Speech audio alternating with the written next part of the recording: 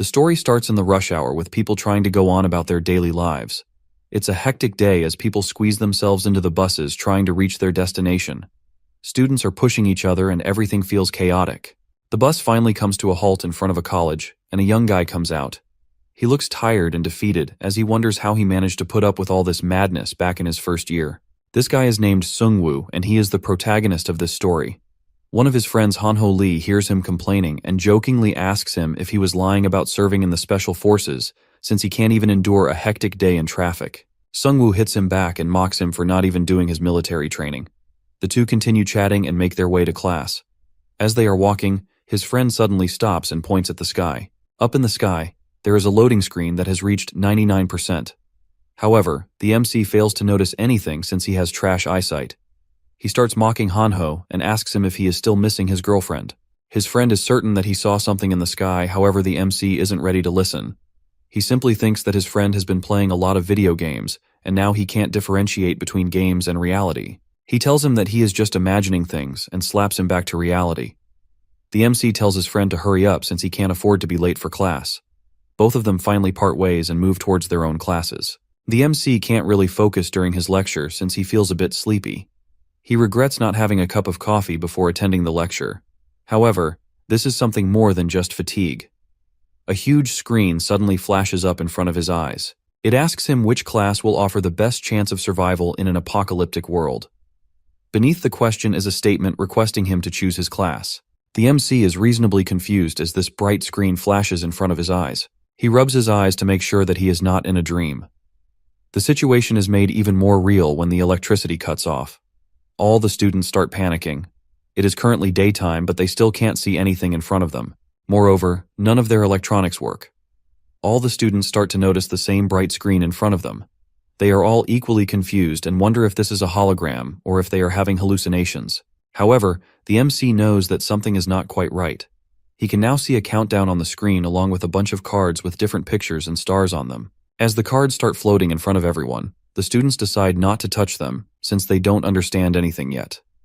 Sungwoo sees the situation in a different light. He thinks that it is more dangerous not to pick a card since they don't know what is going to happen after 15 seconds. As the timer continues ticking, he stares at the cards in panic. He doesn't know what to pick, but he can't waste any more time. Suddenly he notices a flash and it appears that one of the students has picked a card. A huge sword falls in front of the student out of nowhere. Moreover, the card he chose also disappears.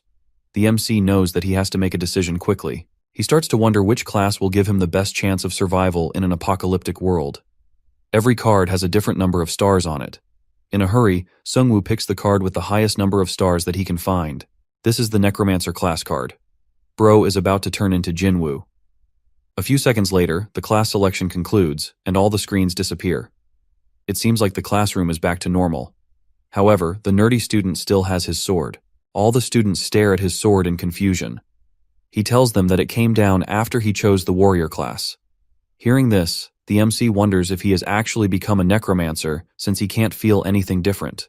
Out of nowhere, one of the students gets stabbed by a pesky goblin. He screams and calls out to the rest of the class for help. However, everyone continues looking at him in shock as the goblin continuously stabs him to death. After killing the guy, the goblin looks at the rest of the students and they realize that they might be next. Everyone immediately starts running except our boy. To be honest, he didn't run because he was scared of catching the goblin's attention. Seeing the goblin enraged, the students ask the nerdy sword guy to do something since he is the only one with a weapon. However, he starts crying and refuses to fight. Seeing this, the MC realizes that he is officially screwed. As the goblin pounces at him, he starts running away, but he suddenly realizes that he will die if he turns his back towards it, so he turns around and kicks the goblin away. The goblin is smaller in size, so the MC decides to fight back with a chair. As it rushes towards him again, he squashes him with the chair like a nasty bug. After killing the goblin, he gets a notification telling him that he has received 10 gold for defeating a goblin. He looks at the message and wonders if their world has actually turned into a fantasy game. Another notification pops up informing him that he can control the dead under his command. At level 1, he can only control 3 goblins. As he is trying to figure things out, the goblin he just killed comes back to life as an undead warrior. Sungwoo finally realizes that his class allows him to summon the undead. As the undead goblin looks at him with its glowing eyes, 2 more goblins enter the room. The students start to panic again and scream for help. The MC stands in front of the goblins with his undead soldier awaiting his commands. Without thinking much, he orders the goblin to attack the enemy monsters. The skeleton starts moving and uses its blade to slash open the living goblins. However, the monsters start to fight back since it's a 2-on-1 battle. One of them manages to slash the left arm of the undead goblin. The MC realizes that he might have to step in if his goblin loses. The monsters didn't look that difficult to kill since they had a childlike body, however he needed a weapon. He quickly called out to the nerdy kid with a sword and asked him to hand over his weapon. The guy held his weapon tightly and screamed that he wouldn't be giving it away. The Mac told him to fight the monsters if he didn't want him to use his weapons, but the guy was too scared to fight. At this point, he should just toss him to the goblins and steal his sword. To help his undead soldier, the MC grabs a chair and throws it at the monsters. The skeleton soldier uses this opportunity to finish them off with its blade. The MC gains more gold for killing 2 monsters. He stares at the one-armed goblin as it slowly walks towards him with a cute expression. The MC gets a bit weirded out by the skeleton looking him straight in the eyes, so he orders him to look somewhere else. The skeleton lowers its head as if the MC hurt its feelings. Just then, Sungwoo gets another notification reminding him that he can control the undead. He quickly uses his spell to revive the 2 goblins he has just killed. He now has the maximum number of undead soldiers he can summon at his current level. As everyone tries to make sense of their situation, they start hearing cries for help from other departments in their college. The MC realizes that this stuff might not just be attacking their college campus, but the entire country. The outside view looks absolutely devastating. It seems as if the entire city is on fire. Considering their current situation, one of the students opens the door and suggests that they keep moving. Another student tells them to rush to the daysonging lot since he has a car. As they all run towards the stairs, a group of goblins appear from the shadows. The goblin monsters run at the group of students, but before they can attack them, the undead skeletons ambush them. The MC screams at the students to run as his skeletons take care of the goblins. In a panic, the students scatter and run toward different areas of the college.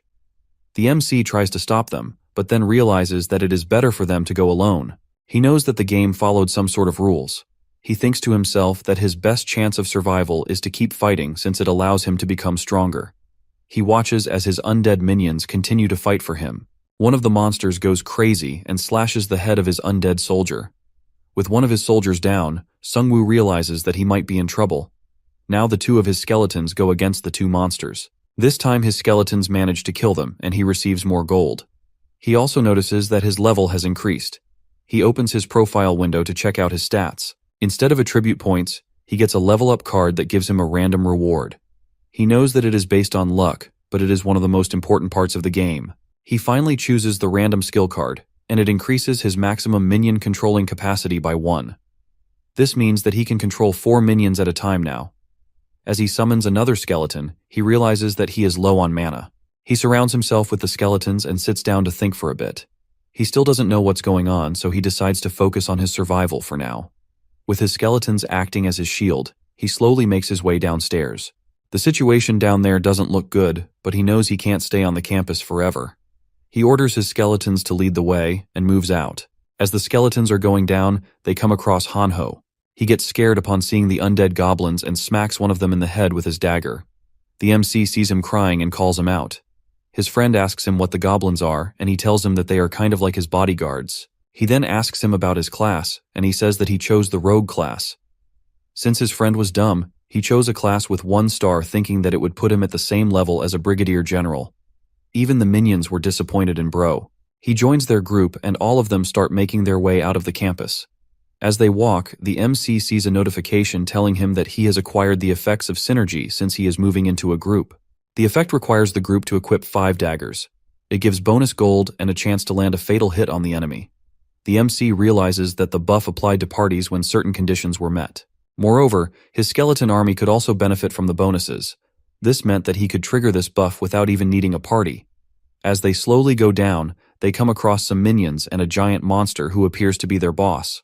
As he comes across the goblins, a notification tells him that the monsters are affected by the scent of death, which decreases their stats by 30%. This effect is only triggered when there are 4 or more skeletons of the same species. With this buff active, Sungwoo sends his skeleton minions to fight. They quickly overpower the goblins and start taking them down. However, the real challenge comes with the boss minion. He raises his hand to activate the Wild Berserker skill. This buffs the enemy minions, and they start turning the tide of the battle. The MC knows that he needs to stay calm in this situation.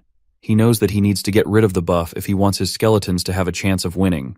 He orders the one-armed skeleton to ignore the other minions and go after the boss. The goblin jumps at the boss and slashes its arm in half. Suddenly he gets kicked by the boss, but he has done his job. With the buff gone, the skeletons easily take over the enemy goblins. The boss minion doesn't want to die that easily, so it puts up a fight. Eventually, the boss also goes down and the MC receives some bonus gold. He notices that his boss has also dropped some items. One of them is a spear, and the other is a wristband that buffs nearby allied units. After claiming the items, he looks at the one-handed skeleton standing in front of him waiting for praise. Sungwoo smiles and pats it on the head, which makes the skeleton a bit excited. He decides to continue moving with his friend. As they walk, hear some people nearby. The MC orders his skeletons to hide so they don't scare the other people. A lot of students gathered in front of the exit gate. A guy tries to calm everyone down and assures them that he has contacted the student council. It appears that the main exit gate of the college is locked, and they can't get out no matter what. The MC already knows the guy. His name is Jin Seok, and he is a bully who also harasses women. He was part of the student council, so he acted like he was the one in charge. The MC wondered if he was trying to show off by pretending to be the leader. He tells Sungwoo and his friend that they need to help them protect the rest of the students since they have weapons. He asks him about his class and brags about killing a goblin. As the MC is cringing at the student council guy, the nerd with a sword runs in and informs them that he hears the sound of goblins near the stairs. The council guy orders everyone to hide in the cafe while they guard the front. Meanwhile, Sungwoo calls out to his friend and shows him the message on the door.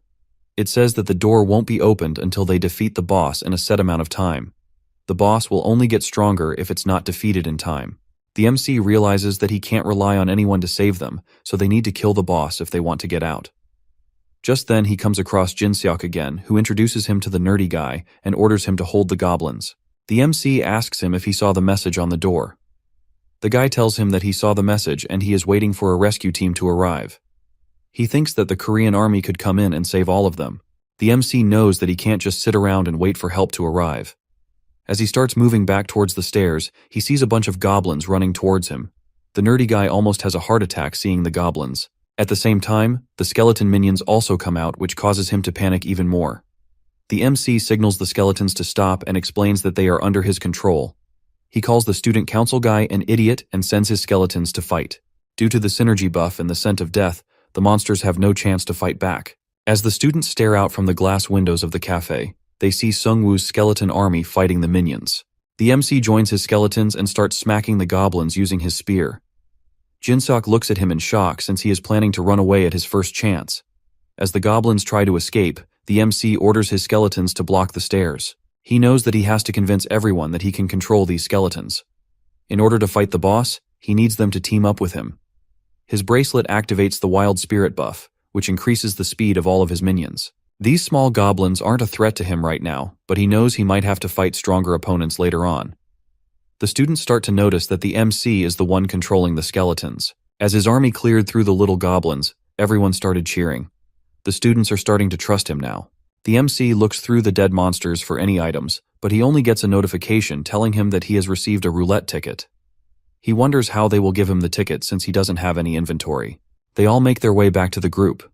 The MC smirks when he sees Jin Seok and asks him if he is helpful. Everyone stands in silence for a moment, not knowing what to do.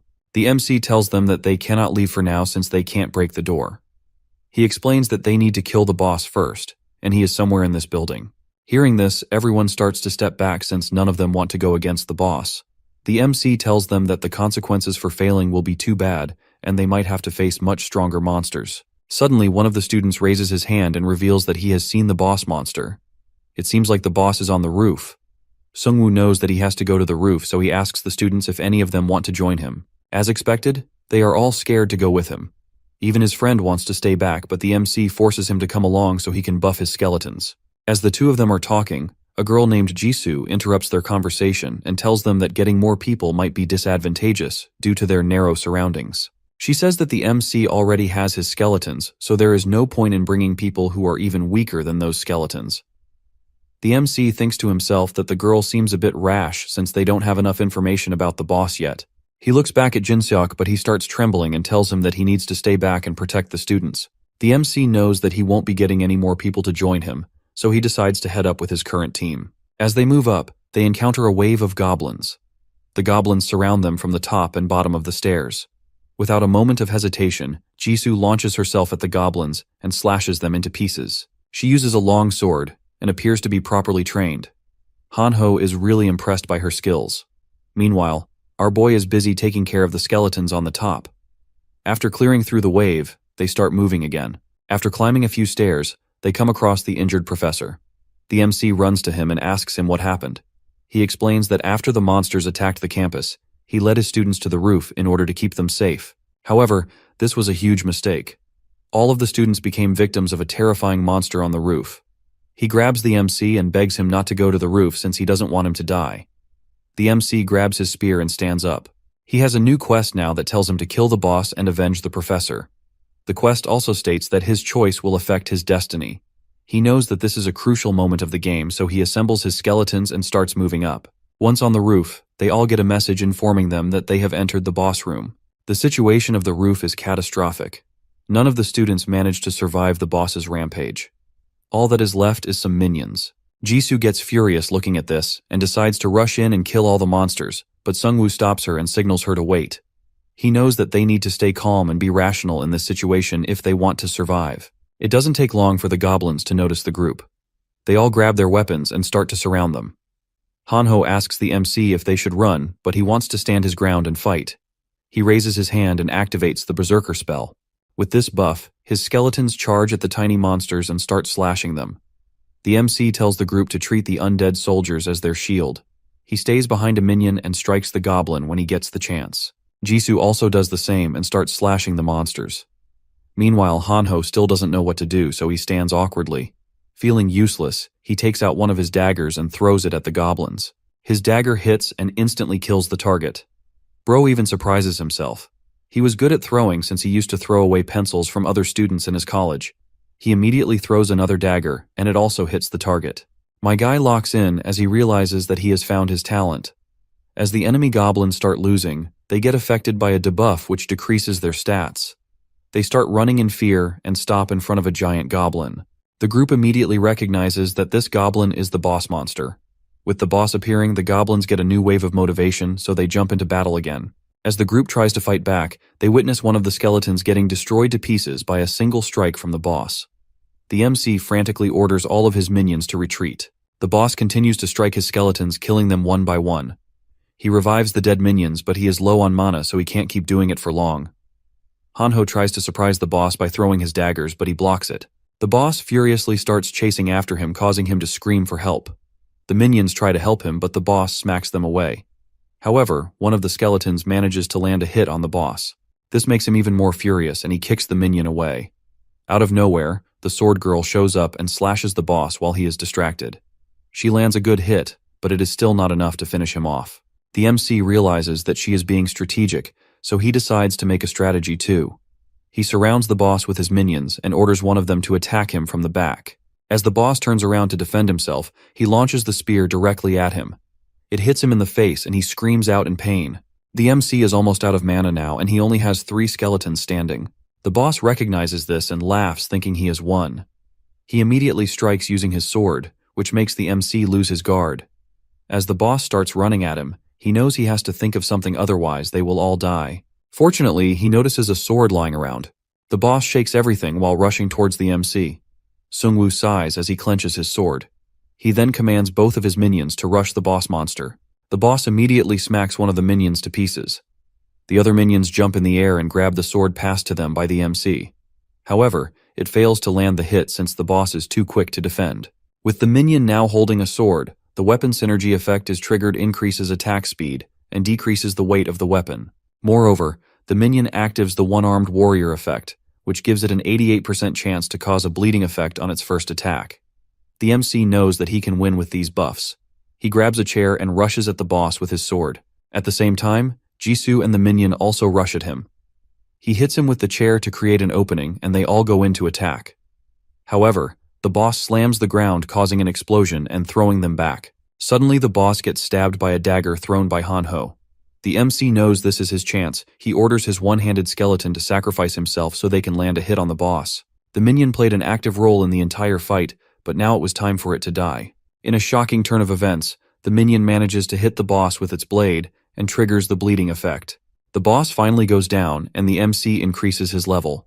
He also notices that the skeleton has absorbed all the mana from the boss and has now leveled up. It was at level 2 and had the attributes of a commander. His friends tell him that they have also leveled up after defeating the boss. They all begin talking about their level cards. The MC chooses a random skill card.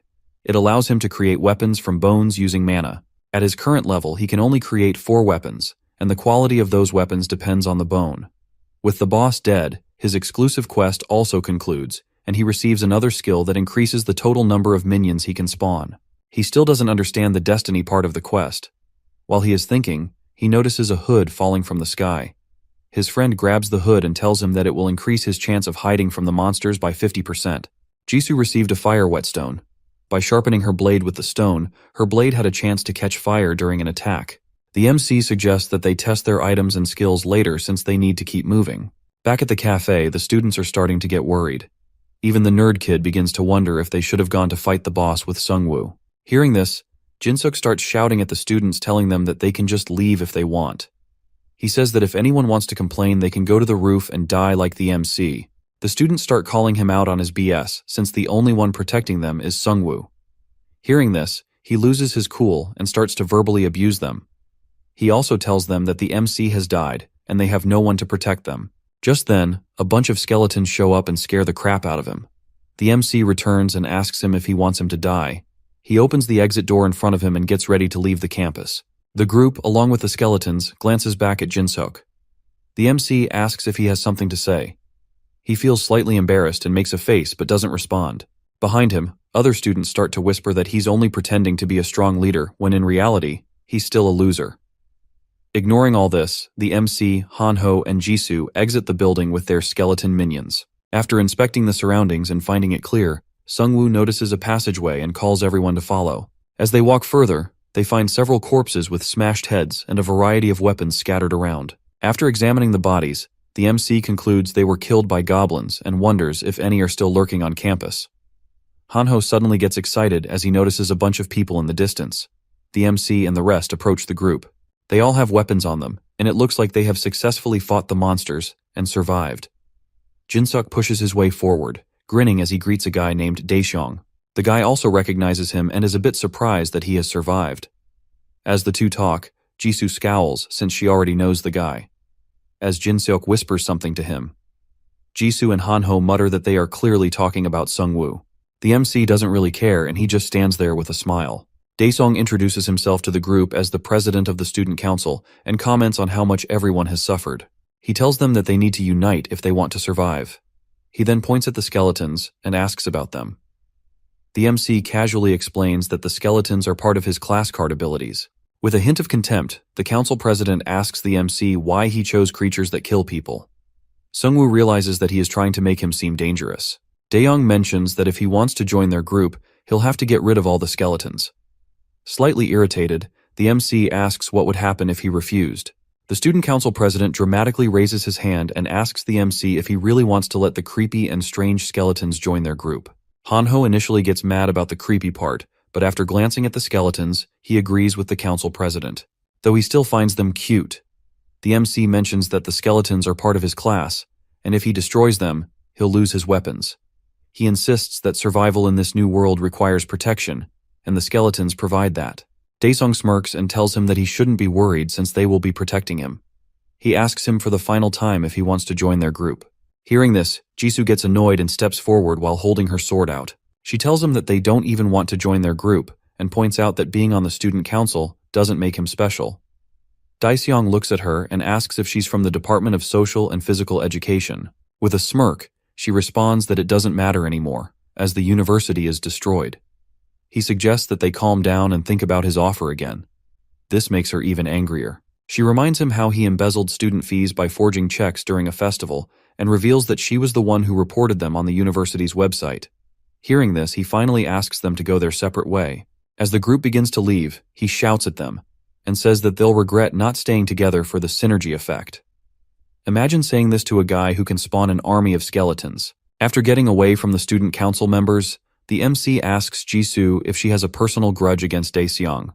She tells him that he is just a bully who comes to school to hit on girls and harass women. Hanho grumbles as he hears that the student council president is a scoundrel.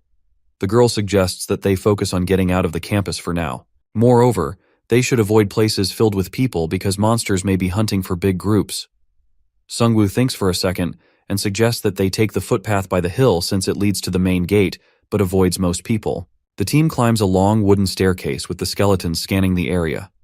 It feels a bit too quiet. Suddenly, Sungwoo raises his hand, signaling everyone to freeze. At the end of the stairs, they spot a huge orc standing over several fresh corpses. This orc monster looks even bigger than the goblin boss. The MC realizes that this is the next wave of monsters. Without any warning, the monster swings its axe into the ground and charges at them. The MC is used to fighting monsters by now, so he smiles and thinks of it as an opportunity to make new skeletons. The orc goes for the skeletons and smashes them to pieces without warning. After destroying the skeletons, it turns its attention to Jisoo, who awkwardly thrusts her sword forward. The orc's axe crashes into her blade, nearly overwhelming her. As it raises its axe for another strike, one of Sungwoo's skeletons sacrifices itself, shattering to save Jisoo. The MC knows that he can't let the orc get closer, so he commands one of his skeletons to stop it. The one-armed skeleton steps in front of the orc. As the orc tries to hit it, it dodges the attack and lands a blow on his shoulder. The MC calls out to Jisoo and tells her to retreat to stable ground since they can't fight the orc on the stairs. She seems frustrated by how effortlessly the orc broke through her defense. After moving up, the MC tells the group that they can't really get close to the orc. The orc recovers from the hit and starts moving up the stairs. Meanwhile, the group heads for the trees to restrict his movements. The MC tells Jisoo that he will use the skeletons as sacrifices for his plan. Necessary. He has plenty of corpses nearby, so he only needs to look after his mana. The orc begins pushing through the trees trying to catch them. After surrounding the orc, Sungwoo orders his skeletons to strike. At the same time, Hanho hurls a dagger toward the monster. All the skeletons also join in and throw their weapons at the orc. Two of them rush the orc from his blind spots, but the orc manages to hit them both. Surprisingly, the skeletons manage to grab both of his arms and hold them tight. At the same time, the MC and Jisoo rush towards him with their swords. The orc swings at Jisoo, but she evades the attack, slipping beneath his arm and striking his knee with her blade. The orc falls to one knee, just as the MC slices through his right arm. Finally, the one-armed skeleton launches itself into the air and delivers the final blow. The MC sees a window that informs him that he has earned 110 gold for slaying the orc patrol leader. Surprised, he realizes they just took down the orc's boss. Jisoo tells him that the orc wasn't as tough as the previous boss they'd faced. He walks towards the corpse and tries to summon it, but the system informs him that his level isn't high enough to raise medium-tier monsters. He summons some normal skeletons and asks Jisoo what card she picked. She recalls choosing the 3-star Tiger Hunter card because she liked its color. Since his mana is recovered, the MC decides to try his new skills. He uses his ability to craft weapons from bones, producing a sword, blunt weapon, spear, and arrow of the lowest grade. Each weapon can be traded for gold. As he holds the axe, he realizes that the weapons are much lighter than he thought. He throws the axe to one of his skeletons and gives each of them a new weapon. This activates a few more weapon synergy buffs for the skeletons. He lends one of his swords to Hanho and instructs him to give it back to the skeleton later. The group starts making their way down the stairs. On their way, Hanho spots something unusual. In front of them is a sealed purple entrance with a message that they must defeat the boss in 8 minutes or face a double power boost to all monsters. The mech is frustrated as he realizes that this is the second time they've encountered such a situation. At the same time, an alert appears informing them that orc squads are beginning a hunt, drawn to the scent of hunters and large groups. Jisoo realizes that the size of the group determines the number of enemies, so staying with a large group might not be the best idea in this scenario. Meanwhile, an orc shows up to hunt the student council team. Jisoo and Hanho can hear their screams from outside the building. He feels relieved that they didn't join them. The three of them realize that being in a large group isn't always beneficial. Another notification pops up which indicates the arrival of the first orc wave. The group has to face 5 orcs in total. Hanho starts to panic as he sees them approaching and asks the MC for his plan. After thinking for a second, he smirks and tells him that he has an idea. He plans to set a trap using the cars and skeletons around them. As the orcs start moving down the road, one of them spots Hanho standing on a car, taunting them by calling them pigs. Furious, the orcs charge at him. Just before they get too close, a car door swings open and throws them off balance. That's when the MC and Jisoo spring into action. She pulls out her sword, and he uses his skeleton army, who were hiding, to attack.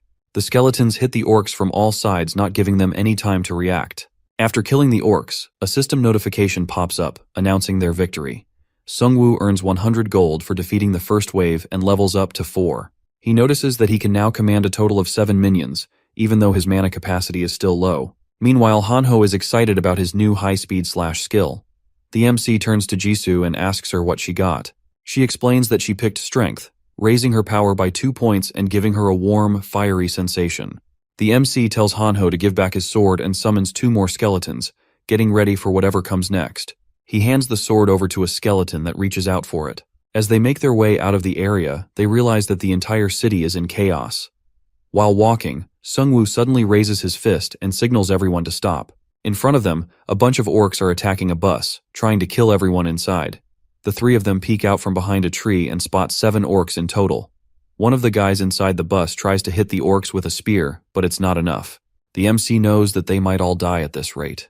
Jisoo watches as 2 orcs swing their axes for another strike and says that they should help them. She suggests that they attack the orcs from one side of the bus, while the spear guy attacks them from the other side. However, the MC is doubtful if the spear guy will be brave enough to go against the orcs. He tells her that relying on strangers might not be wise in their situation. Just then, he points at a truck and says that they will show the orcs the convenience of civilization. Inside the bus, a blonde guy with a sword and shield shouts at another man holding a spear, criticizing him for not hitting the orcs. Kyung-soo Lee screams at him to fight the orcs himself with his own shield and sword. The passengers are trembling and crying since they all think they are going to die. To their surprise, the orcs stop hitting the bus and turn to see a car speeding towards them.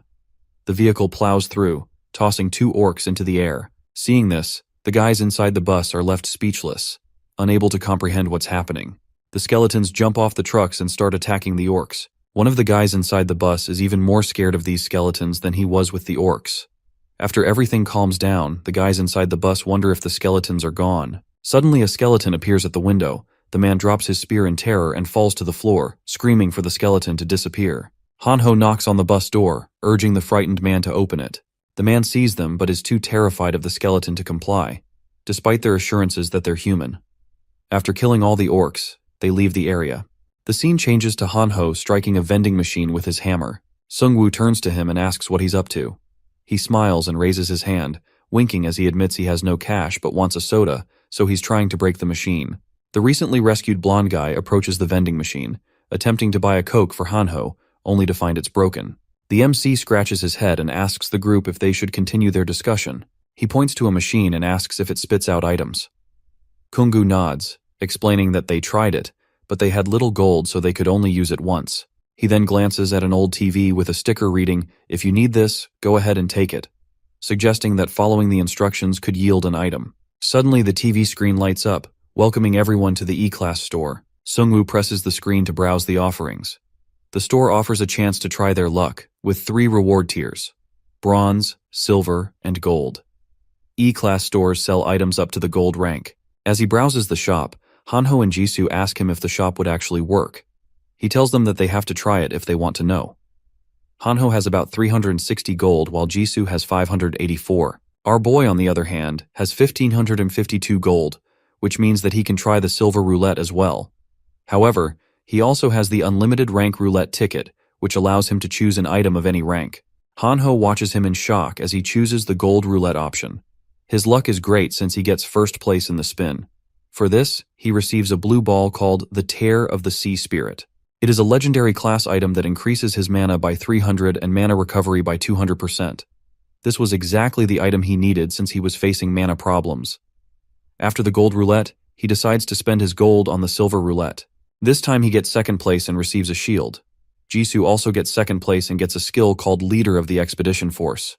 However, my man Hanho ends up with third place and receives some potions. He feels disappointed, but Sungwoo tells him that his potions might be useful later on. Jisoo informs them that the situation at the sports field is still ongoing, so they should probably help them. Hanho looks at the MC and asks him if they are going to use the same plan again. The MC smiles as he stares at the truck and reveals that he has something bigger in mind this time. Away from them, the student council group cries for help as it is being attacked by the orcs. Daesung tells everyone to group up and prepare to escape as he holds them off using his sword. One of the guys informs him of people who are trapped in the stands. He tells the man to ignore them since they don't have time to be worrying about others. He then orders Jin-seok and Hyungmin to lead the way since the two of them have shields. The group suddenly notices a bus coming at the orcs from behind. The bus destroys them mercilessly as the man sitting inside laughs like a lunatic. After clearing through the orcs, Hanho leans out of the bus and tells everyone to get inside. The players outside realize that they should have followed them from the start instead of staying behind. Jisoo also jumps out of the bus and comes face to face with an orc. She wants her revenge for the last time. As the orc tries hitting her, she blocks it using her sword. This time, her sword doesn't get pushed back. She kills the orc with her burning sword, and excitedly looks back only to see Sungwoo and his skeletons killing all the other orcs. She notices his incredible strategy of attacking the orcs while keeping his distance. This makes her feel a bit stupid since she only invested points into her physical strength to overpower orcs. As he continues tearing through the orcs, she wonders what he did before all of this. After killing the orcs, he stares at Daesung and asks him what he is doing here since he didn't want to be near his skeletons before. Daesung nervously laughs and asks him if he is going to hold a grudge against him in their current situation. The MC looks at him furiously and tells him that he saw him abandoning people and running away. He explains that he was just retreating and trying to reorganize his team. However, everyone on the bus knows that he is lying. As they are having this conversation, they see a notification about the orc chief being enraged. The MC immediately gets on the bus and tells Daesung that he will only be allowed to get in if he follows his orders. He orders him to hand over his armor first.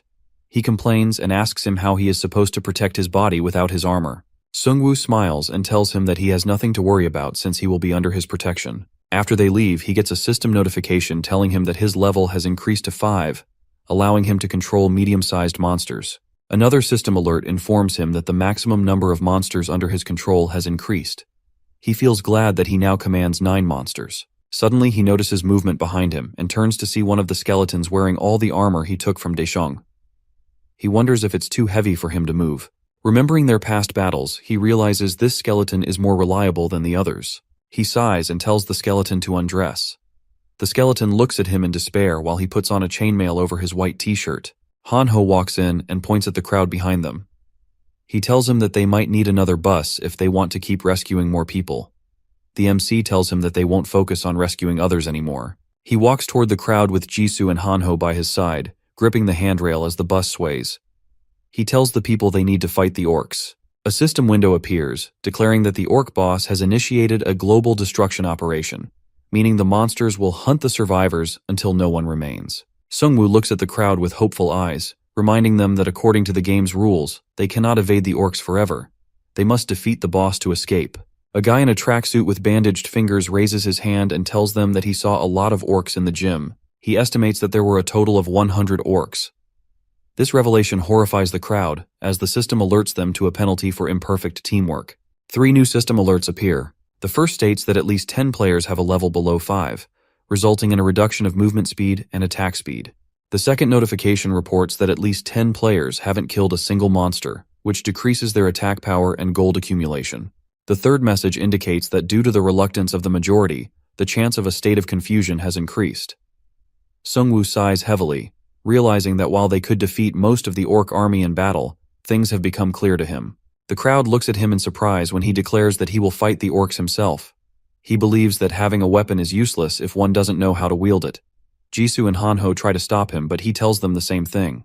The people in the crowd stare at him, puzzled, thinking that he might have gone mad. The members of the student council smirk as they discuss how this might be a great opportunity to eliminate him. Jin-seok looks out the window, calling him a fool and predicting that he will soon die. Jisoo thinks that it isn't a good idea, so she tries to convince him not to go alone. He reminded her that when they were on the first floor, she said there was no point in sticking together. His skeletons alone are much stronger than most of the people on that bus, so it's not really useful to bring anyone along. Hearing this, Jisoo thinks to herself how his strategies are usually foolproof, but this time the stakes are much higher.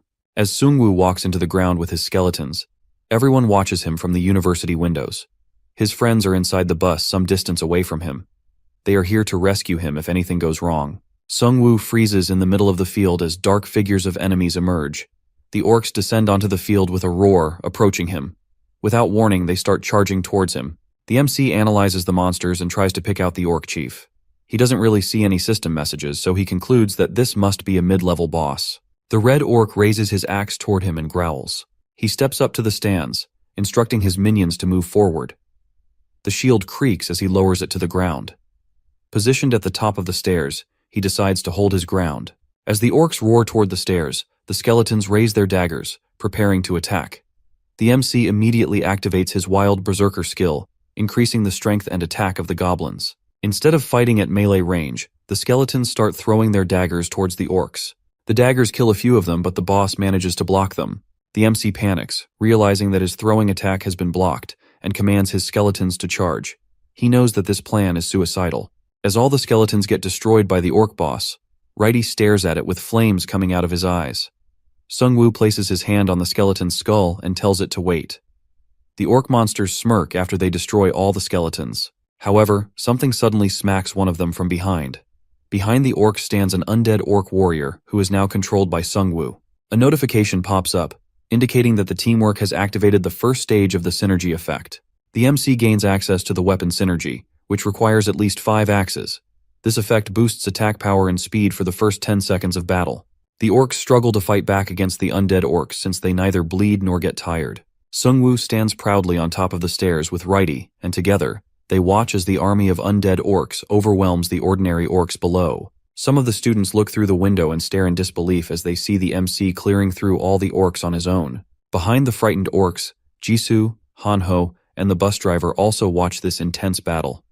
Jisoo's eyes widen in surprise as she recalls her last conversation with Sungwoo. She realizes that he has anticipated everything. As the MC glances at the system alert displaying his mana level, he feels a surge of happiness as it rises. He wonders if this is the power of a legendary item. Skulls float above the battlefield as another notification informs Sungwoo that the orcs have been weakened by the overwhelming scent of death, reducing their characteristics by 30%. Frightened, the orcs begin to retreat. However, their leader roars back, triggering a morale boost effect that halves the effects of the debuff. With a cry, the orcs charge back into battle against the MC. On the other side, Sungwoo's undead army is ready to fight the approaching orcs. Righty climbs onto the fence above the MC and rushes to back the rest of the undead army. As it runs towards them, it takes out its sword and starts slashing some orcs. Combined with the undead orcs, the skeleton charges at the enemy on Sungwoo's command.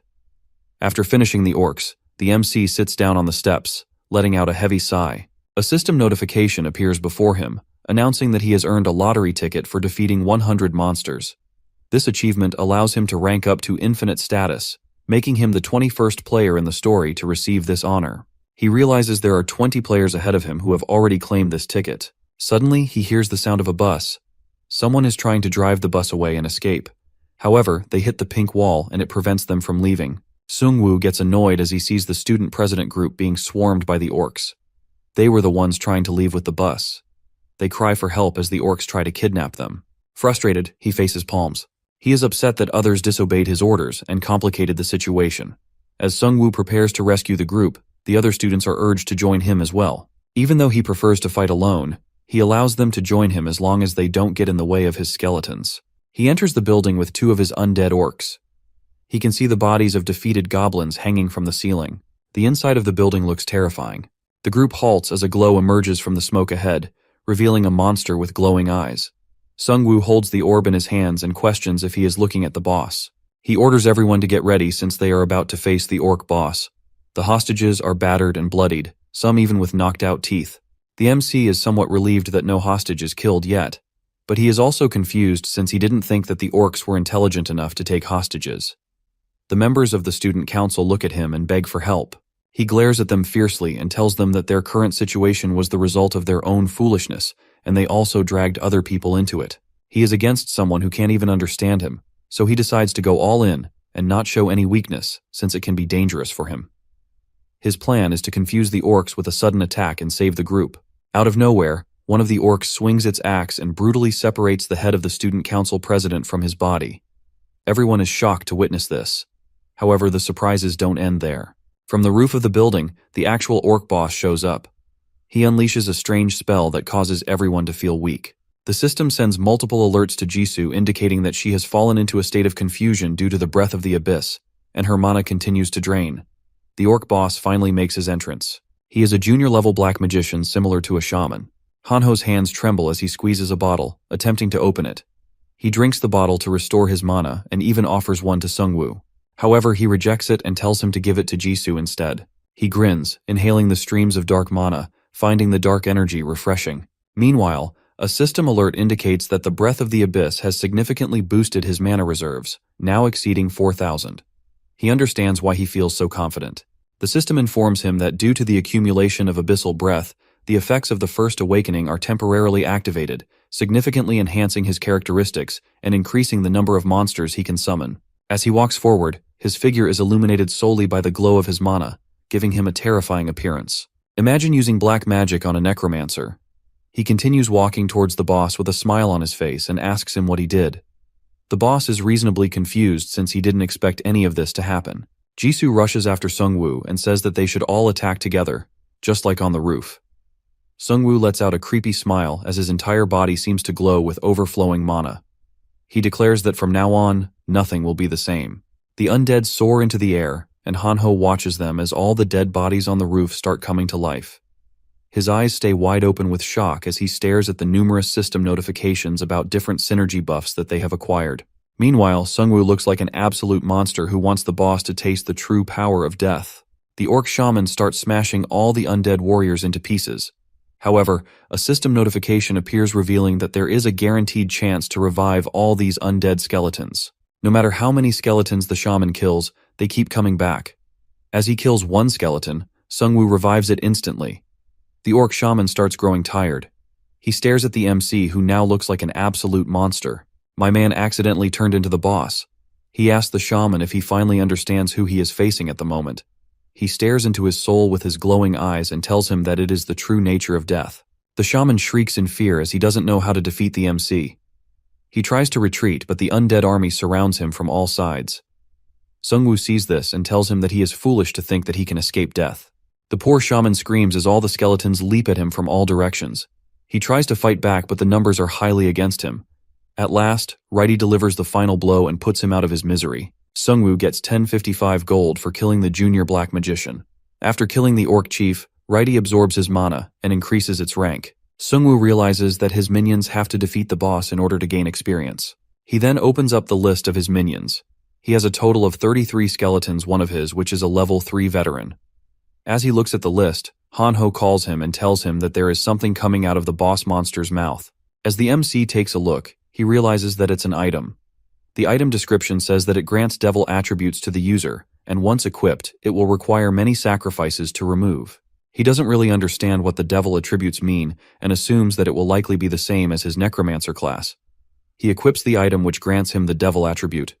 It allows him to steal the enemy's mana with each attack. Suddenly, all of his skeletons start crumbling back to bones as the effect of the orc shaman's spell wears off.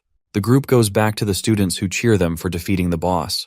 They call the MC their hero, but he doesn't really feel good about any of this since he has no need for other people. He knows that in order to increase his chances of survival, he needs to avoid getting too many people with him. Since the boss has been defeated, the seal finally breaks and the exit doors open. The students wonder if they can finally leave the area.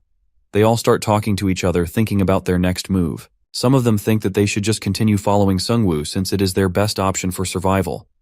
Hanho looks at his phone with a worried expression and tells the MC that it is happening all over the world. He wonders if his parents are all right. Hearing this, the MC thinks about his own parents. Suddenly a bus stops in front of them and Kyungsoo tells everyone to hop on. He says that he was a driver during his military service and he knows where the military base is. He is going to take the bus to the base. Sungwoo smiles and lies to him that he can't go since his house is nearby. Kyungsoo asks the rest of the students to hop on and reveals that they have brought 2 buses to accommodate everyone. Everyone except the MC's groups gets on the buses. The guy says goodbye to him and drives off. After the students leave, Hanho wonders where they will go next. He asks Jisoo where she lives. She tells him that she used to live in the school dorms since her own family lives on an island. She then asks the MC if she can stick with him even though she won't be of much help to him. He assures her that she will be helpful and lets her stay. Hanho asks him the same question, but the MC jokingly tells him that he needs to cut off one of his hands first to become a one-armed warrior like Righty. Out of nowhere, Jisoo pushes them both to the ground to protect them from something. As the two fall down, a giant dragon flies over them. The group looks at the terrifying creature not knowing what it is. Meanwhile, the bus comes to a stop and Kyungsoo notices several dragons following them. A guy screams at him to continue driving, but he tells him that it is more dangerous for them to continue moving right now. The dragons only seem to be chasing the buses which are moving. The system notification informs them that the boss Wyvern Alpha Male has appeared. The next moment, the dragon lands on top of the bus and rips it into pieces after flying it into the air. Sungwoo looks at this and realizes that he is nearly not strong enough for this world. However, he can become stronger. With his back turned towards Jisoo, he tells her that instead of avoiding the monsters, they are going to actively hunt them from now on. This leaves her a bit confused, and she asks him what he means. He explains that they can't just rely on adapting to the situation. If they continue doing that, they will only go from being easy food to food that is a bit harder to catch. In order to survive, they need to dominate the monsters. He clenches his fist, and the group starts walking towards a group of orcs.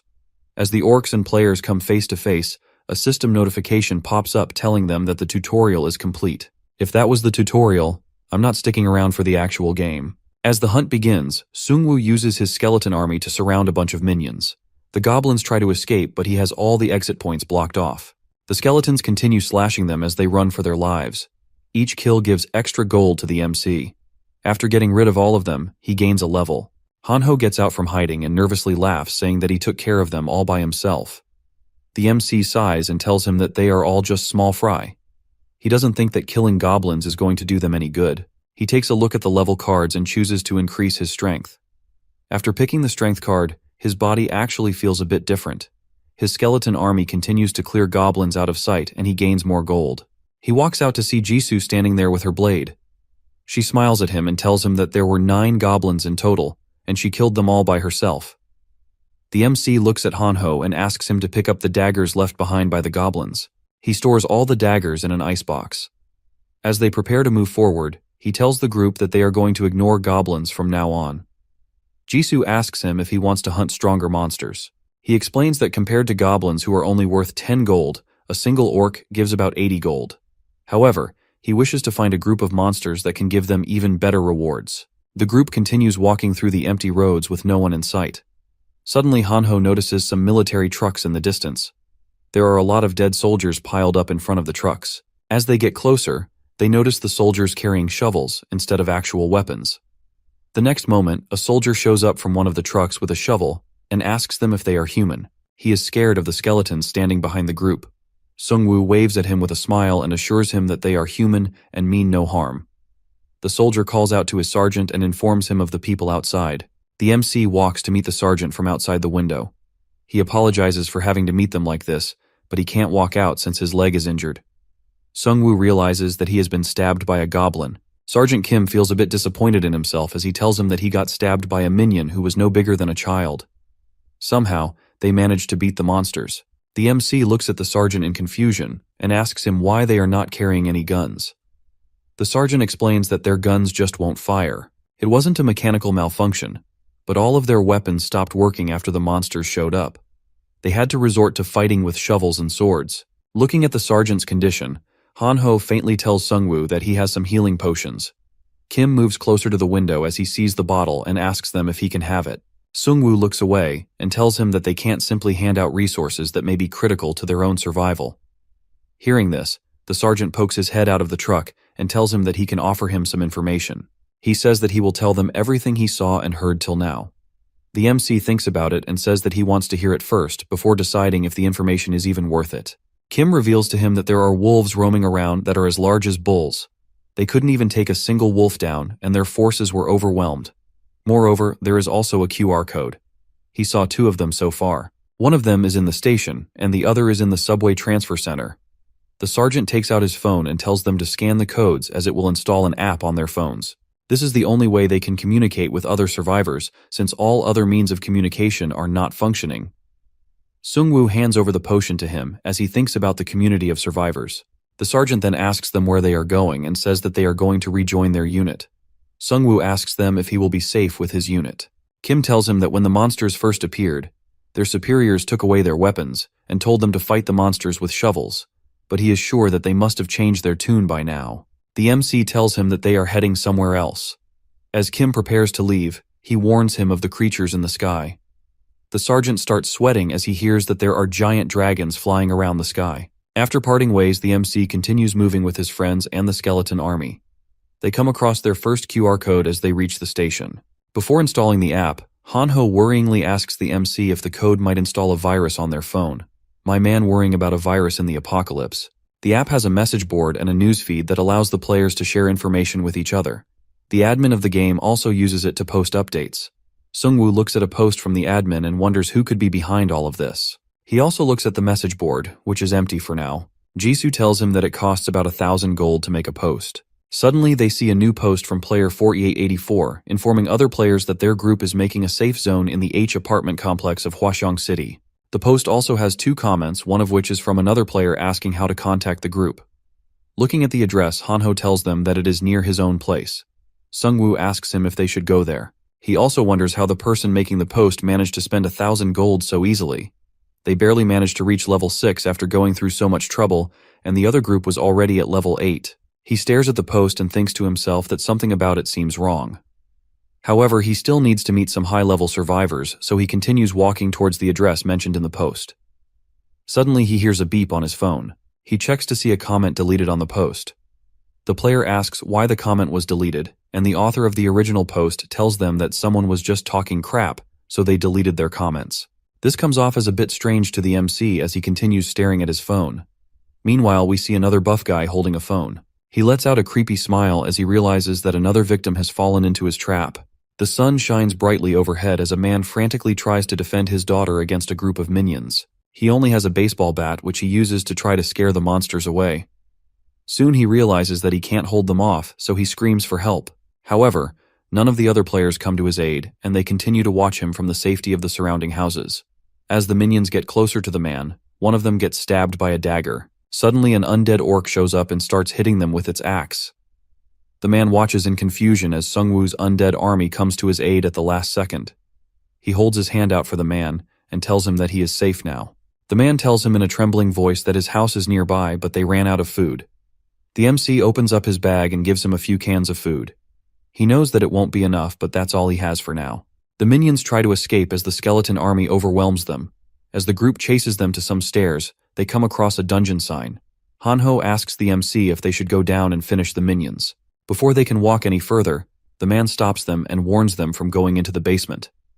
He reveals that there is something even more terrifying than those green minions down in the basement. Sungwoo looks at the man with a smile and thanks him for the warning. After going down the stairs, they receive a notification telling them that they have entered the Elder Slime's shrine. As the group heads further into the basement, they come across a dead minion with slime covering its head. An undead orc swiftly uses its axe to destroy the slime. It gives them 140 gold for each kill. Hanho holds his melting dagger as he complains that the slime can even dissolve metal. The MC tells him that it can't dissolve bones, which makes his skeletons their natural predator. Hanho then hears a noise and turns around to see a giant slime monster. The monster destroys one of the skeleton minions with a single attack. Sungwoo realizes that the slime can also crush and chew the opponent if it can't dissolve them. Moreover, all the attacks of his skeletons are useless due to the size and density of the slime. He quickly thinks of a plan and starts creating bone weapons. Instead of creating more skeletons, the MC starts creating weapons from the bones and throwing them at the slime from a distance. Jisoo tosses a skeleton towards him and he turns it into another basic weapon. As he is busy creating weapons, the slime goes in for a hit and attacks him from the front. The MC uses one of his orc warriors as a shield and blocks the attack. The slime swallows the minions and destroys them. Upon seeing this, the MC smiles and says that the boss has just made a mistake, since the skeleton it swallowed contained a bag filled with bones. He then uses his weapon creation skill to convert all of those bones into weapons, causing the slime to be torn apart from the inside. The skeletons swiftly get into action and start smashing the slime into even smaller pieces so it can't regenerate. The one-armed skeleton delivers the final blow as usual, and they receive 2255 gold for killing the slime boss. Sungwoo orders the skeletons to collect the slime in an empty glass bottle since they might need the acid later on. While collecting the mucus, one of the skeletons comes across the core of the slime monster. It can be used for dissolving or fusing objects together. The MC picks it up using a cloth and wonders if it's a compound ingredient. Hanho calls him out and asks him to read the comments on that online post. The post has a lot of deleted comments. Other players have also reached out to the original poster asking about the deleted comments, but they just ask them to ignore them. Someone mentions the comment of the first person who was trying to get in contact with the group and asks if they have made it, but player 4884 tells them that they have not arrived yet. They claim that something must have happened to them on their way. Hanho finds it suspicious that they are deleting all the comments. Sungwoo thinks to himself that the group first selflessly spent 1,000 gold on the post, and they continue spending more gold with the comments. He knows that there is something weird going on. We cut to an underground parking area where a bunch of guys are hanging around. One of them wonders why the players are even hunting monsters, since killing other players is a lot more profitable. A single kill can give them 500 gold for a normal person, and more than 1,000 gold for a player depending on their level. The other guy laughs and tells him that it is easier to kill players.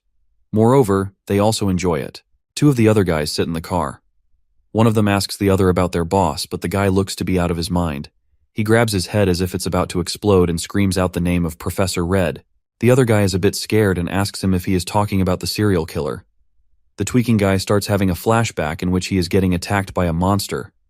The monster turns out to be a vampire. He stares at the man with his sharp teeth and tells him that he has a need for people like him. At the same time, the MC takes out his sword and asks Hanho if he can ever kill another person. After getting bitten by the vampire, the man became a low-rank vampire. He wonders how things ended up this way.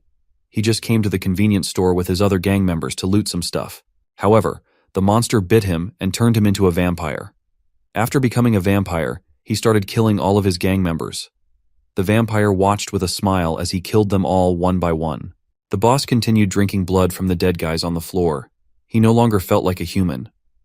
The vampire looked at him and told him to continue feeding and growing till they both met again. The boss finally comes out of his flashback as the guy sitting with him shouts at him. Another guy walks to the car window and asks him if there is a problem. He looks at the man and tells him that everything is fine. He then asks him what he wants to tell him. The guy shows him his phone and tells him that their prey has just arrived. Their post has got another comment from player 157 who says that he is with two other people. His group wants to meet them and calls them to the park. After hearing this, the boss immediately orders the guy to head for the park.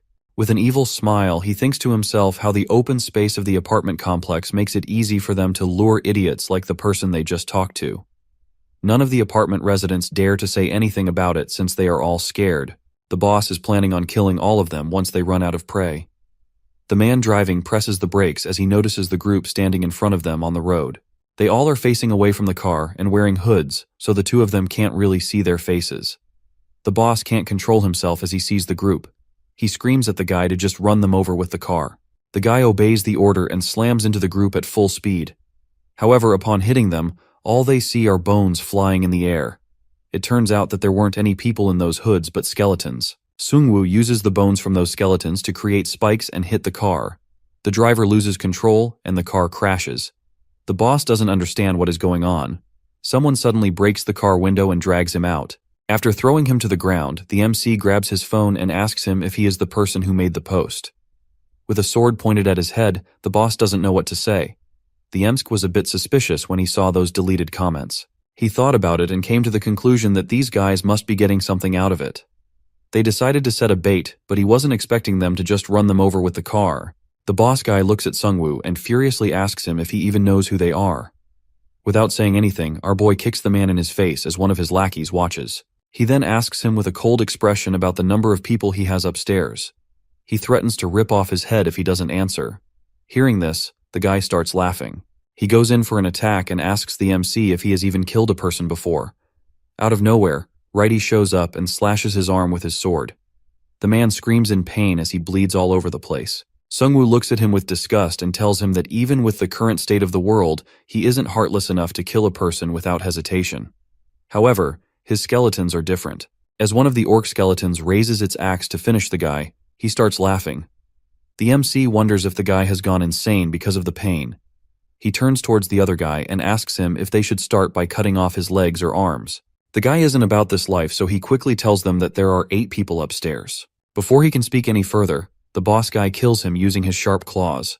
Hanho and Jisoo stare at him in disbelief as they witness him killing one of his own allies. His ripped-off arm has now been transformed into a pointed blade.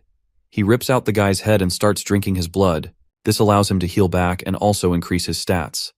The man used to be in a 3-star ninja class, but after the boss bit his neck, his class changed to a low-rank vampire. In this class, you can't really level up, but you can absorb the stats of players that you kill.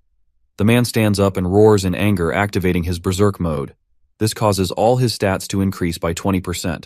The MC realizes that there is a class even more gruesome than his own. The group gets into a defensive position with the skeletons guarding the front.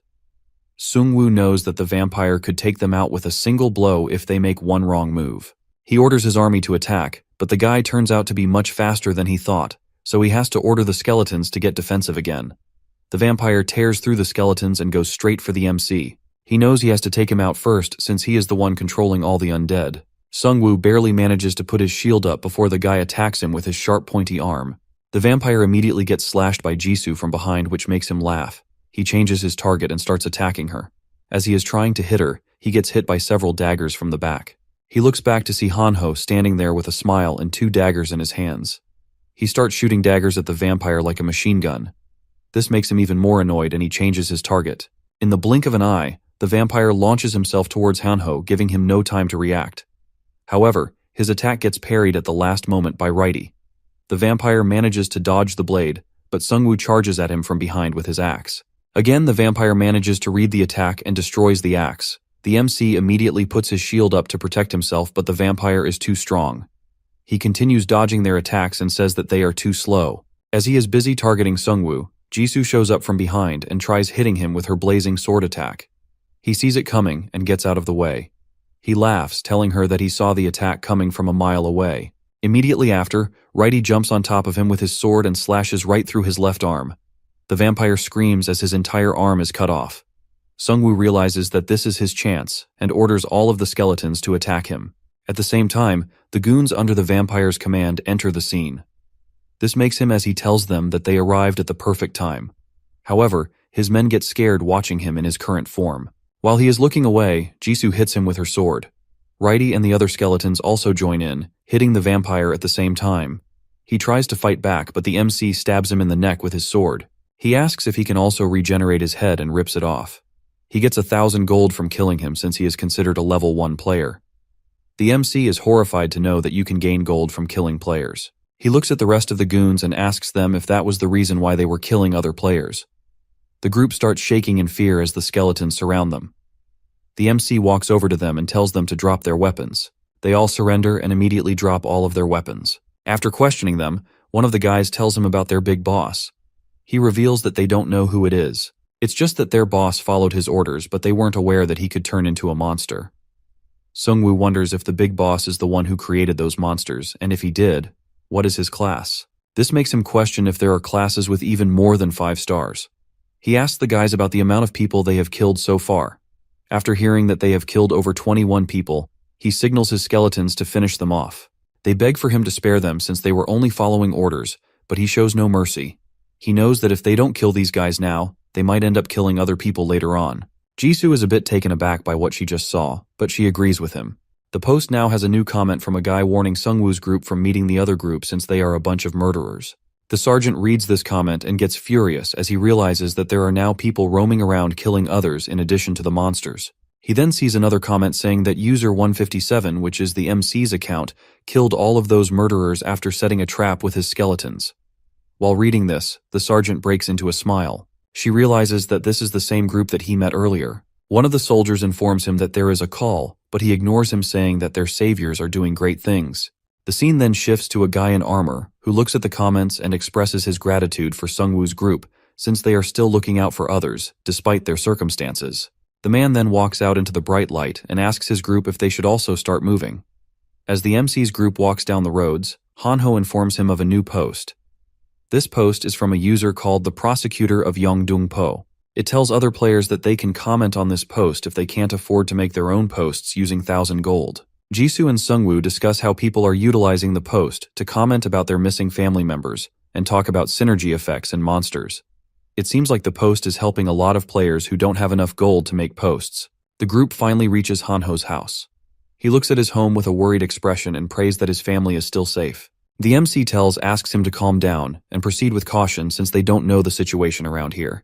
They see dead orcs while walking up the stairs, which makes Hanho even more anxious. He starts praying for his parents' safety before he opens the door to his apartment. There is a huge slash mark on the door which scares him. He screams for his mom to open the door. Suddenly the door opens and his parents stand on the other side with worried expressions. After talking to them, he finds out that both of them didn't pick a class card. His dad tells him that the cards didn't quite pique his interest. As they all ate, Sungwoo asked the parents how they managed to stop the orcs. All other apartments had their doors broken down by the orcs, and theirs was the only one that stood. The dad tells them that he used pesticides to keep the orcs out. This shocks everyone, including the MC. The mom proudly tells them that all the orcs ran away when her husband sprayed them with pesticides. Hanho almost spills his drink while listening to this. After dinner, his mother thanks Sungwoo and Jisoo for bringing him back home. She then offers them some green tea since they don't have anything else at home. Hanho tells her that he also helped them out by throwing daggers, but his mom ignores him. As they all are resting inside the house, some kids on bikes look at the lights and let out an evil smirk. Jisoo is the first one to come out of the shower. The mom thinks that she has a frail body and starts to feel bad for her. Meanwhile, Hanho thinks to himself that she is 30 times stronger than him.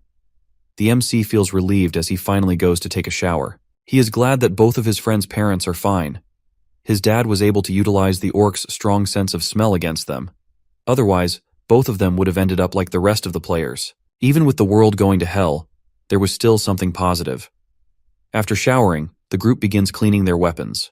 Hanho asks the MC about his thoughts since they can't stay at this place forever. He tells him that they should first decide where they want to go and then move out. Sungwoo thinks to himself that the orcs that first arrived were probably scouts. If there is a group of them nearby, it might actually turn into a large-scale battle. Their problem is to find out where to go since they don't have a clear objective in mind. As he is thinking, Hanho puts his phone up and screams at him to take a look. He tells him that the guy who posted to allow other players to comment has just made another post. In this post, the player claims that they have set up a safety zone inside Yeongdeungpo Station with the help of his 3-star class friend. However, in order to maintain the zone, they need gold or rations. Jisoo looks at the post and asks if they can trust the person. Hanho thinks that the guy genuinely has other people's best interests at heart. On the other hand, Sungwoo is still unsure about this guy. He tells them that he now knows why he made that other post yesterday. Even though they might not be lying about the safety zone, they still spent 1,000 gold to open a new message board for survivors, so it seems unlikely that they are doing all this out of the goodness of their hearts. He tells them to look at the comments, which are filled with praises for the player. Sungwoo thinks that he did this just to gain a favorable reputation among the players. It seems like they are going to form a huge group soon.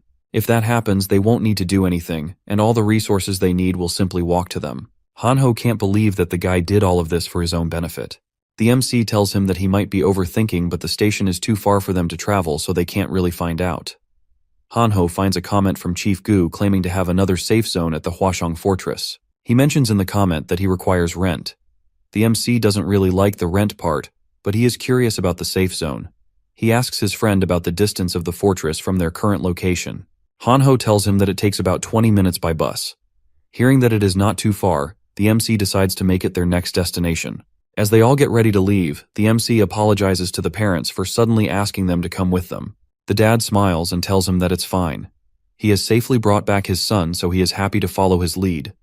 Hanho's mother tells him that apart from monsters, there are also bandits running around in the neighborhood.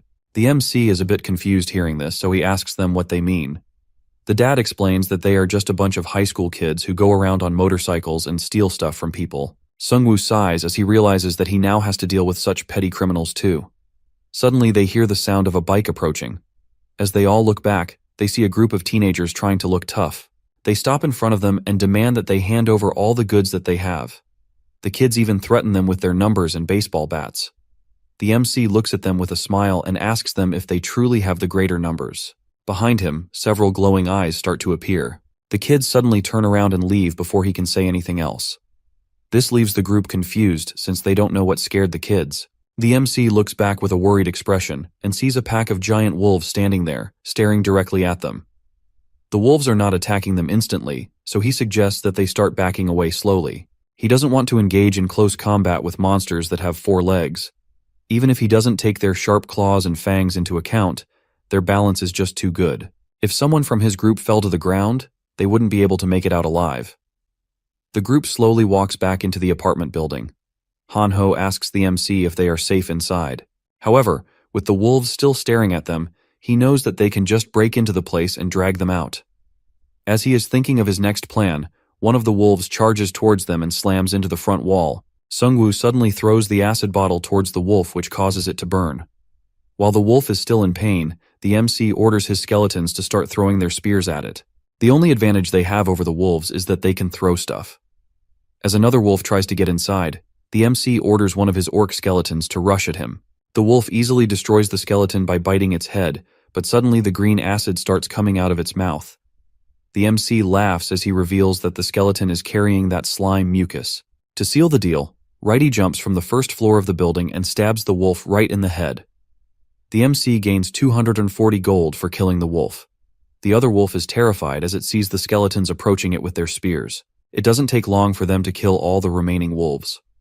Sungwoo gains some experience and reaches level 7. Jisoo looks down and tells him that they just feel more and more like a burden to him. The MC tells her that it's not true since the situation just wasn't favorable for them. He looks at her and thinks to himself that even though her class is Tiger Hunter, he should see her as a specialized class since she is only focused on increasing her physical strength. On the other hand, Hanho doesn't seem to be getting any stronger. He tries to take the wolf under his control, but it doesn't work since his level is still too low. He suggests that they keep moving since there may be more monsters nearby. Somewhere else, a military helicopter is being chased by flying dragons. The captain screams at the pilot to go faster, but the pilot tells him that they are flying at their maximum speed. He hurls insults at Sergeant Kim for not describing these dragons in more detail in his report. The pilot reminds him that he was the one who disregarded his reports since he was only a sergeant. Suddenly, a notification pops up that the field boss Wyvern has appeared. The dragon grabs the helicopter by its claws and destroys it like it's nothing. It then lands on top of a huge building and lets out a loud roar. Sungwoo and the group witness this, and they are terrified. Hanho thought that the military helicopter might be able to do something against the monsters, but he was wrong. His dad notices that the dragons are planning to sleep on top of the building. They are too close to the safe zone, but they can't move while that thing is still around. Sungwoo tells them that they will eventually leave and suggests that they take some rest. At night, the dragons fall asleep on the buildings while the group rests on the ground. Suddenly, the MC notices a flash followed by a system notification similar to the one they saw at the start of this apocalypse. It is the second phase of card selection. Hanho screams at his parents and tells them not to make the same mistake as him by picking a low-star card. His dad assures him that he won't make any mistakes since he has been playing cards for 20 years. As Sungwoo looks around to analyze the cards, he notices that only 15 seconds remain. Since he has already picked a card, this card will act as a secondary class card in addition to his current class. One of the cards suddenly disappears in front of his eyes. He realizes that other people are also picking up the cards. Hanho carefully looks at the card trying to find one with the most amount of stars. The MC knows that he can't just pick his secondary class based on stars since he needs to find something that he can use in combination with his current class. He finally comes across a card that fulfills his needs perfectly and instantly chooses it. He chose a 3-star link card for the Dark Mage class. A system notification tells him that this card will be combined with his current class card to grant him new skills. He looks at his still and is pretty happy with his choice since they all fit perfectly with his Necromancer class. Meanwhile, Hanho is crying since he accidentally picked up a 1-star priest card. The new skill he got allowed him to be shielded from enemy attacks for 10 seconds after killing an enemy. As he is crying, he hears his dad asking him if he chose the right card. He looks up to see his card with a 3-star Pioneer class card that allows him to create safe zones. Sungwoo gets excited as he sees this, since they don't have to go to the fortress anymore. As Hanho's dad continues flexing on him, he asks his mom what class she picked. She tells him that she picked the 1-star chef class card. Hearing this, he says that she should have picked a class that was useful in battle. While all this is going on in the background, Sungwoo looks at Jisoo and asks her about her card. She tells him that she picked the 3-star Hitman card. It gives her a supreme sense of passive skill that heightens her senses whenever she is in danger. She realizes that the MC has grown quite strong. He can efficiently employ tactics in battle and make level-headed decisions even in stressful situations. Jisoo thinks that she can never be like him no matter how hard she tries. However, she also needs to be stronger, so she decides to find her own way if she can't be like him. She knows that she must grow stronger in both her mind and her body. The MC calls out the dad and asks him to explain his skill in more detail. The Pioneer class allows him to create a Pioneer's Camp. It costs 10 mana every 10 minutes and allows players to take shelter from monster attacks. The shelter has a limited area and can also be destroyed by powerful attacks. Once the player loses all their mana, the safe zone will start costing 100 gold every 10 minutes. Sungwoo realizes that it will be difficult for them to maintain a safe zone in their current position. Moreover, Gathering a large group for the zone didn't seem like a good idea either. He suggests that they only use that skill during emergencies. They also need to find a good place for the zone. Hanho asks him if they won't be going to the fortress anymore. The MC takes a look outside and tells him that it won't be necessary anymore. He believes that all the existing groups will try to abuse their power, so it is better for them not to meet them. As he looks out the window, he notices the dragon moving. The dragons finally fly off and they can leave the building. The MC asks Hanho to look for the location of the stores in the forum. Sungwoo currently has over 24k gold. He knows that he has to spend this gold in order to get stronger, since they never know when they might run into those high-level monsters again. Hanho still can't find the location of the stores after going through the entire forum. Suddenly the group hears the sound of motorcycle engines. The kids are out again now that the dragons have left. Hanho tells the MC that it's probably those kids they ran into yesterday. He smiles and says that they should ask the kids about the stores, since they are always going around stealing gold from people. They must also have a place to spend it. The kids talk about the store as they walk. They were unlucky last time, but they are hopeful to get good items in their next try. 90% of gamblers quit before hitting it big. The kids finally make it back to their hideout, but it looks empty. They quietly unlock a room to see all their friends hiding. The kid asks them about Yujin, who seems to be missing. The kid starts crying and tells him that the man came again and took Yujin since she didn't collect enough money. Yujin suddenly enters the room and tells him to shut up. The guy asks her if she is okay, but his expressions completely change as he looks at her face. She looks like a vampire. He walks past her into the room of their boss. The boss calls him by the name Tai Xiong and asks him why he killed Wusuk. He says that the man was loyal to their cause and also their leader. The kid tells him he attacked them first, so they had no choice. The boss asks him if he will kill Yujin too. He stands up and tells him that if vampires refrain from drinking blood, they start losing their sanity. Tai Xiong hesitantly asks him if he even knew how many people Wusuk killed. This seems to enrage the man, and he asks him if he was talking back to him. He reminds him that their boss has generously allowed them to work for him. They won't last long if they defy their orders. Tai Xiong starts walking away and tells the man that he will figure it all out. However, the man isn't done with him. He stops him and tells him that if he doesn't gather 10,000 gold in 2 days, he will be the next one to die. While this is going on, he starts hearing voices outside the room. Sungwoo and the group have entered their hideout. The MC complains about their customer service. The boss thinks that he wants to buy something, so he asks him what he wants. He points his sword towards him and orders him to hand over everything he has. The vampire guy starts laughing and tells them that they have no idea what they have walked into. When Sungwoo notices his fangs, he asks the guy if he is the boss of the gang in the apartment. The boss gets angry as he realizes that they are the ones who killed all his gang members. He furiously charges at them, but the orc skeleton grabs him by his arms.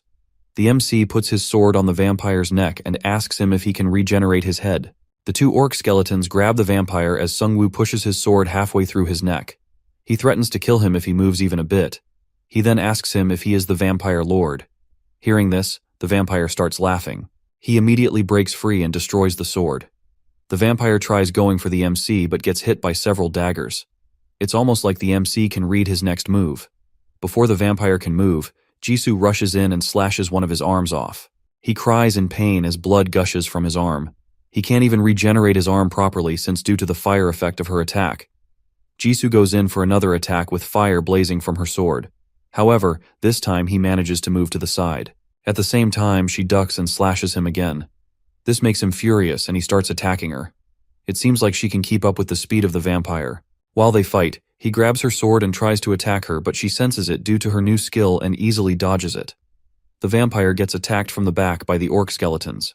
Thanks to the MC's new skill, they are under the effect of Death's aura, which makes them much stronger.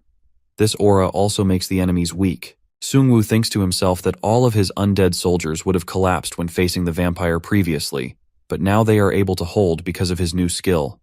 The orcs quickly bring the vampire to its knees. With nowhere to run, he cries asking them what they want from him. He looks at the MC and realizes that he is the one controlling the skeletons.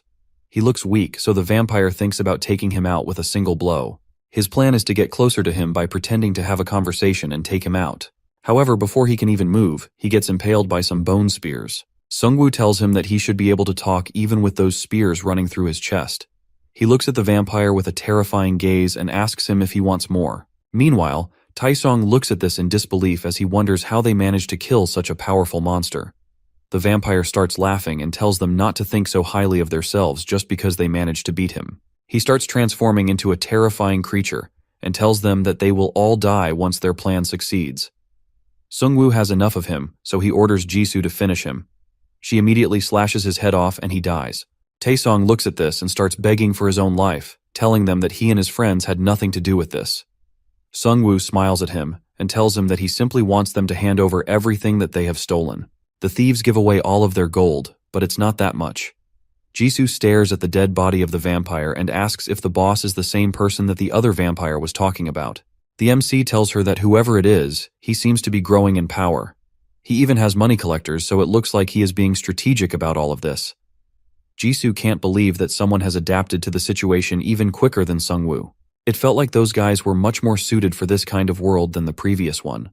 The MC knows that more vampires will show up soon since the boss and his subordinates have the ability to turn players into vampires. He wonders if he can just ignore them, but it's not that simple. He needs the help of his entire team to defeat one of them currently. If they grouped up and attacked them, they would have no chance to fight back. He knew that they would have to face the vampires again after what happened today. The MC then looks at the teenagers and asks them about the store. Taesong enthusiastically offers to lead them to the store. The next moment they all freeze as they see a system notification pop up. It talks about players who have not chosen a card despite being given a second chance. This isn't like a usual notification since it is red, and the MC can feel that something bad is about to happen. One of the teenagers starts to scream as he hasn't chosen a card yet. He says that it seemed a bit fishy to him, and he doesn't trust the system. He points to another guy and tells them that he hasn't picked a card either. Another red system notification informs them that those who haven't picked a card yet will be transformed into monsters. Both of the players scream as they start transforming. Sungwoo looks at them transforming, and he instantly knows that they won't be able to fight them if their transformation is complete. He orders everyone to attack them while they are still transforming. Meanwhile, Hanho's parents grow anxious while waiting outside. The mom wonders if it's okay for them to hurt all these thieves. The dad stomps his foot and tells her that the teenagers made a lot of people suffer and even killed some of them, so they deserved everything that was happening to them. Inside the building, the orc skeletons were trying their best to destroy the monsters before they could fully transform. The MC knew that their only option was to kill them during their transformation. Suddenly, one of the wolves attacked the skeletons and broke it in half. The MC couldn't believe that the monster had such overwhelming strength. Righty and the orcs continued hitting the werewolves, and they finally managed to kill them. It gave them 3,000 gold for each kill, and even leveled him up to 8. He stares at the dead bodies in horror as he wonders what kind of terrifying monsters they could be since they gave out a huge amount of gold. He selects a random stats card which increases his speed by 3. He seems pretty satisfied with the outcome of the card. Jisoo tells him that it is beneficial for him to increase his stats since his opponents will try to focus him upon realizing that he is the one controlling all the skeletons. Meanwhile, Hanho is still losing his mind as he wonders if they are going to continue facing such terrifying monsters. Hearing this, the MC tells him that he has a plan of his own. He will try to turn the monsters into his minions. He still hasn't tried it on humans since it might give him a bad name among other players. However, things are different now. There are a lot of other players who still haven't chosen a card. All of them will be transformed into monsters soon, and if he wants to fight them, he needs to stop caring about his reputation. As he turns the skeletons into his minions, he thinks to himself that they might even be able to go toe-to-toe against the vampires. Taesong watches in disbelief as his friend turns into a skeleton soldier for the MC. Sungwoo looks at him with a cold expression and asks him for the location of the store. Taesong explains to him that the store is located in a used car complex, and the people in charge of that place do all kinds of bad things. His group only goes around stealing, but the people there work directly under the vampires and hunt people for them. Hearing this, Sungwoo orders him to take him to those people. They walk into the car complex while surrounded by orcs and werewolf skeletons. The MC knows that something is off since he can't really see any guards in this place. Suddenly they hear a loud noise and he orders everyone to hide. They all watch as a bear monster fights a vampire. The vampire seems to be losing as the bear hits him with his iron chains. Sungwoo notices the chain and wonders if the vampires are holding the monster captive. He soon realizes that it was probably a human that they had kidnapped. They turned into monsters since they couldn't choose a card. When the fight seems to be over, the vampire gets up and rushes at the bear again. The bear is injured, but he slams the vampire back. The MC realizes that this is actually good.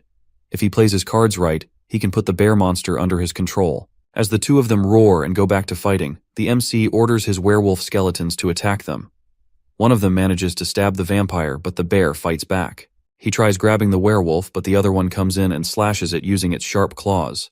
The MC receives 3,500 gold for killing the bear. He has reached his maximum capacity, so he needs to destroy one of his skeletons to put the bear under his control. He destroys one of the orcs and replaces it with a powerful bear. The bear is huge and seems to be the maximum size for a mid-level minion. Suddenly Hanho notices their school bus parked among the other cars. The group realizes that the vampires have captured the students. Sungwoo realizes that if all the students on the bus were caught, the enemies he would have to face would be staggering. They can't just rush inside either since it can backfire. He looks at Taeshong and asks him about the store. As he tries giving him the direction, someone slaps his hands. He turns around to see his friend Yujin, but she has been transformed into a vampire. The vampire laughs as he hears the name of the girl. He tells him that he hasn't hurt his friends since he considers all of them his own children. He came to see who had been killing all the vampires. Sungwoo realizes that the girl has been possessed, and wonders if the vampire came to him after he felt the other vampires dying. He tells the vampire that it's a bit too chatty for a vampire lord. The vampire starts laughing and tells him that he has a habit of explaining things to idiots. For that, some people even call him the professor, since they probably don't care what he has to say. The vampire tells them that he will get straight to the point. He said that all of them were dead meat. Suddenly he applies a lesser curse on the MC, which requires holy magic to be neutralized. The vampire lord laughs as he prepares to kill the Mac and his friends. However, before he can do anything, he gets kicked in the face by Sungwoo. Hanho sees this and asks him if he is even human anymore. The MC stares at a red mark on his hand and wonders if it has something to do with the curse. Fortunately for him, the mark isn't really doing anything to him. Hanho shows up in his priest outfit and reaches his hand out to him like an angel. The MC looks at him and thinks that the country's standards have really fallen since someone like his friend can become a priest. Hanho holds his hand and tries to remove the curse, but his holy magic isn't strong enough. The curse reveals the MC's location to the vampire lord every 12 hours. The next moment he receives another notification about a quest. It is a special quest, and he has to kill the vampire lord in order to complete it. His rewards include 30,000 gold and a C-rank item ticket. This quest makes things a bit simpler for the MC as he decides to kill the vampire lord before he kills him. He then walks over to Taeshong and asks him about the vampire's lair. The group enters the D-rank item store. This time they have to choose between 4 different balls starting from bronze and ending at platinum. The most expensive ball costs 100,000 gold. The MC decides to go first. He has an unlimited rank ticket, which can allow him to gain access to the platinum ball. However, he decides to spare it for later as he thinks that it will be more beneficial. He is still fully capable of surviving on his own, so it's not like he desperately needs an item. He chooses the gold option and comes across another screen showing him different options for the balls. He thinks back to the last time and realizes that he should pick the first place ball regardless of its price, since it has the highest chance of giving the best item. He lets out an evil smirk and goes all in. Lucky for him, he receives the first place prize. His reward is a coupon that grants him a master-ranked exclusive class skill. His new skill costs 0 mana and allows him to create a safe space for his minions. The minions can just rest and recover in that space until he summons them again. If he summons multiple minions together, it will trigger the curse of death, which will grow stronger with the number of minions. Jisoo and Hanho look at him furiously, as he has all the good stuff. She pushes him away and goes in to try her luck. Meanwhile, Sungwoo tries his new spell and sends his minions to the safe space. It is almost like a giant inventory for him. He can store his minions in the inventory and summon them back whenever he likes. As he excitedly looks back to ask his friends about their new items, he sees both of them in absolute dread. It turns out that Jisoo received a B-rank medkit and some hiking equipment, while Hanho got a tough bullhide cuirass. Looking at their condition, he nervously asks them if they should continue moving. At the same time, the vampires are holding all the students captive in their lair.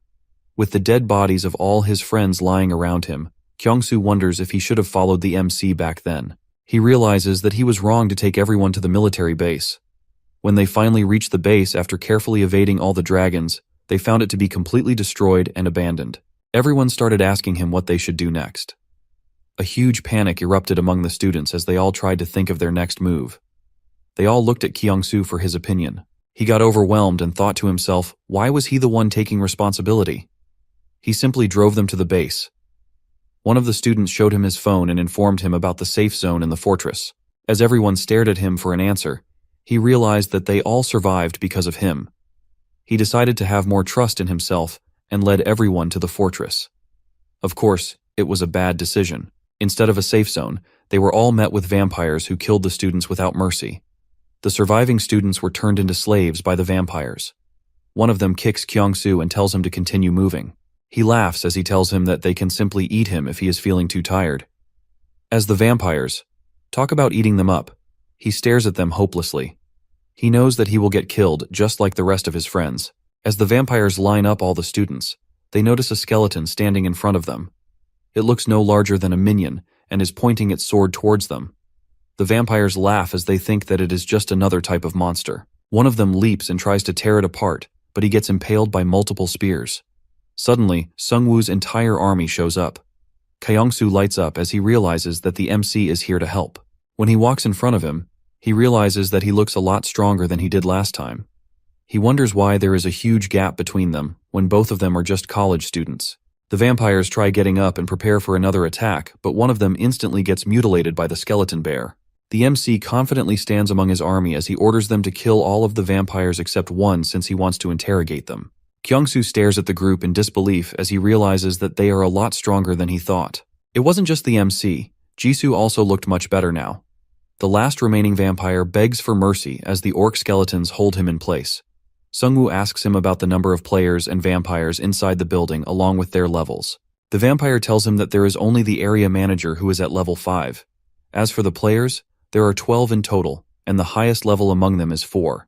The MC thanks that vampire for his honesty, but he has no intention of letting him live. The vampire frantically tells him that he also knows about the security of the building and the situation inside, but he instantly gets stabbed by Kyung-soo. He looks up and tells them that he knows what is going on inside the factory building. He starts crying and tells them that they can't let any of the vampires live. Even though his friends were cowardly, they didn't deserve to die like that. Sungwoo pats him on the shoulder and tells him that he has done well surviving so far. The vampires they see around them don't just turn into killers overnight. They hide among ordinary people, and all they need is the opportunity to get out. He says that the world they previously knew might have ended, but they can't just let people like that roam around freely. As they sort out the kidnapped players, one of the guys asks the area manager, how long is he planning on doing this? The area manager smiles as he tells him that these people are just a source of food and experience for him. They are much easier to catch than monsters, and they are also more useful. He says that their CEO has an incredible insight and vision. The guy gets excited upon hearing this, and tells the area manager that he also wants to become a part of their vision. The vampire tells him that he can also become a regular member if he continues to work hard. He also started as a lowly warehouse worker, and eventually became a permanent employee. While he was talking, he heard someone mocking him. He turns back to see the MC standing there all by himself. Sungwoo laughs as he tells him that they were just calling their abandonment of humanity innovative. The manager asks him who he is, and starts walking towards him along with his crew.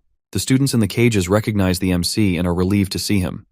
The vampire screams as he hears them talking and reminds them that they are just food. Sungwoo gives him a cold look and asks him if his CEO didn't tell him who he was. The vampire realizes that he was the one who killed Manager Park. The MC laughs as he hears the word manager and asks him if it is some kind of white-collar make-believe. Seeing him walking into the factory alone, the manager knows that he is reckless, but he still doesn't think that he can take all of them on by himself. Sungwoo smiles and tells him that he can take them all on using his skills. Suddenly, black smoke starts spreading through the entire floor. The workers panic as they see a notification telling them that the Great Spirit has been activated. One after the other, skeleton minions appear out of the smoke. With these minions spawning, the Curse of Death effect also triggers and decreases the stats of all the employees. The vampire finally realizes what it feels like to meet someone terrifying. They start to crumble as the skeleton minions go after them. The manager tries to calm them down, but to no avail. As the vampires kill one minion, it is instantly revived.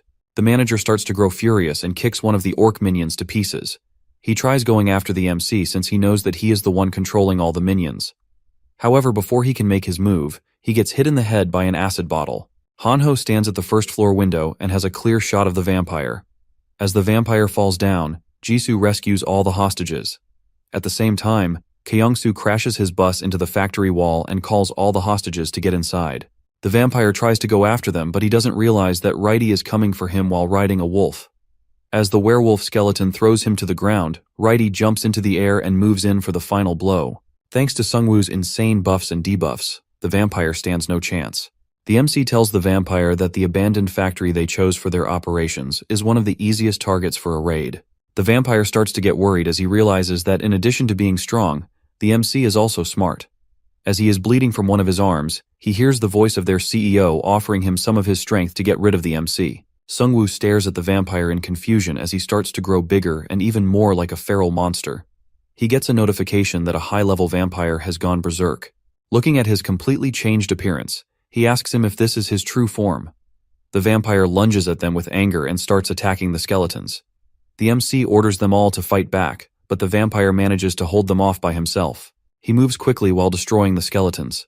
He notices Jisoo for a split second as she jumps over him and slashes him on his back with her sword. As he turns back, she grabs Righty and throws it at the vampire. Righty slashes through the vampire as he moves in the air. At the same time, another orc tries to hit him, but the vampire destroys it into pieces. As the vampire destroys his minions, the MC immediately revives them. Hanho is impressed that Jisoo is able to hold him off on her own. The MC looks a bit worried and says that it's not good for them. He knows that the vampire doesn't really have much time left before he collapses since he has lost a lot of blood and is also in a berserk state. However, he can also run out of mana before that happens. If his orcs stop defending the front line, he will be in trouble. Still, his biggest worry is that the vampire is only a subordinate of the actual boss. Sungwoo wonders just how powerful the actual vampire lord is. As the MC is reviving his minions, he notices the corpse of a werewolf monster. He smiles and apologizes to the vampire for taking control of one of his captured monsters. With an additional werewolf in the team, all the minions gain a new synergy buff. The vampire gets confused as he realizes that the skeletons have suddenly become a lot more powerful. He orders his werewolves to rip the vampire into pieces. They obey his command and start eating him up alive. Sungwoo stares him in the eyes and asks him to inform his boss that his little business in Hwaseong is now bankrupt. He receives 10,000 gold for killing the vampire, but the system labels him as a player. The MC thinks to himself that he might be able to convert the vampire corpse into his minion. He previously killed the vampires by cutting off their heads so that they couldn't regenerate. However, this one still had his head intact, which meant that he could convert him into his minion. He revives the corpse as a vampire skeleton and tells him that he will be working for him now instead of that vampire lord. The MC suddenly gets a notification informing him that he can access the memory of the corpses under his control. He wonders what it is and looks at the memory of the vampire. He wasn't able to see the memories of any of his minions, so it makes him think if this is one of his new skills. He sees all the vampires having a meeting with the vampire lord as he drinks a huge glass of blood. He asks them about the purpose of the game. When none of them answers, he tells them that their main aim is to evolve. It didn't matter if the game was created by a god or a being from outer space. What actually mattered was that they finally had an opportunity. They could get rid of their fragile self and give birth to a new species. The vampire lord expresses his aim to create a new world order. Sungwoo looks at him in anger as he realizes that he is the vampire lord. The vampire lord tells everyone that he has received a new quest and they are all obligated to help him. Everyone immediately agrees upon hearing this. The MC wonders if they got brainwashed after getting bitten since they showed an instinctive loyalty to the vampire lord. He then tells everyone about a party he will be hosting in Hwaseong. He orders them to invite as many people to the neighborhood as they can and have a little fun. He instructs manager Kim to take care of food and farming supplies. The MC realizes that they are actually setting up human farms and slaughter parties. Their main plan is to lure people in by giving them a false sense of hope in the form of safety zones. Moments later, the MC receives an exclusive quest. He remembers getting a similar quest when he witnessed the death of his professor. This quest revolves around the massacre party being organized by the vampire lord. Sungwoo can either choose to prevent the massacre or take advantage of it by using the corpses. The action he chooses will determine his destiny. Hanho tries to wake the MC, but it seems like he is still stuck in the vampire's memory fragment. He starts crying as he thinks that something has happened to Sungwoo after taking control of the vampire. When the MC finally comes to his senses, he dramatically puts his hand on Hanho's head and asks him who he was accused of messing up. This makes Hanho a bit scared. Sungwoo lets him go and reminds him that he promised to do anything he said. He smiles and says that he wants him to do a quest with him. Meanwhile, the vampire lord is frustrated that the MC killed his vampire manager, even after receiving some of the vampire lord's strength. Madame Yang nervously asks if Sungwoo might disrupt his plans, but the vampire lord dismisses this idea, saying that his weak skeletons are no threat. After the upcoming Great Feast, he plans to track down and eliminate him with a curse. Outside the factory, everyone is busy collecting daggers and other weapons from the vampires. Hanho asks the MC if it's okay for them to be doing this. Sungwoo asks him what he means. Jisoo reminds him what he told them earlier and says that a huge massacre is about to happen in Hwashong Fortress. She asks him if they should hurry and focus on stopping the vampires. At the same time, Hanho urgently informs the MC that something big is happening online. It seems like vampires are trying to attract players by promising safety and free entry to their camp. A post from someone named Manager Gu aims to lure survivors. Hanho considers posting a warning, but the MC stops him. They don't know if their warning will help stop people who are looking to latch on even the slightest bit of hope. Moreover, if the vampires are forced to change their plans, he will lose all of his advantage since he already knows what they are planning to do. They have no way to stop them at the moment, so they should instead use that time to finish their preparations. He then asks Jisoo if she found anything useful. She tells him that she has found useful potions in Vampire Manager Kim's warehouse. Hanho finds a wireless charging battery that they use to recharge their phones. Jisoo also finds a white potion called Treatment, which cures infections. Sungwoo immediately uses it on Taishong's friend, partially restoring her to normal. Taesong and his friends thank him deeply. The MC knows that the girl has been having a tough time until now. Even though the potion didn't heal her completely, it was still pretty effective. He turns to Taishong and warns him to watch over his friend in case the vampire lord possesses her again. He says that he will have to kill her if that happens. With a determined expression, the guy tells him that he won't let it happen. The MC makes a confused face as he wonders if he is saying that they will try to stop him if he comes after their friend. He knows that they are criminals, but they aren't bad people, so he sets them free. However, he tells them that he might them later on. Sungwoo then asks Hanho's dad, Mr. Lee, to use his skill, which create a safe zone around the factory. Recovery is greatly enhanced inside the zone, and Mr. Lee has full control over this space. Everyone feels better as their injuries heal.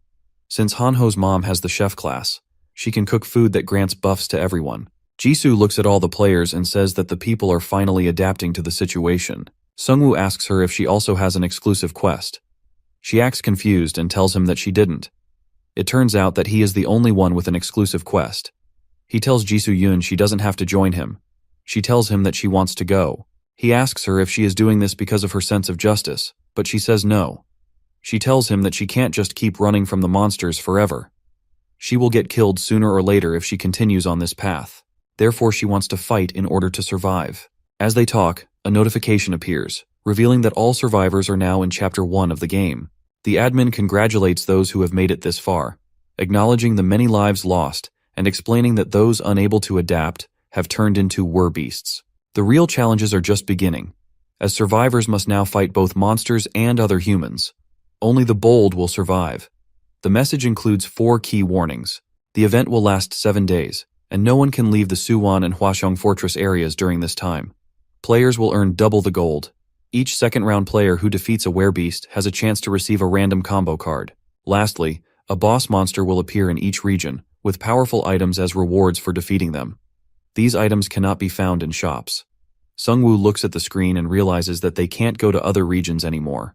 Jisoo stands there with a determined expression and tells him that they must stay here and fight instead of running away. Hanho feels frustrated since Sungwoo is forcing him to join his dangerous quest. The MC tells him that Jisoo has been with them from the start, even though she is fully capable of surviving on her own on the other hand. He's too weak to survive even a day alone. Changing the subject, Hanho mentions that people are responding to his recent post on the community forum. Most of the comments are varied, but one stands out from the prosecutor of Yeongdeung-po, a person who created a safe base with a level 3 pioneer skill and formed a guild called Independence. This guild's top goal is the survival of the group, and they plan to establish a safety zone for survivors. The MC doesn't think that the guy expected him to join the guild after watching his post. He simply wants to show others that they are not acting in bad faith. Hanho can't believe that the guy can think that far. Sungwoo tells him that some of the more ambitious people are starting to come forward. His friend then asks him where they are going. He tells him that they are going to level up and asks him about his level. Hanho admits he's only level 5, which the MC finds weak. Just then, Kyungsoo stops the car and announces that they've arrived at their destination. As they step out, Hanho asks the MC if this is the place where he wants to take them. He tells him that he is right and declares this area as their new hunting ground. It seems to be full of monsters hiding behind cars and debris. Suddenly, a giant fiery rock flies at the group. They barely manage to dodge it by hiding behind cars. These little monsters can use magic, but they are still no match for Sungwoo's skeleton army. As Jisoo and his skeletons finish the monsters, the MC explains that they are called kobolds. The main goal here is to help Hanho level up and find potential new minions for the MC. His best bet is to find people who have been turned into monsters, since it will increase his power significantly. Unfortunately, these kobolds aren't strong enough to be useful as minions. He already has his werewolves with him who can easily take down multiple low-level vampires. Jisoo calls out to the MC and tells him to look at the grocery store. The entire parking lot is filled with bodies, reminding her of their old college campus. The MC realizes that this may have been the place where one of the tutorials took place. She asks him if he thinks that there are survivors inside the store. The MC tells her that crowded places can attract a lot of monsters, which means that the chances of any survivors are pretty low. Hearing this, Kyungsoo guesses that rural areas or small villages, like Jeju Island, could be safer due to their low population. This makes Jisoo a bit relieved since her own family lives on that island.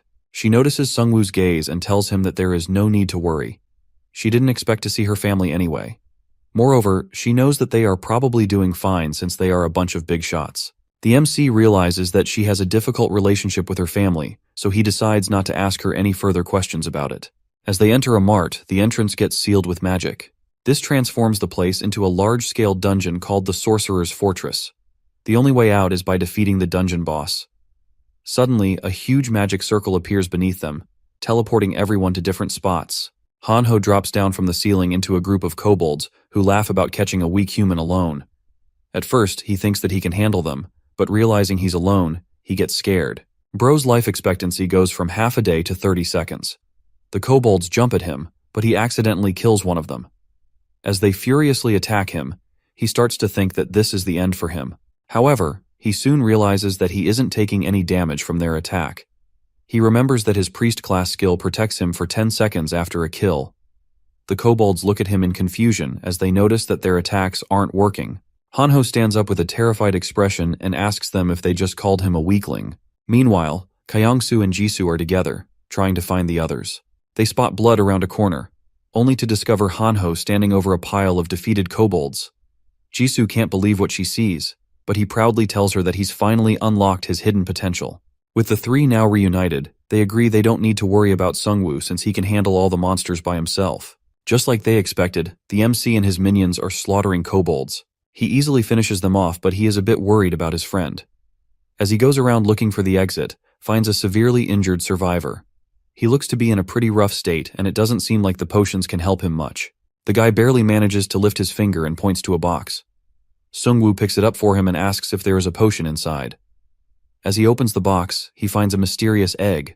The item description says that a creature will emerge from the egg with will change his fate. With his final breath, the survivor tells the MC that the dungeon boss holds the token needed to claim this egg. This egg originally belonged to the survivor, but the boss somehow stole its token. The MC is disheartened as he realizes that the survivor is a powerful 5-star Dragon Knight. He guesses that he probably got lost in the dungeon while looking for the store and all his tokens got taken by the boss monster. It looked like his class could only reach its full potential later on, but the guy didn't make it that far. Even though the item description calls it a mysterious egg, the MC knows that it is a dragon egg. He thinks to himself that the guy probably told him about the egg since he wanted him to finish this game. As he is standing there, more kobolds attack, but his minions easily defeat them. Now, Sungwoo is set on finding the token and taking revenge for the boy who died in front of him. As his minions keep killing the kobolds, he finds it strange that they continue charging at him without fear. It looks like they are simply going at him mindlessly. Suddenly he hears an explosion and spots a kobold sorcerer. Despite its scary look, one of his minions quickly takes it out along with the other kobolds. The MC levels up and decides to go with the skill option since he wants to increase the maximum number of his minions. However, he gains a new skill called Corpse Explosion, which costs 10 mana to blow up a corpse. He immediately gets a chance to test his new skill as more monsters try attacking him. He orders his minions to stay back and uses the skill on one of the corpses, causing a large explosion. The kobolds outside feel a bit scared as they hear the sound of the explosion. Out of nowhere, Righty jumps out of the door and clears them out. The MC praises him, which makes him happy. They then find the dungeon boss surrounded by roots. The boss is a high-level kobold sorcerer protected by a force field that can only be broken by destroying 3 cores scattered throughout the dungeon. The description states that it cannot be harmed by normal attacks. Seeing the force field, the MC realizes why the MC has been sitting here while all of his other guards were fighting. Suddenly, the boss casts a deadly spell that will kill anyone below level 10 in an hour. The MC knows what that means. Everyone in his group is below level 10. The kobolds charging them earlier were just buying time for the spell. He tries using his minions to attack the boss, but they're ineffective against the shield. Thinking strategically, he orders his minions to pile the kobold corpses around the boss, then detonates them all in a huge explosion. But when he returns, the boss is unharmed. Enraged, the boss sacrifices some of its health to speed up the spell, leaving only 52 minutes. Sungwoo starts to get worried since he now has even less time to find the cores. Frustrated, Sungwoo decides to go for the cores since he knows that is the only way to end that curse. Using memory fragments from revived kobolds, he learns where the cores are. Righty quickly destroys the first core out of the 3. He now only has 19 minutes to find the other 2. He continues moving while reviving the monsters and going through their memories. He quickly finds out the location of the next core and starts moving to the first floor. Moving to the next floor, they see dead kobolds. Sungwoo wonders if Jisoo killed them. He then gets a notification about the second core being destroyed and thinks to himself that she must have also seen the notification about the instant death spell. He sees someone fighting monsters in front of him and thinks that it's her. He tells her to look for Hanho and Kyungsoo. To his surprise, the person killing the kobolds turns out to be Hanho himself. He confidently looks at the MC while holding a dead monster and tells him that he is late. Sungwoo sees this and wonders if he is dreaming. At the same time, Jisoo arrives and tells him that she managed to destroy one of the cores. However, the MC is more interested in knowing what happened to Hanho to cause such a drastic change. He acts like a hero and tells them that they don't have any time to waste, so they should just go and find the next core. They now have only 13 minutes left. As they reach the last core, the kobolds defend it desperately. The MC knows that they can't waste their time fighting the monsters, so he asks the group to focus on finding the core. It isn't long before just finds the core. The time limit has now reached 10 minutes. Sungwoo helps Righty, who leaps over the kobolds and shatters the core. With the force field down, they only have 9 minutes to defeat the boss. The MC is furious at the boss and decides to teach it a lesson when they find it. Hanho goes back to his normal self and says that it should be easier for the MC to kill the boss since he can blow up corpses now. The MC tells him that he already used that spell in front of the boss, so he might be expecting it. Hanho gives him the idea of blowing up the whole building, and it makes him think. He orders everyone to regroup and head for the boss room since they don't have much time left. They reach the boss in time, and a fireball from one of Sungwoo's kobold sorcerers disrupts the instant death spell. The MC looks at the boss in anger and asks if it has anything else up its sleeve. Enraged, the boss transforms into a fallen tree spirit. It lets out a roar and starts attacking the group. It smashes through his minions effortlessly. The boss attempts to strike the group, but they dodge at the last moment.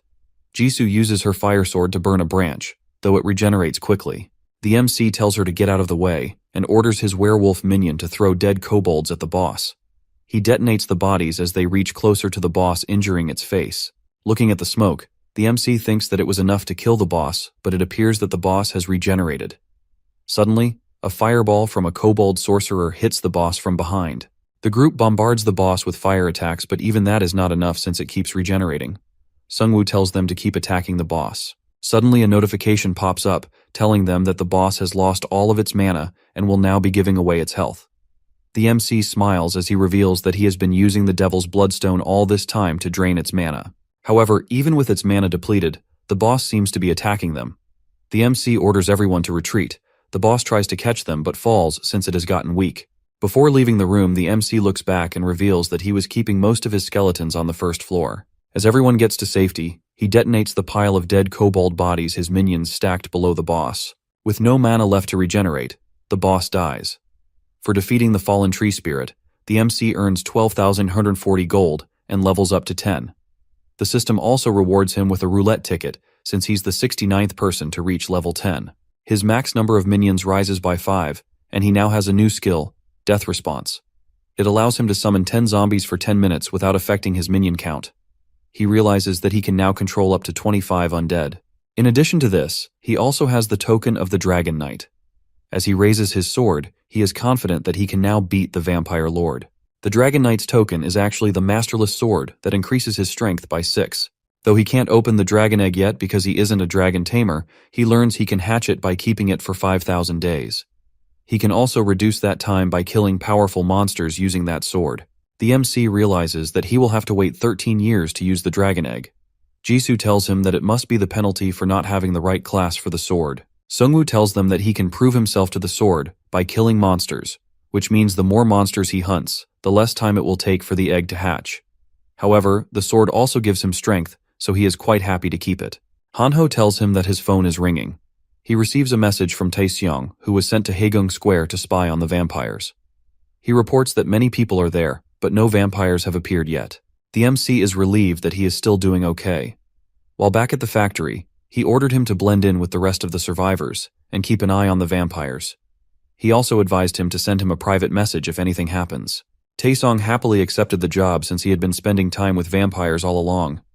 It seems like he still hasn't seen any vampires in the supposed safe zone. Just then, one of his orc skeletons informs him that they found 2 dead werewolves. The MC wonders if the tree spirit killed them. He revives them and adds them to his army. He now has 5 werewolves and his minion count is at 15. Now that he is fully equipped, the MC decides to head toward Hwaseong to eliminate the vampires. Meanwhile, survivors grow anxious since those who invited them are nowhere to be seen. From a nearby building, vampires watch as they wait for the right time to start killing the survivor. The vampire master enters the room and tells them that it's time for them to get ready. One of the vampires asks him if they are going to feast on the survivors, but the vampire master smirks and tells him that they are going to kill the guys who attacked the factory. The other vampires are confused since they thought they were going to party first. The vampire master tells them that the plan has changed since the guy is nearby. He wants him dead before he can disrupt their plans. The vampire master tells the others that the order is directly from the vampire lord, so they shouldn't hold back. Taesong spots the vampires heading out and immediately informs the MC through his phone. The vampires reach the elementary school as they go out looking for the MC. He is still under the vampire's curse, so they can track his location. They talk about how stupid he is to let his guard down. As they move further, they come across the body of a dire wolf.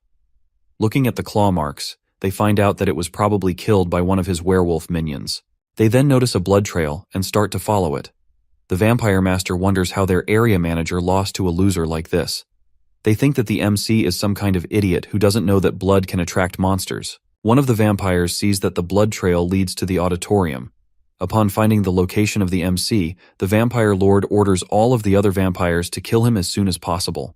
They know that he can control minions, but the vampire still thinks that he can beat him. He is expecting him to have 5 werewolf skeletons in his army. He is the vampire master and serves directly under the vampire lord. He thinks that he can easily handle 2 of them himself. Given their numbers, he is confident in their odds of winning.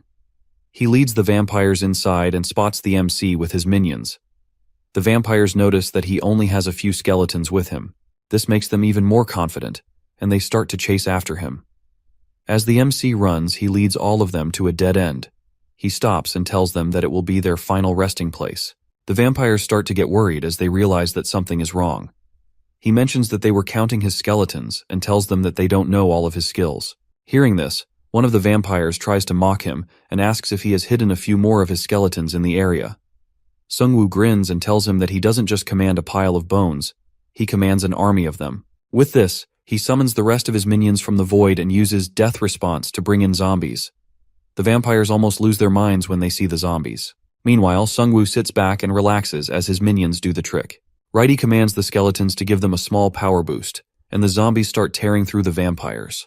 The vampires almost feel suffocated due to the amount of debuffs. Sungwoo teaches them what happens when you try to fight an army of undead. One female vampire charges at the MC but is struck by kobold sorcerer's fireballs, and Righty finishes her off. The MC earns 2,000 gold for this kill. With the rest of the vampires dead, only the vampire master remains. However, he is strong. He starts tearing through the skeletons and zombies. 2 zombies manage to bite him, but he easily shakes one off. As the vampire master leaps toward MC, trying to kill him, he sits patiently and smiles at the vampire, telling him that he should look more carefully before attacking him. Hearing this, the vampire master starts to panic and asks him what he means. 2 hours earlier, as they were all standing outside the school building, the MC gave specific orders to one of his minions. He tried exploding his orc skeleton, but it didn't work. He realizes that the orc was a skeleton and not a corpse, so the skill didn't work on it. He then used his death's response skill to summon a bunch of zombies and wondered if they would explode since they were just a bunch of corpses. The MC finds out that when his zombies are moving, they are considered summoned minions, but when they stop, they are just some corpses. He detonates the remaining zombie, dealing massive damage to the vampire master. He mocks him as he falls to the ground in pain. As one of his werewolves bite his leg off, the vampire master asks Sungwoo if he really thinks he can beat their boss. The MC finishes off the vampire master with his nameless sword, earning 20,000 gold. He also reduces the egg's hatching time to 4,149 days. He revives all the vampire corpses, and since he now commands more than 5 vampire skeletons, he gains a synergy bonus, a 5% bleed effect on all their attacks, and a berserk mode before they die, which boosts their stats by 10%. Confident in his army, the MC feels ready for the next challenge. Meanwhile, he receives a message from Jisoo informing him that the vampires are on the move. The guards started acting suspiciously, asking everyone to hand over their weapons to enter the safe zone. The MC guesses that the vampire lord must have sensed the deaths of his royal guards, so he is in a hurry to catch him. Now all of his vampire guards worked for him. In the survivor camp, an old player spots werewolves impaled on a rooftop. The crowd wonders who managed to hang up there since that person must be pretty strong to beat them. It's almost Jisoo and Hanho's turn for the weapon check. She looks at one of the guards who tells the players that they are taking away their weapons for the safety of other players. He claims that they have managed to kill 4 werewolves, so they have no use for their weapons. Jisoo feels disgusted by the humans working with vampires. All they want is to make it easier for the vampires to kill those people. Just then, Taishong sneaks up and tells her that he hid her twin swords as planned, thanks to their friend Yongshik, who is a 2-star swordsman. Hanho asks him if he also prepared the stuff he asked for, and Taishong confirms it. After passing the check, they join the other players. Soon, the vampire lord appears with his minions, all in masks, clearly enraged about the MC. Hanho immediately figures out that it is the vampire lord and guesses that they are wearing their masks to hide their fangs. The group has hidden the swords somewhere safe, and now all they have to do is to wait for the MC to arrive. As the vampire lord starts his speech, the vampires in masks surround the entire crowd. Addressing the crowd, the vampire lord proclaims that humanity's downfall is inevitable due to its weakness. The vampire lord pulls down his mask as he tells everyone that they are destined to be sacrificed in order to facilitate the next stage of evolution. Fear grips the survivors as vampires begin attacking. They find an opening and try to get out, but it's surrounded by electric fences. All of them have fallen into the vampire's trap and are now trapped. The vampire lord smiles as he sees everyone desperately trying to escape. In the chaos, Jisoo tries to lead the survivors to safety. The vampire lord notices the swords in her hands and wonders how she has a weapon. At the same time, Kyungsoo crashes the school bus into the fence. This destroys the electric barrier, giving the players a chance to escape. Jisoo and Hanho jump out, leading survivors to safety. Furious, the vampire lord turns to the MC who just got off the bus. He looks at the vampire lord with a smirk and mockingly calls him the Mosquito King. He looks at the vampires and asks them why they aren't having fun. The vampire lord starts laughing and says that he is right on time. He looks at him with his sharp fangs and says that they are going to have a lot of fun. He then turns to Madame Yang and tells her that their party hasn't been to a good start. She says that they are missing their main course and orders the other vampires to surround the fleeing survivors. The vampire lord asks him if he is going to rescue the survivors, but he reassures the lord that his teammates can handle the vampire girl. The vampire lord laughs as he hears the word teammates and tells him that if the circumstances were different, he might have even hired him to work for him. Sungwoo tells him that he doesn't need that since he has friends of his own. Suddenly, a werewolf skeleton jumps out of the bus and goes for the vampire king. He feels disappointed and asks him if he really thought it could kill him. As the vampire lord tries to fight the werewolf, he realizes that it's a trap, loaded with goblin corpses. The MC detonates it, causing a massive explosion. All the vampires start to get worried as they see their boss on the ground. They tell themselves that he won't be defeated that easily. They see the MC going inside the bus and chase after him, but all they find inside is a bunch of monster bodies. Sungwoo escapes through a hole just as he detonates the bus, taking out a large number of vampires. Meanwhile, Madame Yang is hunting the survivors with human collaborators. The humans following her hear the explosion and wonder if something has happened to the vampire lord. She assures them that he is too powerful and can't be killed by the MC. She tells them to focus on hunting the survivors instead. However, as she looks back, she sees both of them dead on the ground. She senses a deadly presence behind her and narrowly dodges an attack from Jisoo. She looks at the vampire girl with fire in her eyes as she prepares to take her on by herself. Hanho and Taesong manage to lead the survivors to a safe place. Everything seems to be going well for them thanks to Sungwoo's plan. Hanho has his daggers with him just in case, but they hope that they don't need to use them. Unfortunately for them, a vampire appears from behind.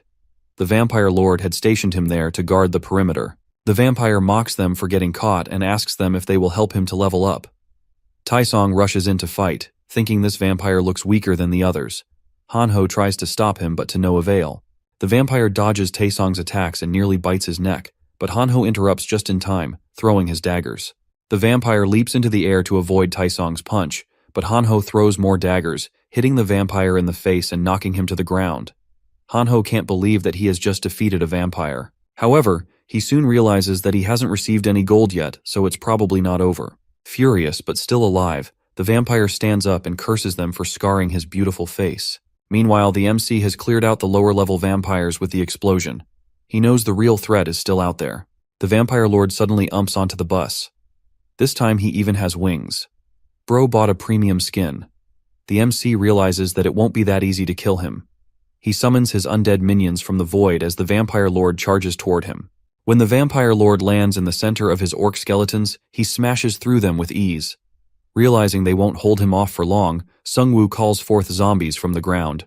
The vampire lord is a bit surprised to see the zombies, but he doesn't really care since he knows that they pose no threat to him. As the vampire lord kills one of them, the MC quickly tries to detonate the corpse. This time the vampire is prepared as he uses his blood flied to create a mist of blood, shooting it at incredibly high pressure. Even though the skill is not that strong, it is enough to stop him from detonating the corpses. Switching tactics, the MC sends his werewolves forward, activating the Cerberus synergy, which boosts their strength against a single enemy.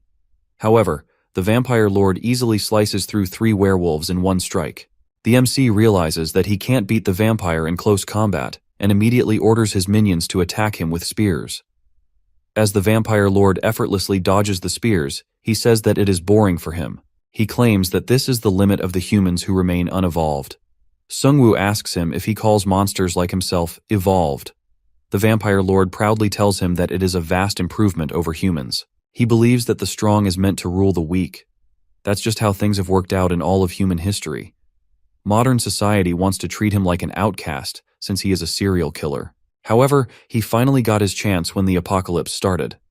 The vampire lord thinks that he is one of the chosen ones like other humans. He believes that someone chose him to lead the world to its next stage of evolution. Sungwoo grabs his head as he realizes that the vampire's plan is just some crap show. He asks him if he still believes in all that, telling him that no one has taken it seriously in the last 100 years. The vampire lord keeps yapping about being the new form of evolution, till he hears Madame Yang calling him for help. She can't believe she is losing to a human since she thinks that she is superior to her.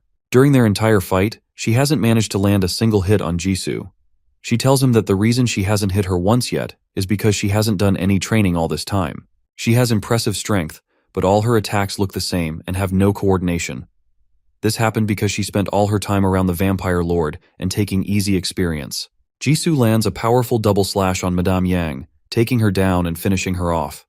She thanks her for bringing back her self-confidence. Meanwhile, things aren't going well for Hanho and Taesong.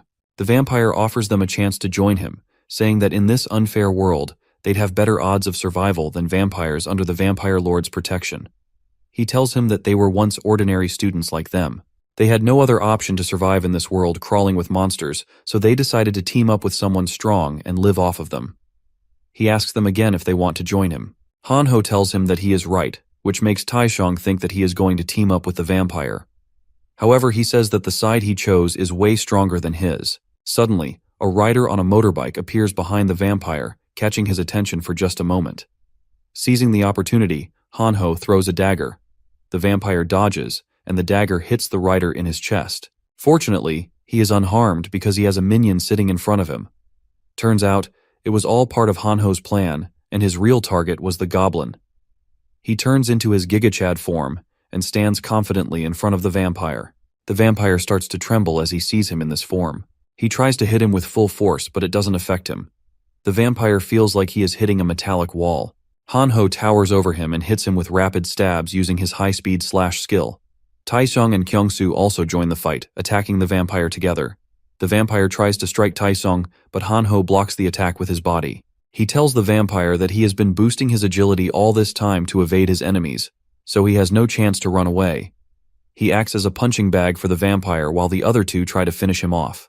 The vampire senses that their individual attacks aren't strong enough, but when combined, they can actually knock him out. Moreover, they also have a fast-moving tank to protect him. While hitting the vampire with his dagger, Hanho realizes that he is losing his power. The vampire also figures out that his skill must have a time limit. Right then, a goblin gets thrown at Hanho, which he kills with his knife, reactivating his skill. One of the guys is assigned to throw goblins at him from a safe distance. Hanho taunts the vampire, telling him that he can keep powering up as many times as he wants since they have plenty of goblins on standby. He reminds him how he said that living with the strongest was the best way to survive. He says that he was completely wrong. True survival happens through friendships with people you can trust. Bro is about to defeat a vampire with the power of friendship. He hits a weird pose and says that they survive with love and peace. The vampire trembles in fear and claims that he is losing since they are ganging up on him. He is not wrong though. Meanwhile, the vampire lord grows furious at his elite vampire's failure as he watches them die one by one. Sungwoo tells the vampire lord it's his turn next and that he already knows all his weaknesses. First, the vampire lord can't use weapons. Initially, he thought that they had no use for weapons since they had sharp claws, but after controlling some vampires as his minions, he came to know that it was a penalty for their class. Considering the type of weapons, it is a huge disadvantage for them. Second, he has low defense but high regeneration. His movements are also big and inefficient. Third, he has no mana, which means that he has to rely on blood for his abilities. The MC reveals that he's been using Devil's Bloodstone, which was draining his health with each hit. His final weakness was that he talked too much. The MC tells him that if he were in his place, he wouldn't talk to his enemies and go straight for the Necromancer. Enraged, the vampire lord activates a blood field and charges at him, but Righty steps in and deflects his attack using a parry skill. Righty then throws a bottle of slime liquid at the vampire lord's face. The acid starts to melt his skin and blur his vision. Low on blood and too weak to regenerate, he's now vulnerable. The MC orders his minions to finish the vampire lord. Although he's still a threat, he's visibly weakened. Smelling blood, he heads towards some werewolves hung as trophies on a nearby building. He reaches the rooftop, only to be ambushed by a werewolf minion who stabs him from above. Sungwoo mocks him, revealing he'd been sourcing his werewolf minions from that very building. Severely wounded, the vampire lord crashes to the ground. The MC decides to end it dramatically, so his minions toss the vampire lord into a room filled with monster corpses. He then detonates the building, finally killing the vampire lord. He earns 10,000 gold for killing a special player, along with 30,000 gold and a C-rank item ticket for completing the No Country for Wicked Men quest. His destiny is altered, granting him an exclusive skill. When his group arrives, they celebrate their victory together. He looks back at them and smiles as he thinks that the world may be coming to an end, but he is going to stick with them. The next morning, everyone is singing his praises. Some of them had been rescued by Sungwoo's group before. Hanho tells him that a lot of people have started to recognize them. The celebration is interrupted by the arrival of a regiment of soldiers led by Sergeant Kim. He tells them that he saw the epic battle from a distance and was curious about how it was. Suing greets him with a smile and says that he is glad to see him doing well. He asks him why he is here. The sergeant tells him that they were monitoring a group of people who claimed they were creating safe zones for survivors. However, they never imagined the situation to turn this chaotic. The MC looks at them and feels relieved that they didn't try to do anything about the vampires since they don't look all that strong to him. Kim reveals to him that someone wants to meet him. The MC is confused and asks him who it is. Kim smiles and tells him that the Korean army is still alive and well. Meanwhile, an army officer stares out the window with 4 stars on his hat. At night, the MC stands in an office and looks at his profile. He is currently at level 10 and has about $300,000 gold. He received half of this gold from his recent battle. He realizes that running and hunting monsters is nowhere near as efficient as doing quests. His skill has also upgraded and he can now make bone armor in addition to making bone weapons. As he creates the armor, it immediately starts to wrap on his skin. It fits him perfectly and leaves little room for attacks. Moreover, he can move pretty well with the armor. He decides to equip all of his minions with the armor to make them more durable. The quest also gave him an item. It's a heroic rank crossbow that allows him to fire arrows without needing to reload it. This is a perfect weapon for him, since he mostly stays in the back lines. With these new upgrades, he feels a lot stronger and thinks that he can beat anyone. He suddenly starts feeling a fire burning behind him. He looks back to see his old home burning to the ground and his parents calling him out for help.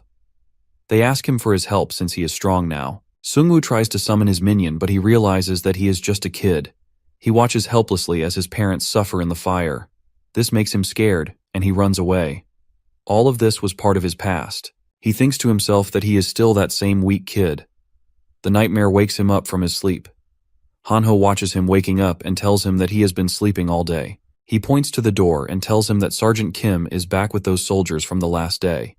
When they asked him to accompany them back to base, he sent them away telling them that if someone wanted to meet him, they could come to him. He didn't want to meet them back then since he was so tired. He gets up and tells Hanho to make the people wait outside for a bit. In his mind, he is still thinking about that dream. He wants to become stronger so he doesn't have to leave anyone behind anymore. As Hanho tries to keep the soldiers outside, the lieutenant pushes him away and goes in. He introduces himself as Lieutenant Major Taeyong Park and asks the MC if he is the Necromancer. Sergeant Kim is also with the lieutenant. The major sits down and says that he doesn't want to waste any time, so he will get to business right away. He explains that they were monitoring a suspicious group in Hwaseong and asks him if he was the one who took them out. He wants to know what he did exactly and if he would like to join them on their future missions. The MC tells him that he can tell him how he defeated the guy, but he doesn't understand how he will help them in their missions. Lieutenant Taeyong points at him and says that he wants him to join the army. This makes the MC annoyed as this is the last thing he wants to do. He asks him why he should join the army. The guy continues yapping about how the army and the government can help restore order with his help. They basically want him to do everything since they are useless in this apocalypse. He mentions a guy named the prosecutor of Yeongdongpo and says that he is going to create some renegade group. That guy helped save citizens and created the first guild in Korea. He was also the one to establish safety zones. The MC thinks he is quite the man since he also beat a boss monster in his area. Lieutenant Taeyong has a different opinion about that guy since he rejects the government and doesn't want to side with the army. The MC coldly tells him that he disagrees with his statement. He says that they have no right to declare anyone of being a renegade group. The army and the government failed to protect the people in this time of crisis. Everyone was forced to adapt to the situation and survive. He tells the army guy that he would rather be a mercenary than join the army. The lieutenant grabs him by the collar as he gets furious, but the MC smacks his hand and gets up to leave. He tells him that he will regret not joining them since he won't be able to survive alone. Sungwoo looks back at him with Righty by his side and says that he likes to be alone. Bro literally has an army with him. The players feel a lot safer with the soldiers around. Hanho doesn't like this since he thinks that they are the ones who saved them and not the army. Jisoo tells him that it can't be helped since people need someone to rely on. Hanho also feels better with them being around since they can probably fight better than an ordinary guy. She looks at the soldiers and notices that they look a bit anxious. This makes her curious since they are trained to remain calm in such a situation. Hanho goes to some soldiers and asks them if they work with Sergeant Kim. He tells them that he met him a while ago and came across a soldier called Kwan. He asks the soldiers if he can meet him. One of the soldiers tells him that he doesn't really know where people in other units may be stationed. The other soldier says that it's classified information so they can't tell him anything. Jisoo hears this and finds it odd since he is only asking about a private. They both think that something is wrong with the soldiers. Meanwhile, Sungwoo steps out of the office after rejecting the offer of the army lieutenant. He was hoping to be on good terms with the army, but the lieutenant made him lose his mind. As he walks away, he gets approached by Sergeant Kim, who apologizes to him since he was the one who asked him to meet the lieutenant. The MC understands that he was just following orders so doesn't hold anything against him. He asks him if the lieutenant sent him to make him change his mind. As Kim nervously laughs, Sungwoo sighs and says that the army must really need him.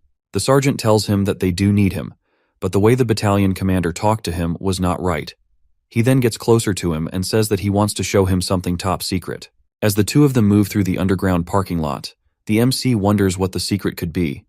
The sergeant raises his hand and signals him to stop since there are several soldiers ahead. He tells him that they can get executed if they are found out. However, the soldiers are all demoralized, so he thinks they can sneak past them. This makes the MC even more curious about the secret since the sergeant is willing to put his life on the line. The two of them move down some stairs and enter a room. Here the sergeant shows him a glowing crystal stored in a box. He explains that it is called the Prophecy Stone. There are several of them scattered throughout the world, and whoever touches them can see a vision of the future. If someone finds the stone, it puts them at a huge advantage compared to other players. Sungwoo finally touches the stone and starts to experience a vision.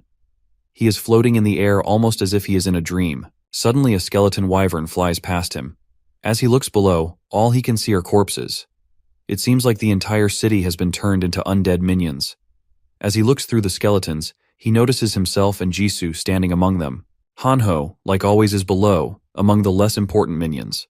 The MC realizes that the one responsible for all of this is the Lich King who stands on top of the minion army. As he is watching the Lich King, he suddenly turns towards him and burns him into ashes.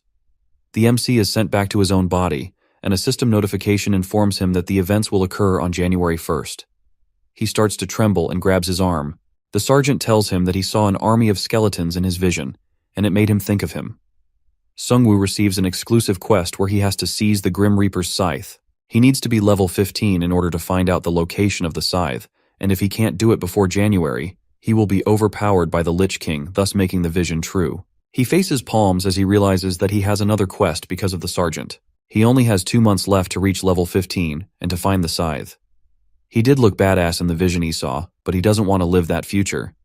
He asked the sergeant about the boss monster of their area. He has been avoiding them since it was a bit risky to find them, but now he has no time to be cautious.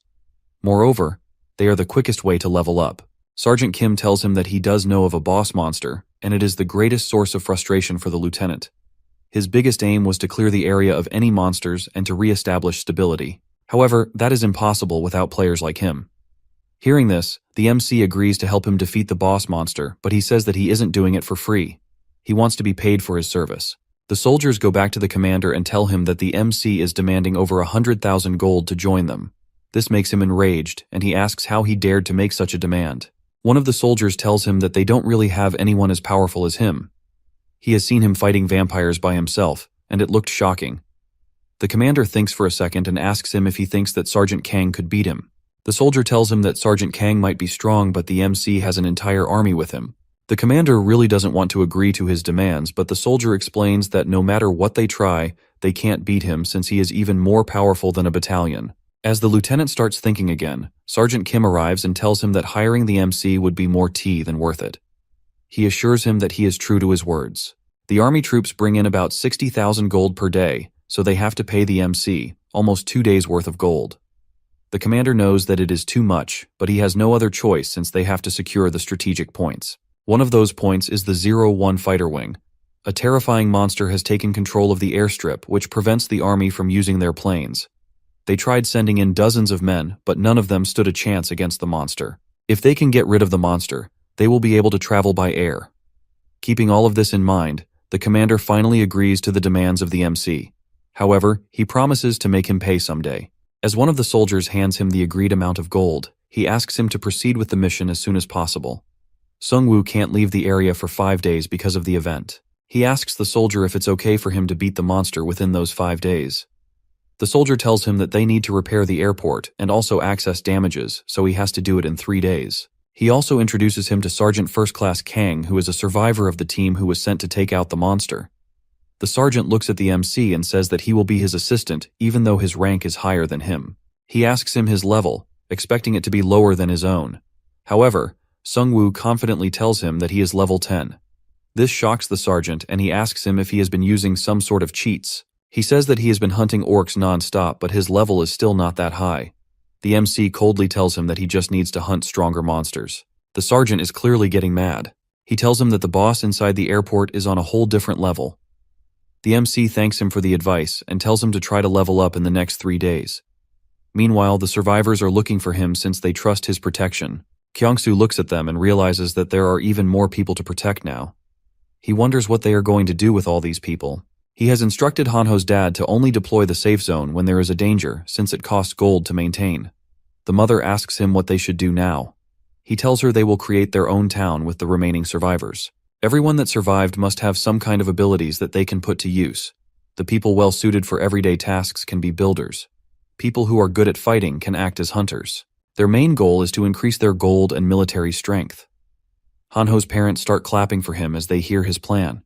He tells them that it wasn't his idea and he was simply instructed by the MC. He feels like he doesn't deserve their praise since he failed the people who put their trust in him. Seeing him like this, Hanho's dad gave him some words of wisdom and told him that he tried his best to lead those people, and this is something that requires courage to do. Meanwhile, the MC and his group stand among flames and a pile of monster corpses. Hanho looks around and says that it looks like a slaughter. The MC tells him that he is not wrong since they have gotten quite strong. The monsters who try to attack them get killed on the spot. Those who try to call for help have to face his minions. Those who try to attack in a large group get blown by his explosions, and if there are still any of them left, He finishes them off with his crossbow. As the group walks inside the building, they come across a marker with a hammer sign on it. The MC wonders what it means and decides to go inside the room. Inside, he finds various crafting tools and gets a notification informing him that he can combine 3 of his items. The combination will cost him 100,000 gold. The MC is in disbelief as he realizes that he can combine his legendary items. He wonders how powerful the resulting item will be. The MC has the Tear of the Sea Spirit, which he got from the store, and the Devil's Bloodstone, which he received after killing the Orc Chief. He also has the Slime Core from the Slime Boss. He thinks to himself that he should collect items that can be combined together. Hanho reminds him that the resulting item will be something random. He hopes that it will turn into an item that he can use. Sungwoo tells him that he is lucky, so it probably won't happen. The system notifies him that the combination process will cost $100,000 gold, and there is a 2% chance that he can lose his items. He proceeds with the process anyway. The items finish combining, and the MC receives a new item. This item is called the Chaos Crystal. It grants the player the Chaos attribute, which increases their mana and mana regeneration, while also giving them the ability to steal health and mana with their attacks. Sungwoo wonders if the Chaos attribute is different from the Devil's attribute which he previously had. He was expecting to get an item above legendary rank, but this was also an upgrade. Previously, he had to drain all of the mana from the enemy before he could absorb their health, but now he can steal them both at the same time. Both of his friends congratulate him on his new item. As Jisoo steps forward towards the crafting machine, she also gets a notification that she can craft 2 of her items. It will cost her 15,000 gold. After combining, she receives a blade that has an on-off ignition function. The blade also causes burns when she hits an enemy. She looks quite satisfied with her new item. Hanho looks at the 2 of them and slams the crafting table in anger, asking about his combined item. However, he doesn't get a notification. Sungwoo feels bad for him and tells him that he will buy him something from the store. When they reach the old car complex, they find out that the store is entirely destroyed. Hanho starts crying and asks them who did it. The MC looks at the broken screen and tells them that it wasn't the job of a monster. There is some writing engraved on the wall warning them of a new species that is going to replace them. The writing looks like claw marks, but it's too perfect to be written by a monster. The MC guesses that it's probably the work of someone intelligent who possesses the ability to understand human language. The group decides to head back for now. As they go out, they come across Sergeant Kim once again. They ask him what he is doing here. He tells him that he and the other soldiers got a ground quest, so they were out here hunting. He explains that it's basically like a daily quest, where they have to hunt a certain number of monsters at the end of the day. If they successfully complete the quest, their commander gets the rewards. The MC asks him if the soldiers receive any reward. Sergeant Kim reveals that their attack power and strength increase by 10% if they complete the quest. However, no matter how many goblins they kill, they keep appearing out of nowhere. It almost seems like they are respawning. The sergeant hopes that it's not the case, since then all of their sacrifices would have been for nothing. Jisoo asks him if any of his soldiers tried running away, since they must be dying to see their families. He reveals that a lot of soldiers ran away at first, but the number went down when they realized that they couldn't survive alone. Moreover, desertion was not treated well in the army. Currently, the army is just sending them on these quests each day, without any strategy or plan. It seems like they are trying to buy time. All of their gold is stripped away, so they can't even use the online forum. The MC realizes that the army hasn't adapted to the situation adequately. This is why the guilds of people like the prosecutor of Yeongdongpo had a better chance of growing. The MC decides to continue moving and offers the sergeant to treat the injured soldiers in their town. Meanwhile, the players in the town are getting attacked by a bunch of huge bear monsters. The defense team tries to hold it off, but the monsters are just too strong. They slash through the defense line easily. The players leave their posts and start running for their lives. Kyungsoo tries to call them back, but no one listens. Before he knows it, one of the bear monsters is standing directly on top of him. He starts to wonder why it is all happening while the MC is away. He suddenly gets a wave of motivation and charges at the bear with his spear. He slashes one of them in the eyes, causing the bear to go blind. This gives him even more confidence, and he begins to think that he can buy more time. However, he immediately gets clawed by another bear that sneaks up on him. As the bear almost kills him, he calls out to the MC for help. Out of nowhere, Righty jumps in and slashes both arms of the bear. As the bear cries in pain, Jisoo stabs it in the face with her flaming sword. Hanho also joins the fight and finishes off the remaining bear. Finally, the MC steps in with his minions. He is happy that some strong monsters showed up, since he was looking for some new minions. The soldiers are amazed as they watch his power with their very own eyes. He receives a synergy bonus, Wild Tyrant, for having more than 4 bears in his team. This bonus lowers enemy defenses by 10% and boosts his allies' defenses by 10%. Sergeant Kim looks at his group and realizes that it's not just him, but the entire group that is strong. All of them use their powers efficiently to fight. He clenches his axe in his hand as he thinks to himself that it's not fair. He believes that his fellow soldiers and their replacements could have also fought like them if they hadn't been forced into a battle without any kind of plan. He doesn't think that they deserve to die and wonders if he did the right thing by obeying the orders of his seniors. The MC then tells Sergeant Kim to inform the commander that he's ready to fight the boss and retake the airstrip. The next morning, survivors of the last bear attack receive healing. Hanho and Jisoo praise Kyungsoo for holding off the werebears alone. Sungwoo also tells him that he did well since anyone would have had trouble holding them on by themselves. Sergeant Kong arrives and mocks the condition of the town. The MC doesn't like that this is his reaction to a bunch of people dying. He explains that they had been attacked by werebears the night before, to which Sergeant Kang smugly replies that he knows werebears are tough opponents, as he defeated one himself. Sergeant Kim had already informed Sungwoo that Sergeant Kang has a high-ranking class, a 3-star striker, who fights with martial arts instead of weapons. However, he wasn't sure about the combo card he picked during the second phase. Sergeant Kim asks Kang if he is ready for the boss fight since the MC has finished all his preparations. Kang gets mad as he thinks that he is acting like the MC's messenger. He smacks him on the foot and says that Sungwoo can tell him everything by himself. He then asks him if he is killing monsters like he is supposed to do. When Kim responds positively, he asks him why he is complaining about his comrades dying on the job every day. As he walks away, he says that he isn't bringing in as much gold as he used to, and also mentions that the commander is tracking their location in real time. The MC also hears this and realizes that the way the army extorts gold from the soldiers is pretty much like slaves. Sergeant Kim has enough of Kang. He lashes at him, accusing Kang of causing the deaths of many of his comrades just because he wanted to level up.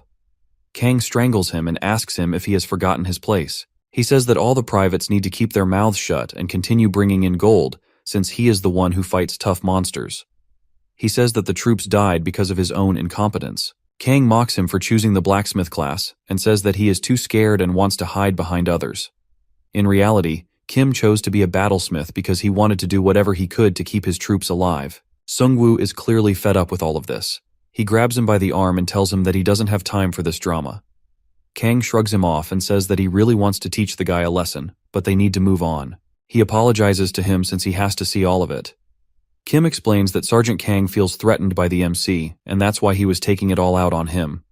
Sergeant Kim then leaves with his team to prepare for the upcoming boss battle. Sungwoo feels bad for him, but he can't really help him.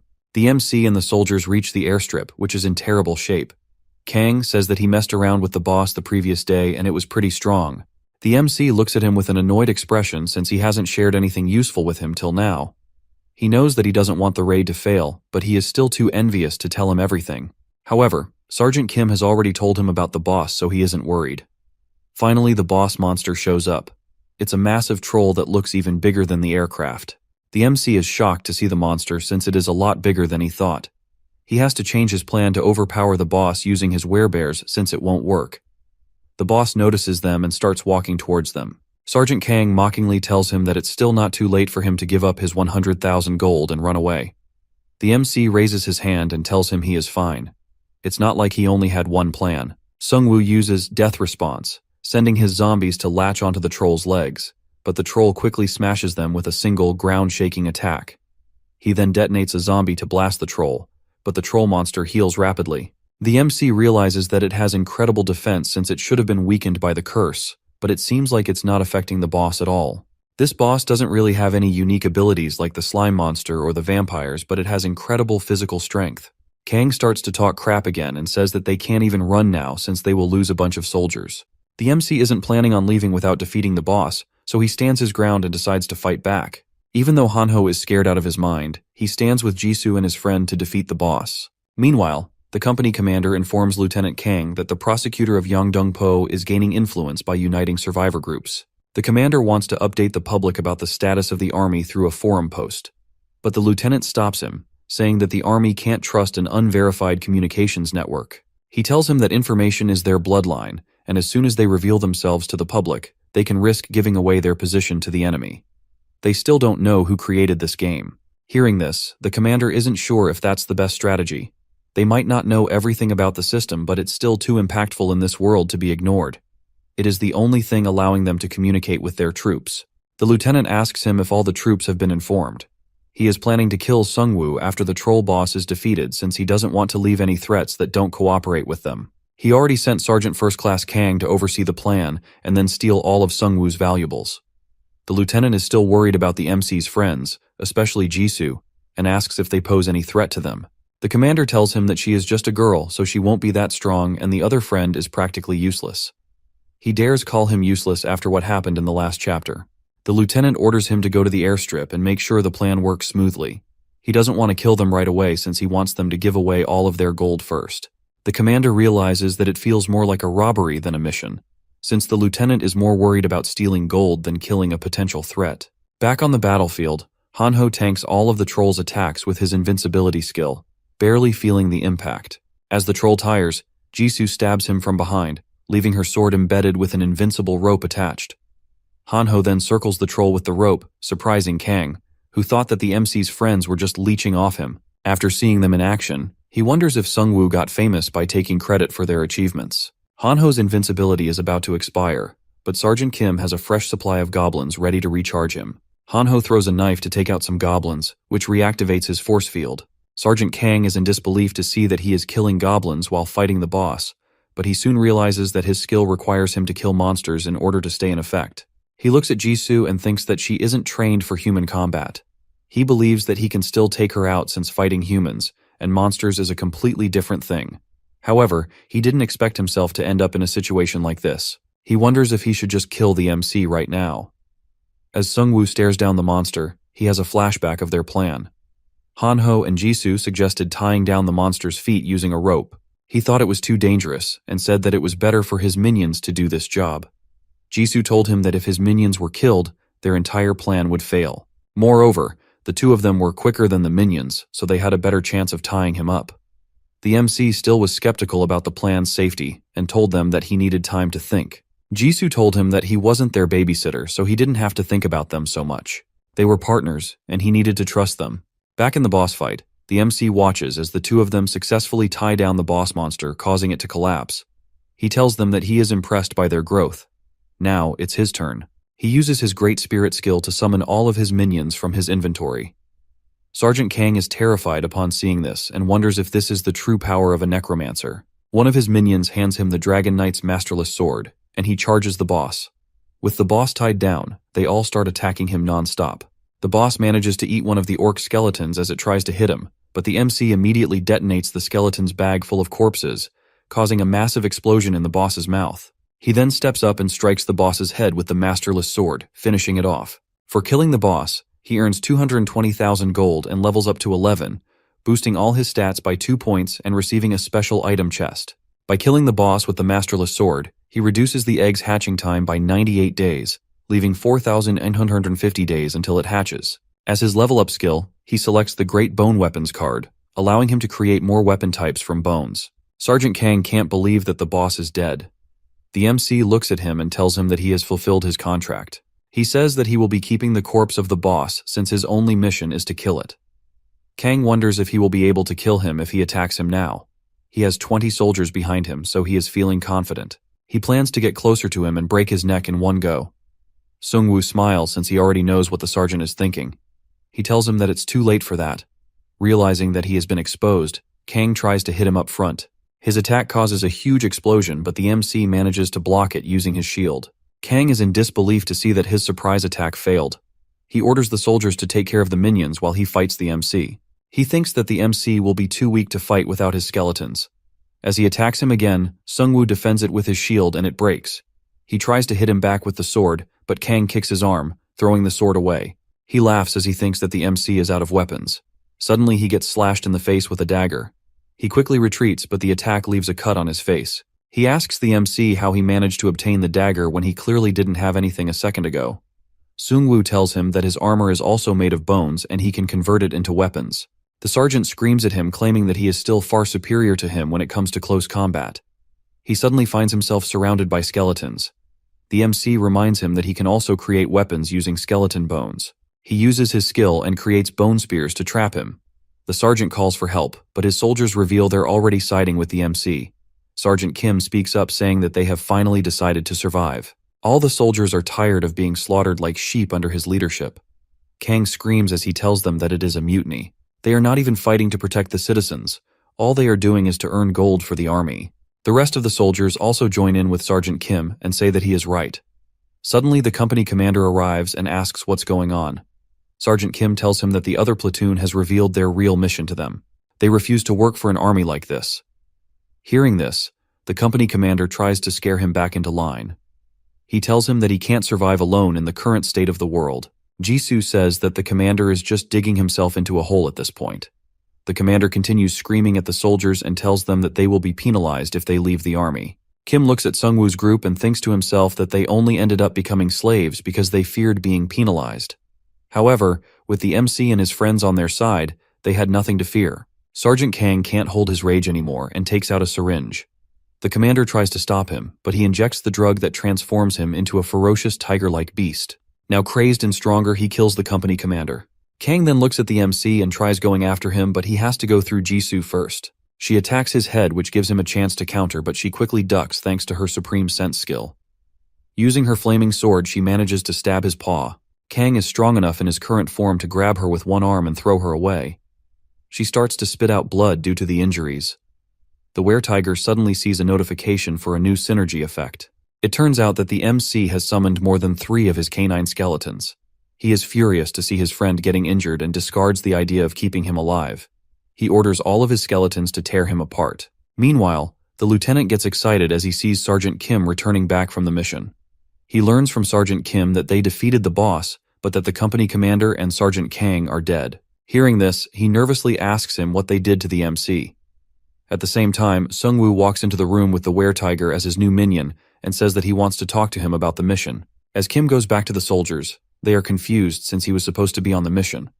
They all get terrified as they see the minions following him and say that it is treason. Kim smiles as he tells everyone that they are free now. Meanwhile, the MC throws the lieutenant in front of the commander. The commander tells him that he is disappointed since he failed to prevent the treason when he had the chance. The MC realizes why the soldiers follow him since he leads them to their death, and if anyone disobeys, they simply label it as treason. The commander disagrees with him and says that it is a legitimate mission. The only reason they survived is because they took swift action and also found a new way to boost their low morale. The MC asks him if he is referring to the game's synergy effect, which he previously declared as his enemy. He orders his troops to fight for him and makes them suffer if they disobey.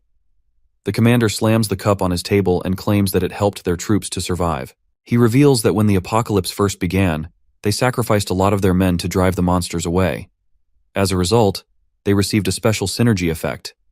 The commander explains that this synergy forces the soldiers to follow him. Each day, the soldiers must complete a group quest for a slight boost, but anyone who disobeys or tries to leave becomes a target for nearby monsters. All other units in their area were wiped out, but they managed to survive since they kept sending troops into battle. The MC tells him that he is just in a battle against non-intelligent and unorganized monsters. He compares the world to a survival game where humans are just pieces on a board controlled by a higher power. Then Sungwoo directly asks why he ordered his troops to kill him. The commander admits that is a threat, and he can't allow groups like his to grow and challenge the government. The MC realizes the commander doesn't even care about offending him and seems confident he can handle him with a crossbow. He tells the commander to release his soldiers from their forced allegiance and hand over all his gold. At first, the commander gets angry, insisting everything belongs to the military. But when the MC clarifies that he's not here to negotiate and will take what he wants by force, the commander backs down. He hands over 45,000 gold. The MC is a bit disappointed since he expected to be getting a lot more gold from him. Before leaving, he asks the commander about the werebeast vial. The commander hesitates but eventually reveals he bought the vial from wandering peddlers. The MC recalls seeing a slogan at a destroyed shop that matches the commander's story.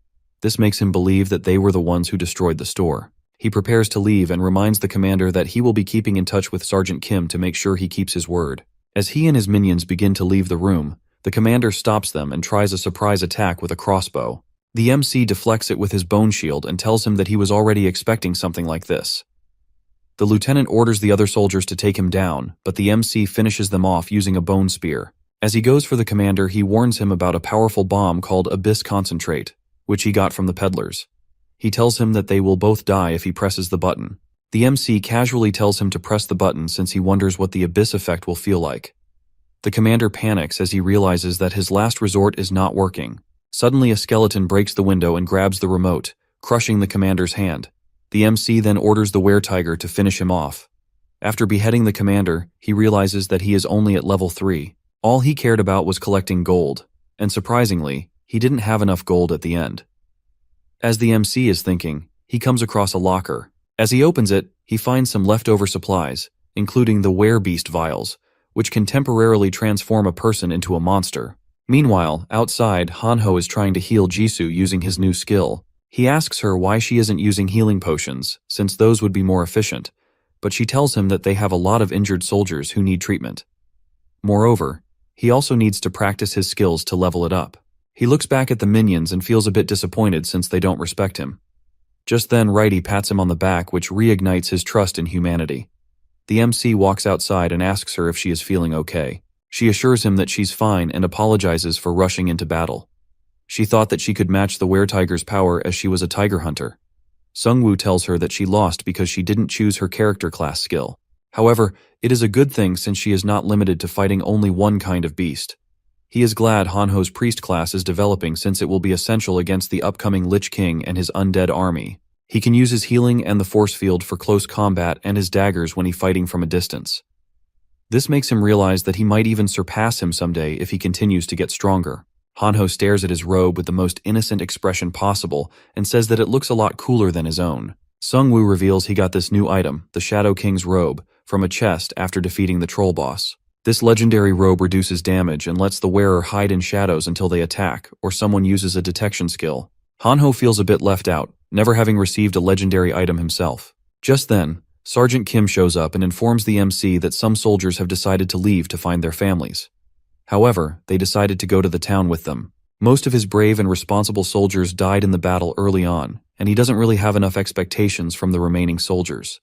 The MC tells everyone to head back and resume their preparations. With only 3 days left in Season 1, he knows that he has to continue hunting. The town has started to look a lot more organized with players stationed for doing specific tasks.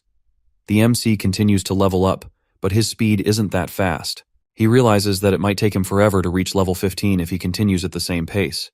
He can easily overpower orcs now, but with his current stats, he has no way of facing the Lich King. He knows he needs to reach level 15 soon to unlock the Grim Reaper's scythe.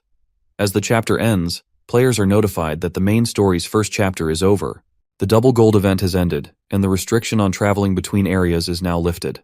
A main story guide appears, congratulating players for surviving up to Chapter 2. It explains that they'll soon discover the game's purpose and urges them to get stronger to face this new world. 3 more messages pop up, informing players that this event will last 20 days, that powerful raid bosses will spawn worldwide with valuable rewards, and that these bosses can attack safe zones. Lastly, it announces that angels and demons will be introduced later, and players can start searching for clues about these creatures scattered throughout the world. The MC realizes 2 key points in this update: the raid bosses, which can be a great source of experience for him, and the arrival of angels or demons. He lacks info on these creatures, though. Hanho suddenly asks him to check the app on his smartphone. He says that Korea's server rankings are now published. Sungwoo is ranked 3rd in the Korean server, while a mysterious player named Gangseo Khan is in the first spot at level 15. He can't believe how someone can achieve level 15 so quickly since he has been hunting constantly and was only able to reach level 12 recently. It's just the first ranked player that is odd. The same is true for the players at rank 4 and 5. They both appear to be from the same group, and they are still in the top rankings. Hanho screams and tells him about an online forum post from the prominent player, prosecutor of Yeongdongpo, who leads Korea's largest survival community of 500 players. The prosecutor publicly requests a meeting with the MC, inviting him to join their guild, as he's heard good things about him. He thinks they can work together to survive this crisis and uncover the game's secrets. As the MC thinks about his past, he wonders if he has an ulterior motive. However, he agrees to meet him regardless. Meanwhile, the prosecutor and his guild appear to be thriving. One of the members suggests that they should expand their territory now that travel restrictions are lifted, but another guild member warns that there are unknown threats like raid bosses and supernatural beings outside, so they should probably gather more information first. The guild leader announces that no matter the situation, It is their duty to slay monsters and protect the people since he aims to bring back the world to its previous state. The blindfolded starts getting emotional as he realizes how great of a man their leader is. The girl informs them that she tried to track down the players who were the top ranked in the forum, but she couldn't find any trace of the first guy.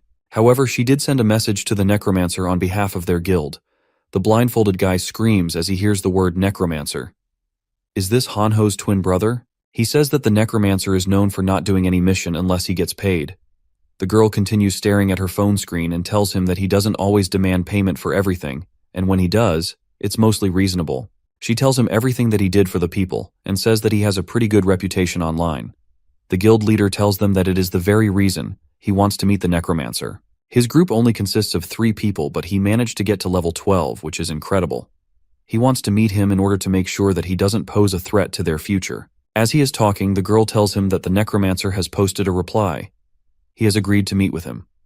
The leader immediately orders his team to start preparations for the meeting. Hanho asks the MC why he wants to meet the prosecutor since he was against it in the past. Sungwoo tells him that he will have to meet him eventually since he might be able to provide him with some information on how to level up. It will take forever for him to level up at his current hunting pace. As they prepare to meet, another group of players, biker gang members led by Taishong, arrives with urgent news. He tells them that they were attacked by some strange people who took his friend Young Shik. They were some bandits looking for something called the Golden Deer. Suspecting these bandits might attack their town, the MC asks Taishong to lead him to them. The bandits are beating the guy pretty badly as they ask him for information. He doesn't want to tell them the location of the town. He thinks to himself that he only needs to wait until his friend arrives. As one of the bandits tries to finish him off, the biker gang shows up with the MC. The bandits look excited as they see them and demand information on the Golden Deer.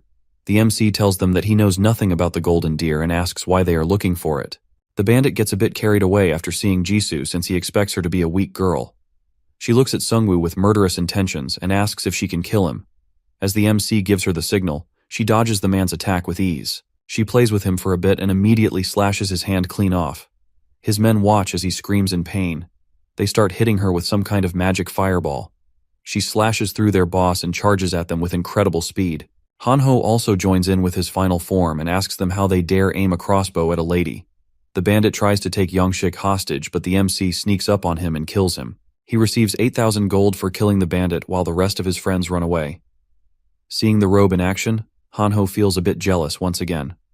Sungwoo assures him that he will let him borrow it later. Taesung tends to his injured friend and asks him what's so special about the Golden Deer.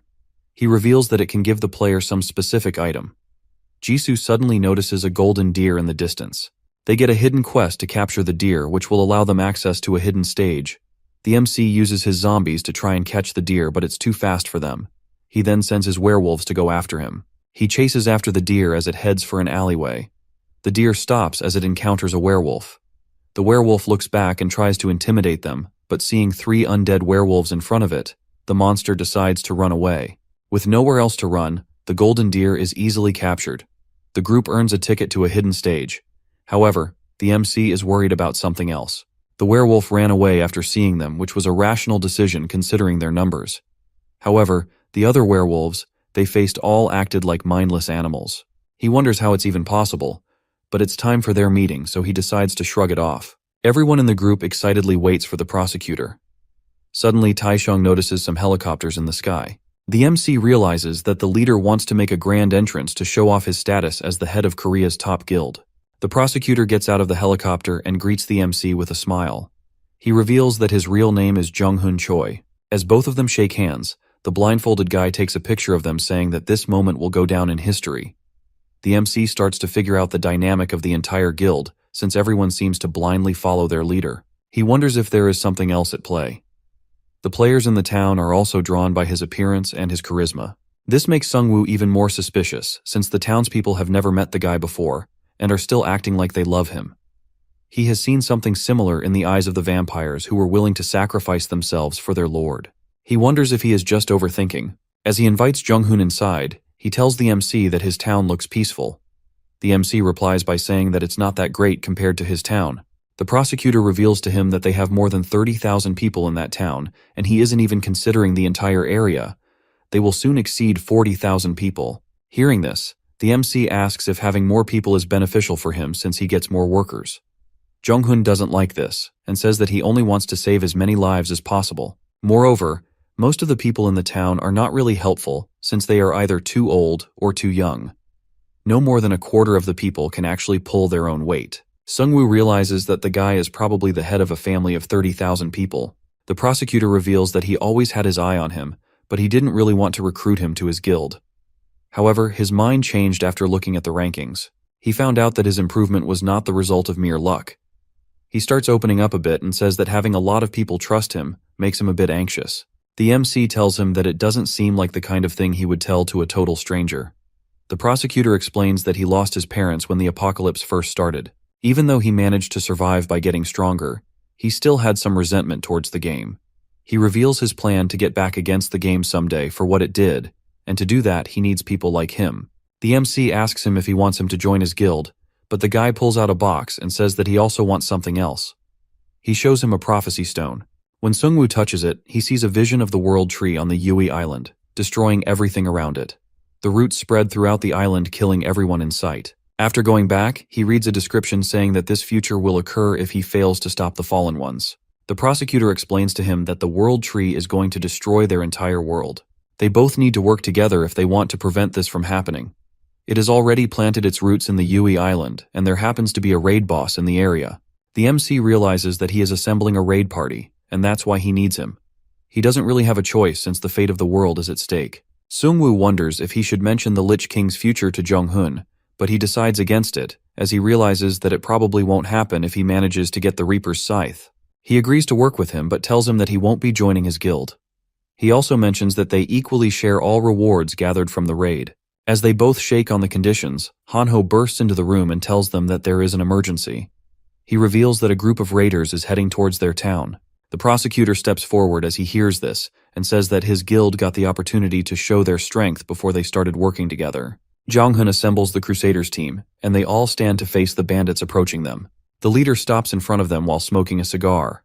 The prosecutor calls out to the MC and tells him that it would be helpful for both of them if they knew each other's classes. Since he already knows Sung-woo's class, he reveals to him that he is the Crusader commander. He receives powerful synergy by forming an order of knights. So basically, he gets stronger with more people on his side. The bandit leader asks one of his guys if the person they are looking for is the guy in the armor. The guy tells him that they are after the man in the cape and the girl standing with him. The leader smirks and explains to them that they are looking for the people who killed his men who raided the town. He came back to take revenge for them, but he still didn't expect to find a town with so many people. He gets excited as he wonders how much gold he can receive by killing all the players. The prosecutor knows that the bandits have already killed a lot of people, so he finds no reason to show mercy. He immediately orders his knights to charge into battle. It seems like the bandits have come well prepared as they try to hit the knights using ranged attacks. They plan to wipe them out before they can even reach the melee range.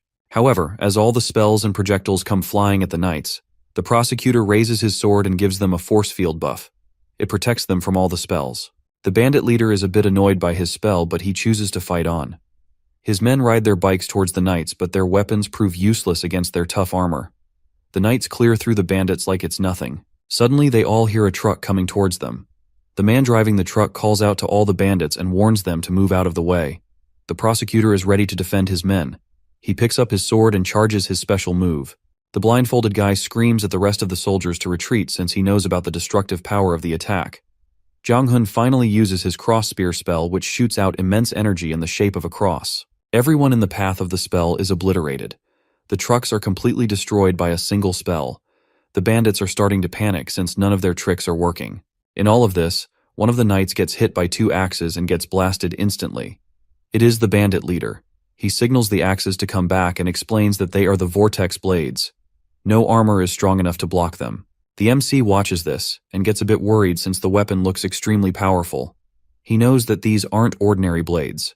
As all the knights are crumbling, the prosecutor steps forward with a smile and challenges the bandit leader for a fight. The leader feels insulted and tells him that his vortex axes are legendary rank items. Instead of dodging them, the prosecutor stands firmly in front of the attack. A huge explosion shocks the entire scene as the blades hit him. However, when the smoke clears, we see the blades completely shattered on the ground. The prosecutor mocks the leader and asks him if this is what he calls a legendary item. He uses his sword to smash the blades in half, which leaves the leader crumbling. The prosecutor receives a defense boost based on the number of knights in his party, which puts his defense among the best in the world. The MC realizes that he is basically like a walking fortress. The prosecutor raises his sword again and applies a healing buff on all the knights. A yellow light surrounds all of them, and they start to regain their strength. This is also one of his spells. He can heal his allies for the amount of damage he blocked. As long as he is standing, the knights are invincible. With the knights back in battle, he orders them to charge at the enemy. Meanwhile, Kyung-soo and the rest of the survivors are hiding in the building. Hanho's dad becomes a bit curious and suggests that they see what is going on outside. Kyung-soo is hesitant, but he eventually agrees, and the two of them go outside to witness the battle. A huge smoke has engulfed the battlefield. All the knights are on the ground, and it seems like the tide of battle has completely shifted. The bandit leader knew he couldn't win against the knights, so he unleashed a poison cloud that he received from the wandering salesman. It was called the Abyss Concentrate. The prosecutor held his breath as he stood in the poison. His shield was useless against it since he couldn't block poison. He wanted to make a show in front of the MC, but he realizes that he actually has to try his best if he wants to win. As he is thinking, he hears Sung-woo's footsteps behind him. He turns back to see the MC with a huge smile on his face. He inhales the poison and says that he is a good match for the bandits. Seeing him walking effortlessly in the poison, the bandit leader gets annoyed and throws a bottle towards him. However, this has the opposite effect on him since he seems to be enjoying the poison. Bro forgot he was going against a necromancer. Sung-woo takes on his awakened form and tells him that they are a good match for each other. The MC laughs as he inhales the Abyss Concentrate. It doesn't seem to be as effective as the Orc Chief's spell, but it is still enough to make him feel awakened. He decides to show off what he is capable of in front of the Liberation Guild. The bandits watch him in shock and wonder how he is still standing in the poison. One of them thinks that the poison is defective, so he takes off his mask, but it instantly kills him. Meanwhile, Sung-woo only seems to be getting stronger with each breath. He activates his death response skill and summons a bunch of zombies. The bandits quickly realize that they are up against a necromancer. The MC wants to show them his real power, so he summons all the skeletons too. The bandits run for their lives as they see the werebeasts turned into skeletons. However, the MC isn't going to let them get away this easy. He uses his corpses to blow them up. Kyung-soo watches this from a distance. The MC and his talent amaze him. Hanho's mom also gets out and asks them what they are doing. The bandit leader hears them and immediately calls out all the other bandits to take them hostage, since he can't see any other way out. Kyung-soo tries to protect them, but suddenly Jisoo shows up. She stands in front of them and acts like a shield. The bandits see a girl in front of them and charge at her excitedly since they think that she will be an easy target. Unfortunately for her, they can't be any more wrong. Jisoo slashes them with her flaming blade, and the bandit leader finally realizes that she is an absolute monster. He starts to panic and suddenly feels a blade in his stomach. The MC stabs him with his blade and takes the second ticket to the hidden stage. He now has both of the tickets and can activate the stage. The prosecutor asks him what it is, but before he can even figure it out, he automatically gets sent to the hidden stage. The prosecutor tries walking into the portal, but he receives a message that he can't enter. He wonders where the golden portal leads. Meanwhile, the camera guy is still taking pictures and capturing the MC. The prosecutor gets annoyed by him and tells him that he can't take any more pictures. He tells him that there are a lot of wicked people outside, so they need to be careful about what information they release to the public. The camera guy agrees with his words and assures him that he will be more careful about what he documents. Meanwhile, Jisoo is worried about the MC. The prosecutor asks her if she knows where he is. She says that she has an idea but refuses to tell him despite being affected by his likability aura. He realizes that she is suspicious of him, but she still doesn't reject him straight away, so he tries again. He explains that he might be in danger, so he just wants to know his location to help him. As Hanho begins talking, Jisoo shuts his face immediately. The prosecutor asks her if she is just going to stand around like a puppet and leave her friend in danger. She looks back at him and reveals that the MC is in the hidden stage. They are both teammates, so she trusts him to handle it on his own. The prosecutor starts to compliment her fighting skills and offers her a membership in his guild. He tells her that she will also receive a huge boost to her abilities if she joins. However, Jisoo rejects his offer and tells him that she already has a team that she can trust. As she drags Hanho away, the blindfolded guy looks at her with a fuming expression, since she talked rudely to his leader. By now, the prosecutor has also realized that it's not easy to persuade these people. Meanwhile, the MC finds himself in a golden city. A notification tells him that he will receive a special reward for clearing the stage, and if he dies, his body will just be transported back to his original location. As he tries to figure out where he is, he notices a golden minion staring at him. A few moments later, some other minions also show up. These don't seem like normal goblins since they are not scared of him.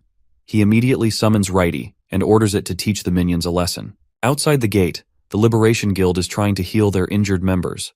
Normal recovery potions aren't working, so they're using antidotes. Hearing about the antidote, the prosecutor realizes that they are dealing with a curse rather than a poison.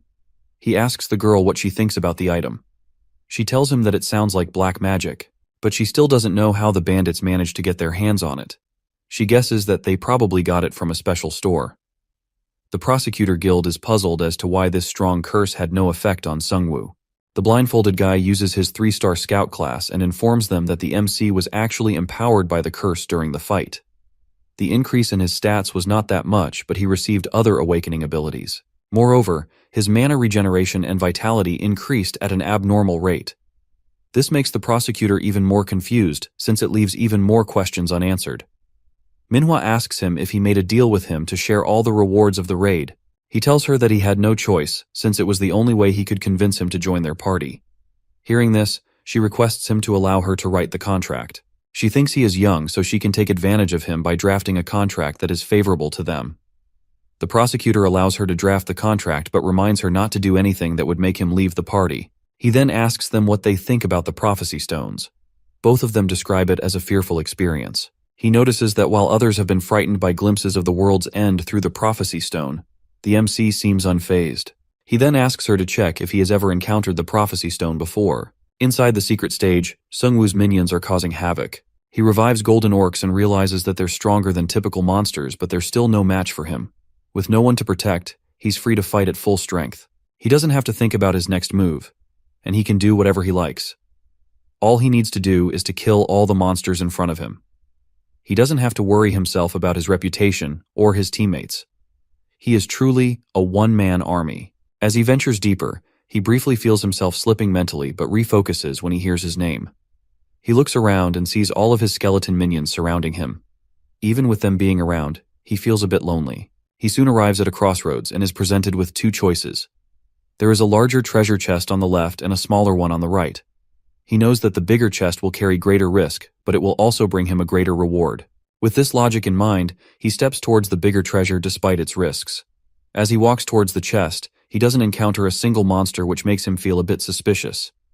He orders his minions to attack. Upon getting hit, the chest transforms into a mimic boss monster. The mimic's teeth are powerful, and its bite is highly damaging. The MC thinks it must be slow due to its lack of limbs. He is confident that he can win against the boss easily due to his weakness. However, the boss suddenly attacks and easily pushes his minions back. Sungwoo is caught in the impact and starts coughing up blood. The boss is now even more aggressive.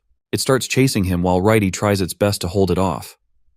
While running away from the boss, the MC realizes his mistake. He underestimated this boss monster by thinking that it wouldn't be able to move without limbs. He can't believe he was so overconfident and wonders if it happened due to the effects of the awakening. He finally realizes how arrogant he was to think that he didn't need any teammates. He needs them since he's always extra cautious when they're around. Just as the mimic monster is about to chomp down on him, his minions manage to hold it back. He quickly activates the death response spell inside the mimic's mouth, sending his zombies in to attack from within. He steps back while his minions pin the mimic's mouth shut. While looking at Righty, he apologizes for failing it in battle. The next moment, he activates his corpse explosion spell to blow up the boss, knocking everyone back with the blast. When the smoke clears, the boss is gone.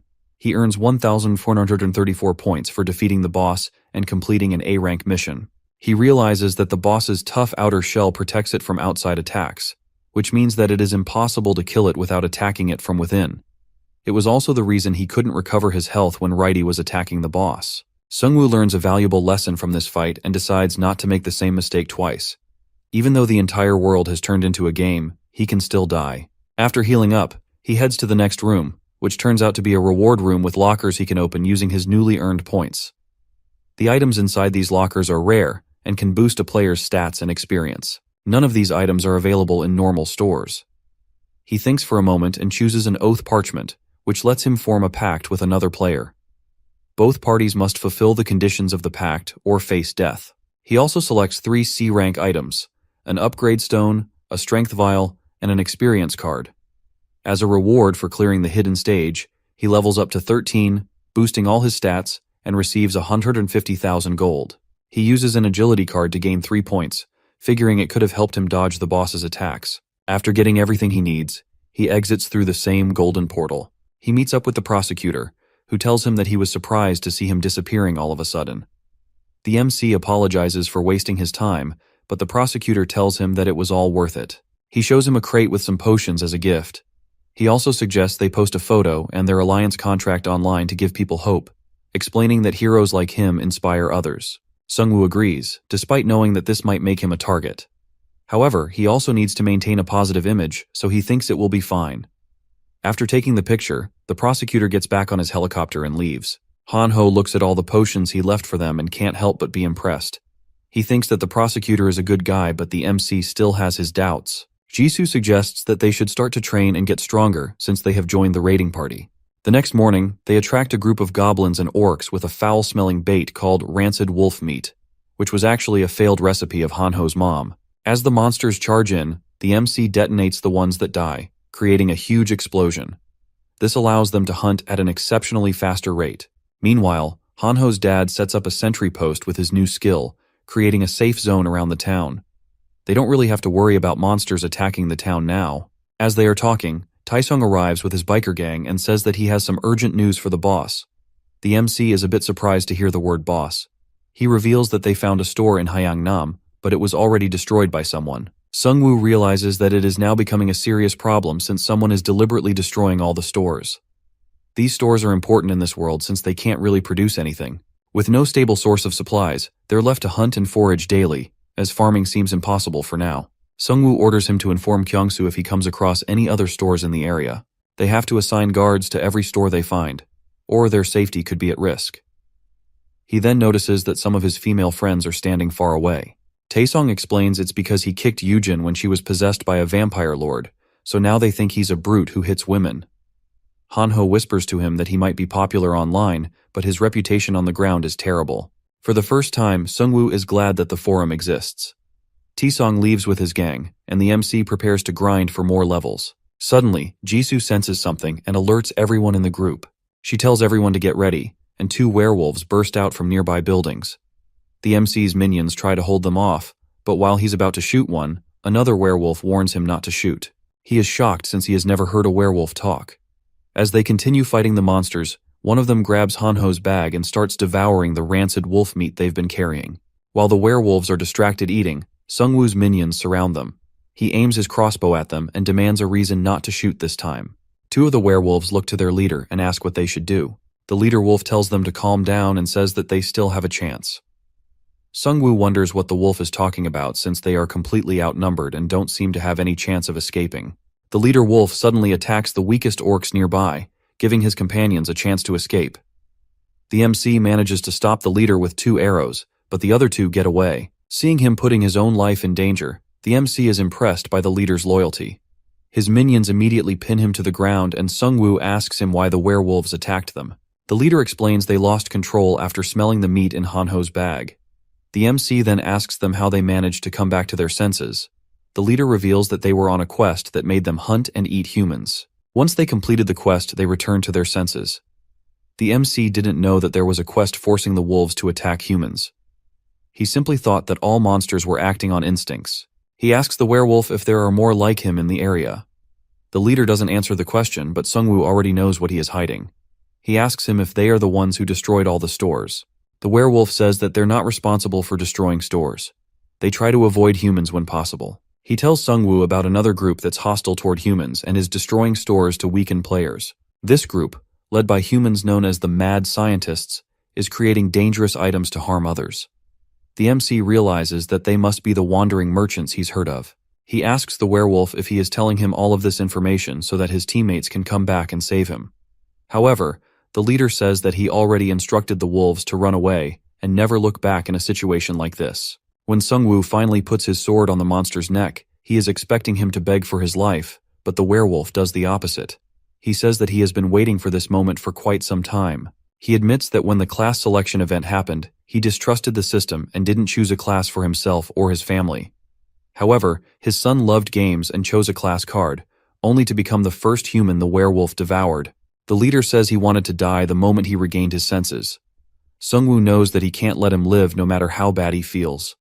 In his final moments, the werewolf tells him how unfair the game is. He only made the choices he did because he was trying to survive, and all of them ended up being the wrong ones. Sungwoo finally ends his suffering, and Hanho feels bad for him knowing that they are all rational beings just trying to protect each other. The MC tells him that they shouldn't let their guard down. Even the looters they killed earlier must have had their own families. He tells him to prepare because they're going after the two werewolves who escaped. Jisoo asks him what they would do once they find them since they seem like kids. He tells her that he isn't planning on doing anything to them. He just needs to learn more about the werebeast's territory. He knows that this isn't fair. By making the werebeasts conscious, the system is creating a conflict. Even though the players don't want these monsters around, knowing that they are human may cause them to show sympathy for them. However, he knows he can't risk showing mercy to creatures that might lose control at any moment.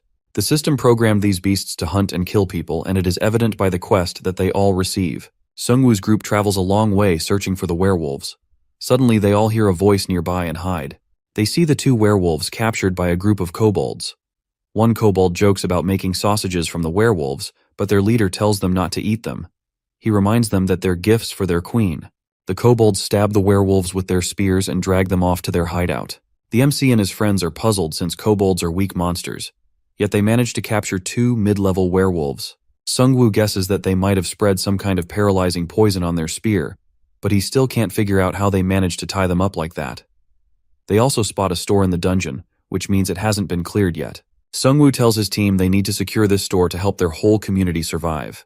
Just then, they get a notification that this dungeon is called the Venomous Spider Queen's Chambers, a deadly area where 124 players have already lost their lives. There's a 50% bonus reward for clearing it. Hanho gets nervous since they didn't bring any goblins with them, and this dungeon favors monsters. As they go deeper, they find people trapped in spiderwebs calling for help. Jisoo uses her flaming blade to cut down the webs, freeing the trapped players. One of the rescued players thanks them, but suddenly several spiders burst out of his mouth and kill him. Sungwoo tells everyone to step back and blows up the bodies.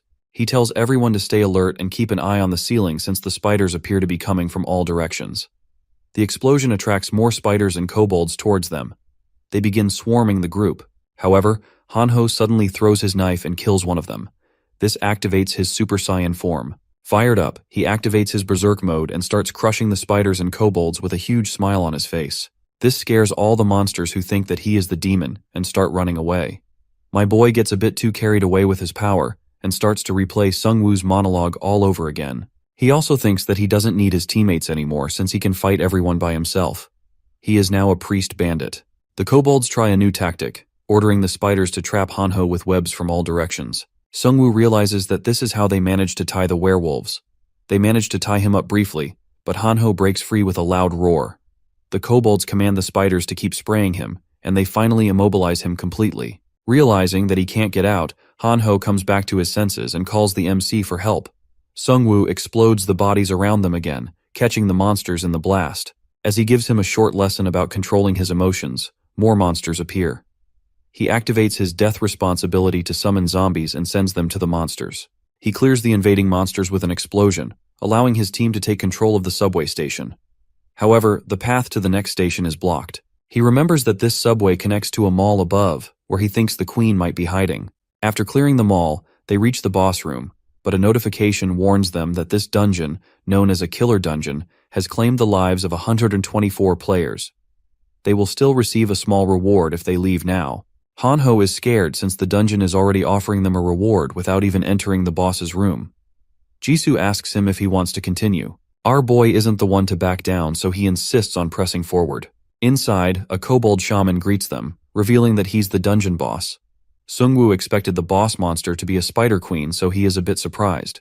Hanho is also shocked since this shaman can speak fluent human language. The shaman laughs and explains that it's because he's eaten 20 human brains.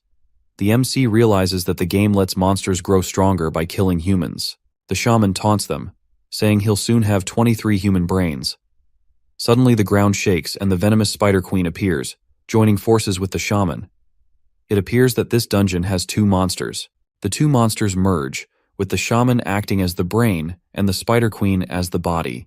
Sungwoo immediately activates his death's response spell and releases all of his zombies. He is planning on using the zombies for explosions, and then finishing them off with his skeletons. However, the Spider Queen traps his zombies in her steel webs. She tosses them away instead of finishing them. The shaman laughs and tells him that he already knew he was going to blow them up. This makes the MC worried since the kobold seems to have acquired the intelligence of the humans he ate. He watches as the Spider Queen blocks Hanho's dagger throw. The kobold exclaims that he is acting as the brain while the queen is acting as the body. She will protect him at all costs. As the Spider Queen attacks with webs, Jisoo burns through them with her flaming sword. She smiles and tells him that the queen spider is as flammable as the others. The kobold shaman uses water magic to douse the fire and keeps Jisoo at a distance. At the same time, the MC orders his minions to form a barrier and instructs Hanho to guard Jisoo. He tells Hanho that he has a plan in mind. As the Spider Queen crushes his minions, he uses his Necromancer powers to resurrect all the corpses from above. As all the corpses are falling down, he tells them that their nest was practically made for him.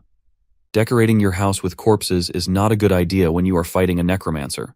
The awakened minions swarm the boss, but the Spider Queen slashes through them with her legs. One minion manages to strike her leg, making her angry enough to spray poison. However, the poison doesn't affect the undead since they're just bones. The shaman quickly realizes this, and tells the queen to stop using poison. It appears that she is losing control since she is not listening to the shaman anymore. Sungwoo knows that the shaman is smart enough to figure it out. The queen takes down the first wave of skeletons. The MC resurrects even more from the bodies lying around. He knows that he can't let the fight go on for much longer since he is losing his mana. Most monsters simply fight till they are exhausted and then surrender. However, this boss is different since the kobold knows what he is doing. The kobold shaman becomes frustrated with the endless waves of resurrected minions, so he and the Spider Queen go straight for the MC. The Spider Queen lunges at him, but he blocks her with a bone shield. His current stats are much higher than an orc monster. He may not be able to keep up with a boss monster's strength, but he knows that he can hold off if he focuses all of his energy on his defense. The Spider Queen breaks his shield again and one of her strikes hits him. He is sent back, but he holds his ground. He expected the boss monster to do some damage to him, but as long as they can't kill him in one blow, he is okay. His minions can continue to heal his health and mana with their attacks. All he needs to do is to endure the pain and hold on. The queen suddenly stops attacking him. Sungwoo mocks them and asks if they are already tired from the fight. The kobold starts to brag about his intelligence and says that he won't continue a fight with no end. The queen gathers up all the nearby corpses, and the shaman burns them with his fireball skill. He is doing this so the MC won't be able to summon more skeletons using these corpses. Sungwoo realizes that the shaman is much smarter than he thought. His minions charge at the shaman, but he creates a force field using an air blast, keeping them away. Feeling confident that he is running out of minions, the shaman drops his guard, only for Jisoo Yoon to sneak up from behind and try to strike him. However, the Spider Queen is ready. She blocks her attack with her legs and protects the shaman. The kobold asks her if she is trying to surprise him. He takes a look at everyone in front of him and realizes that someone is missing. Suddenly, Hanho appears with the zombies and tells him that he and Jisoo are working on a secret weapon just for him.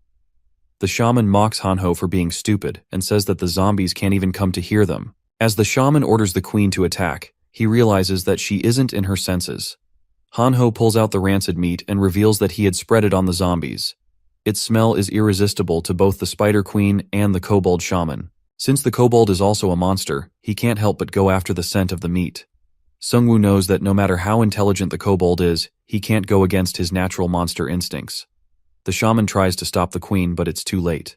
The MC bids farewell to them and detonates the zombies, triggering a massive explosion.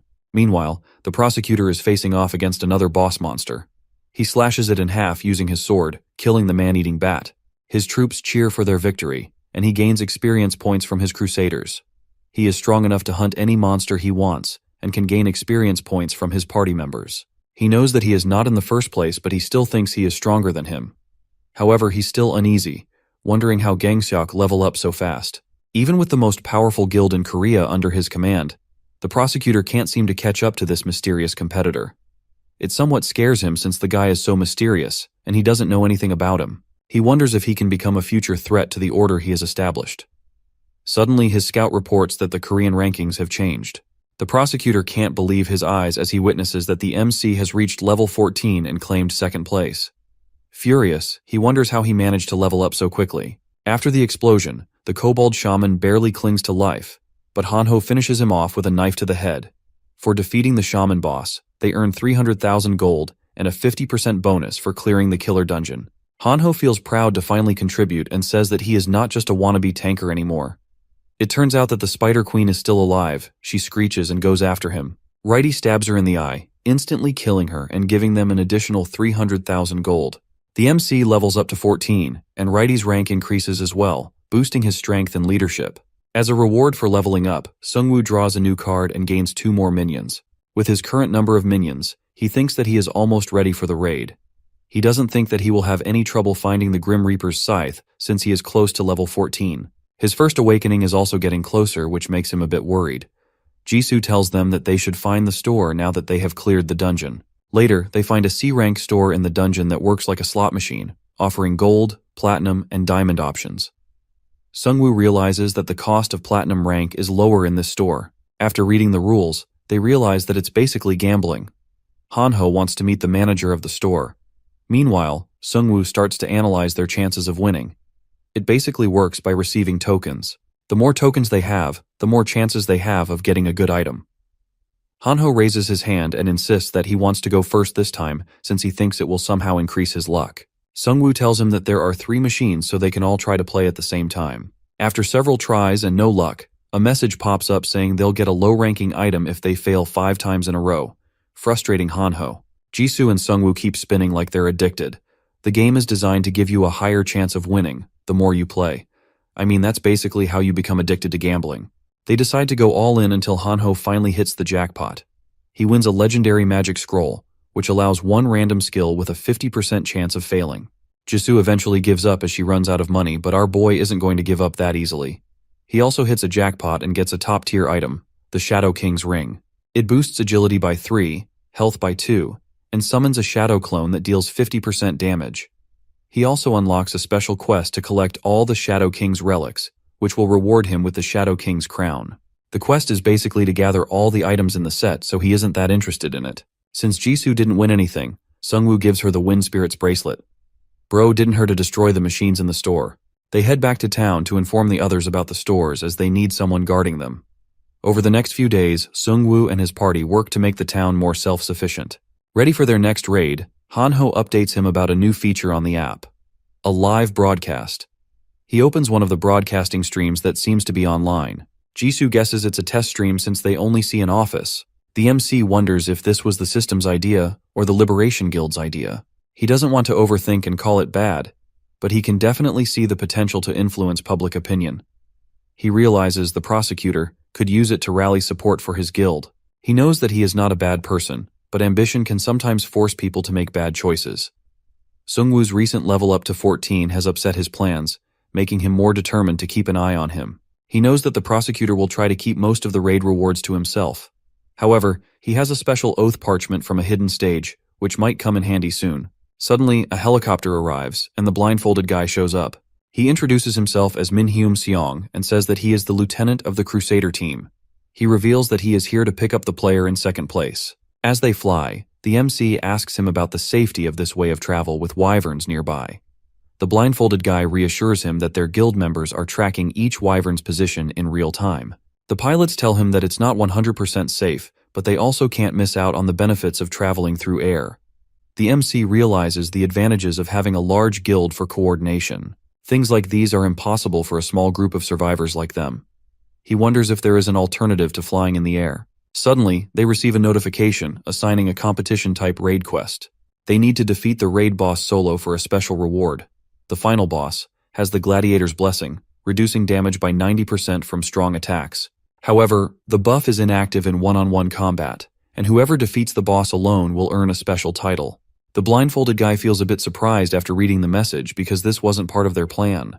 However, he trusts his sister or the prosecutor will handle it. Seeing him in a panic makes Hanho think that they're both very similar. The MC is also surprised since raid bosses are normally taken down by groups, as they're tough to beat alone. He senses someone might be watching them and notes how, after all their raid preparations, someone has suddenly made things more difficult. Now, he has no choice but to compete with the prosecutor and the other guild members during the raid. The player guidebook reveals a message from the prosecutor, announcing that 12 groups and 1,000 players will join the Yui Island boss raid, which will be broadcast live. After the raid, the Liberation Guild plans to hunt monsters across Korea and eventually, the world. While most players are thrilled by this, some believe that the MC should lead instead of the prosecutor since he has a higher rank. When Sungwoo and his team arrive, the players are excited to see him. As they land, the prosecutor personally welcomes them. The MC tells him that he is impressed by the surrounding area since it looks well organized. He spots a camera and suspects that the prosecutor might be using the raid for publicity. He can also see a large group of players and wonders if he is trying to showcase the difference in numbers between them. A player with purple hair steps up and mocks him for arriving with only 2 teammates. He tells him that this doesn't look like a balanced alliance, and reveals that he brought 31 elite members. As if having purple hair wasn't enough for him. The terms of the contract have not yet been discussed, so the MC wonders if the prosecutor and this purple-haired guy planned this to make him look bad. Sungwoo asks the player if he can introduce himself first. The prosecutor introduces the player as Gangyun Lee, leader of a group from Daehak-ro, and a fire-type sorcerer popular on the forums. Sungwoo tells him that the 3 of them always stick together. He doesn't see a point in counting heads since they are going for a boss raid and not a war. Gangyun is annoyed, but the prosecutor reminds him what class Sungwoo belongs to. He tells him that he is never alone, and that's why they asked him to join the raid party. As the blindfolded guy anxiously bites his nails, the prosecutor tells them that it's time for the meeting. They head inside for the meeting, which is about to start. Inside, leaders from various groups are gathered. Manhwa Seong, the deputy lieutenant of the Crusaders, announces that the raid's difficulty has increased with this new quest, so rewards will also be higher. Though they don't know what items they'll get, she proposes converting the items to gold and splitting it equally among the 12 leaders. The MC looks around and realizes that everyone is in on it. Splitting it evenly isn't always fair, but none of the leaders said anything. He realizes that it's a setup. They've been working with the prosecutor from the start, all tied to the Liberation Guild. Even if they split the rewards among the 12 of them, it will all go to the Liberation Guild, and this means he will only get a small share. When Manhwa asks for any objections, Sungwoo raises his hand and asks her why they are dividing the rewards equally when the quest demands them to fight the boss on one. He argues that whoever risks their life against the boss should get everything. Manhwa points out he was the one who originally proposed the idea of equal rewards. Sungwoo immediately clarified that he wanted fairness, not equality. The other leaders don't think that his proposal is fair since they all have different strengths. They ask him if he just wants someone to defeat the boss for him. One of the leaders, An Seok-gu, stands up and challenges him to a duel. Known as Iron Fist and ranked 11th, An Seok is famous for fighting monsters bare-handed. Sungwoo brushes him off and tells him that he is only upset because he knows that he is speaking the truth. My man out here making enemies left and right. An Seok gets angry, but the prosecutor slams the desk and tells them that it's a great idea.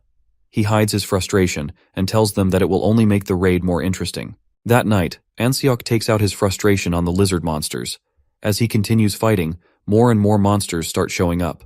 However, instead of backing down, he decides to go all in. Suddenly, fireballs rain down, causing an explosion that wipes them out. The purple-haired guy appears and advises An Seok to be careful.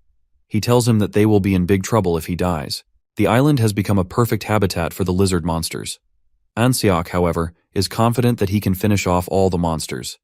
Gangyun mentions they also need to stop the fallen ones, who plan to plant the World Tree seed. An Seok asks him if he knows who they are, but he tells him that he has no idea if they are players or monsters. He says that this is why it is crucial for them to take control of the island first. The leader is pretty confident that the prosecutor can take care of things since he is the type of guy to keep his promises. A few moments later, they see a helicopter heading toward Uedo Park. An Seok thinks that they are going after the prosecutor, but the purple-haired guy tells him that the MC is headed in that same direction. They fear that he might even reach the boss before the prosecutor. Following Seong-woo is Myung-soo Yang, an archer who was a rising talent even before the world ended. He thinks that success isn't always the result of hard work. Sometimes you just have to make the right connections and partake in some politics. People tend to favor those who are obedient and can easily fall in line. He knows that he is not the most capable, but he is confident in his ability to cling to others for his survival. Manhwa handed him 2 weapons and instructed him to trip the MC when he was going against the boss. However, things aren't really going as he expected them to. Watching the MC and his team in action, he realizes that his plan is falling apart. Jisoo's flaming sword and Hanho's unbreakable defense seem almost unbelievable to him. He looks at him and wonders if they managed to tame some new kind of monster. Moreover, the MC is carrying an army of armored zombies with him. The synergy he receives with the zombies is similar to the synergy of the Crusaders. As he is thinking, Sungwoo looks back at him and asks his group if they also want armor. They tell him that they don't need armor since they are archers and dress lightly, but he equips them anyway. To their surprise, they feel lighter and more protected. With this, the MC's synergy doubles with over 40 units. Myongsu feels that he is helping the person he is supposed to beat. He hopes that this doesn't affect his performance review. Myongsu goes back to his bootlicking mode and points out that the place up ahead is Uedo Station. Just past that is a park where the boss room is located. The MC feels uneasy as they get closer because the water level is rising. The archer warns him that many lizardmen are waiting to ambush them in the water, so it would be wise to team up with others. He smiles as he thinks to himself that even the Necromancer may not be able to handle these waters. Sungwoo ignores his advice, instructing Hanho and Jisoo to step back while his werebear minions toss the lizardmen into the water. The MC detonates their corpses, killing all the monsters hiding in the water. This earns him a lot of gold, and the nearby archers watch in amazement. Once the smoke clears, the MC tells them that the path ahead is clear. Soon, a helicopter arrives and a cameraman starts recording him. Hanho sees the helicopter and realizes it's supposed to film the Guildmaster's exploits. The camera guy can't contain his excitement as he films the MC and his skeletons. He thinks to himself that this is the footage that the prosecutor would want to be captured since it would boost the morale of other survivors. Bro is too innocent for this world. The viewers cheer for the MC as they witness him clearing through all the monsters. However, the cameraman's assistant tells him that he has received a call from the Crusader team. As he takes the phone, he hears the voice of Manhwa, who angrily demands that he turn back or face consequences. The cameraman doesn't understand what is wrong, since she gave him permission to film the other teams. She screams at him that she only allowed it so that the players won't think they are being biased. Scared for his own life, the cameraman immediately turns around and heads to film the other teams. The MC and his friends suspect that other teams must also be making good progress, which is why the helicopter is moving away. The three of them eventually reach the boss's room. Even though it's a park, Jisoo notes that it looks more like a jungle. Suddenly, the ground begins to shake like an earthquake, and a powerful beam of light shoots up from the northern forest. They get a notification that the raid boss, Lizardman Warlord, has appeared, and it has a defense against concentrated attacks, reducing their effect by 90%. The Warlord is searching for a worthy challenger for a one-on-one fight. The group notices helicopters rushing toward the boss. The MC realizes that the prosecutor was waiting for them to locate the boss so he could swoop in for the rewards. The prosecutor is even more competitive than he expected. The Crusader team is going straight for the boss without clearing the nearby monsters. Even though it's not stated in the contract that they have to travel by land, he finds it hard to trust someone who is this competitive. Hanho asks what they'll do next, and the MC tells him that they'll have to fight through the monsters. As his minions start clearing the way, he notices a green light appearing on his clothes. He knows exactly what it is. It's the C-rank card from the hidden dungeon, which lights up when the player has obtained enough experience to level up with the card. The MC is thrilled as he can finally level up to 15 and unlock his first awakening. He decides to use the experience card, which causes him to disappear into a different realm. It feels similar to when he touched the prophecy stone.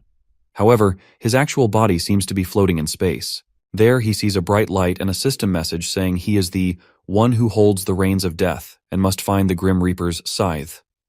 The quest, Who is the Master of Death Part 2, appears. He will receive the first stage of awakening if he manages to seize the Grim Reaper's scythe. If he fails, he risks becoming the Lich King's minion. The choice he makes will affect his destiny. The figure in the light seems to want to communicate, but the MC can't understand its words. He wonders if the system is trying to speak to him directly. For some reason, the being feels both calming and strangely familiar. He has a feeling that it won't harm him. Suddenly, a message informs him that he'll witness death directly. However, as he tries to grasp the light, it vanishes, and he awakens back in the real world. Hanho tells him he was gone for about 10 seconds, which makes him realize that it was a real experience and not just a vision. He knows that he'll witness a death soon, and he hopes it won't be one of his friends. The message leaves him with even more questions than before. Suddenly, they hear a loud explosion from the direction of the boss. The MC realizes that he doesn't have time to stand around and think about what he needs to do. He can't really complete the quest at the moment, so the best thing for him is to focus on the boss. He signals his team to head for the boss, telling Myongsu to retreat and regroup. They hurry toward the boss room, only to see that the Crusader team's helicopter has been hit and crashed. The blindfolded guy crawls out of the wreckage and wonders what happened. Their helicopter was attacked in the air, but they can't figure out what hit it. There is a huge spear impaled on the front. The prosecutor emerges from the flames and instructs all of his teammates to fall back into formation. He used his blind faith zone skill during the crash, saving everyone but the pilot. He tells everyone that they should take their revenge on the monsters. With more lizardmen approaching, the Crusaders prepare for battle as 17,555 people watch the livestream. The knights skillfully start killing all the monsters in their path. As they are fighting, he looks at the prosecutor who appears to be charging his cross spear attack. He cuts down waves of lizardmen with his spell and warns his team to brace for the second wave of monsters. Suddenly they hear a loud noise in the trees. Manhwa realizes that the lizardman warlord has appeared. The prosecutor orders the crossbowmen to fire, but most of the arrows bounce off without damaging the boss, since more than one person is attacking it. He immediately orders them to stop. He didn't expect them to do that much damage to the boss, but it seems like their attack barely even left a scratch. Moreover, it's useless to hit him with such attacks, since it can regenerate rapidly. The boss suddenly charges towards the knights. He swings his blade, slicing two of them in half. The other knight struggles and calls for help as the boss is about to strike. However, the prosecutor comes in clutch and distracts the boss. He steps forward, ordering the Crusaders to handle the lesser lizardmen while he challenges the boss to a duel. He stands in front of the boss and tells him that he is the one he is looking for. The boss lunges at him, but the prosecutor blocks with his sword. He realizes that they're matched in strength. However, the boss monster has an advantage due to his sword having a much longer reach than his. He still thinks that he can win since he has the upper hand in terms of speed and reflexes. The two exchange fierce blows as a helicopter crew records their intense battle. The reporters are impressed by the prosecutor's strength since he seems to be overpowering the boss by himself. Soon, Gang Yun and An Seok arrive at the scene. They spot some skeletons in the trees, which means that the MC has also arrived at the battlefield. The prosecutor strikes the boss back with his cross spear skill, which deals a lot of damage. However, for some reason, the boss keeps smirking and it's making the prosecutor annoyed. He is furious and wants to wipe that smile off his face.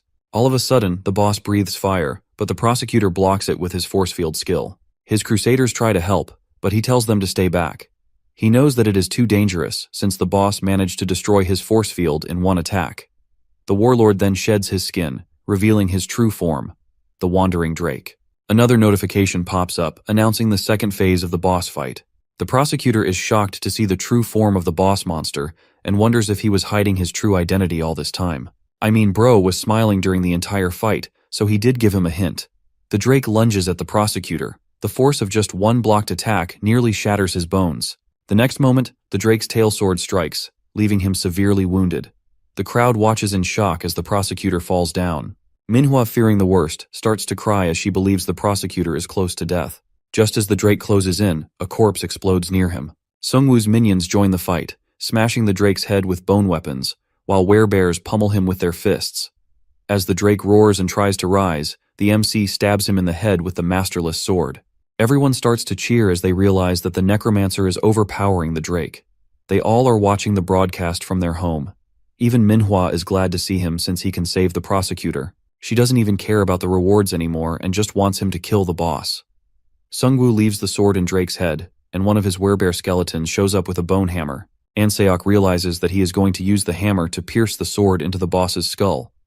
The purple-haired guy is also positive that he can take care of the Drake. In all of this, someone informs Manhwa that a massive swarm of lizardmen is approaching the MC's location. She realizes that the battle was unfair to begin with. Even though there was a restriction to fight the boss on one, it didn't apply to the monsters. She orders everyone to defend the MC at all costs. All the knights make a defensive wall in front of the MC to protect him. Hanho looks at them and says that they have finally realized who they need to defend. At the same time, the werebear hits the Drake with his hammer and pierces the sword through its skull. It seems like the battle is over and the boss is dead. Just as the spectators think the boss is finished, the MC notices it moving.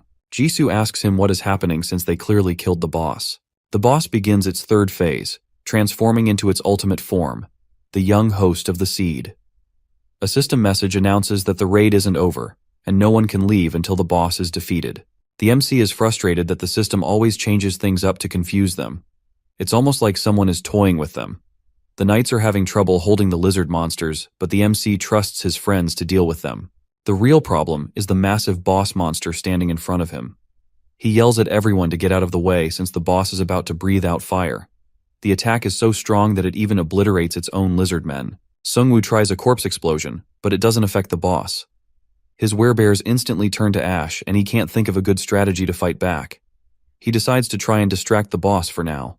With his forces dwindling, he revives fallen lizardmen to fight and tells everyone to retreat and spread out. He tells them that they can't fight the boss and lizardmen at the same time.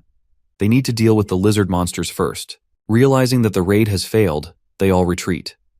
As they are moving back, Hanho notices the prosecutor who appears to be badly injured.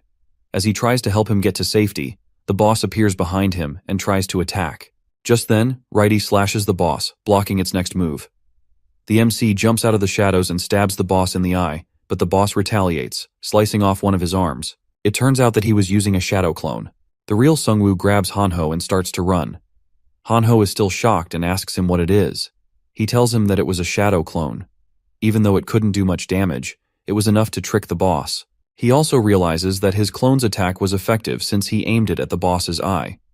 However, the boss doesn't seem to like it. As the enraged boss chases them, the MC wonders if he provoked it too much. Suddenly, Jisoo launches a powerful surprise attack on the boss, which gives others more time to retreat. Sungwoo looks at her and reminds her that he told her to retreat. However, Jisoo stands with a smile and tells him that the three of them always fight together. Hearing her encouraging words, the MC and Hanho turn back and decide to face the boss monster together. Sungwoo activates the death response, and zombies start rising from the ground. The boss slashes through them easily, and he detonates the corpses. Even though he said that they would beat the boss, he knows that it won't be that easy. The explosion he just did left no scratch on the outer side of the boss.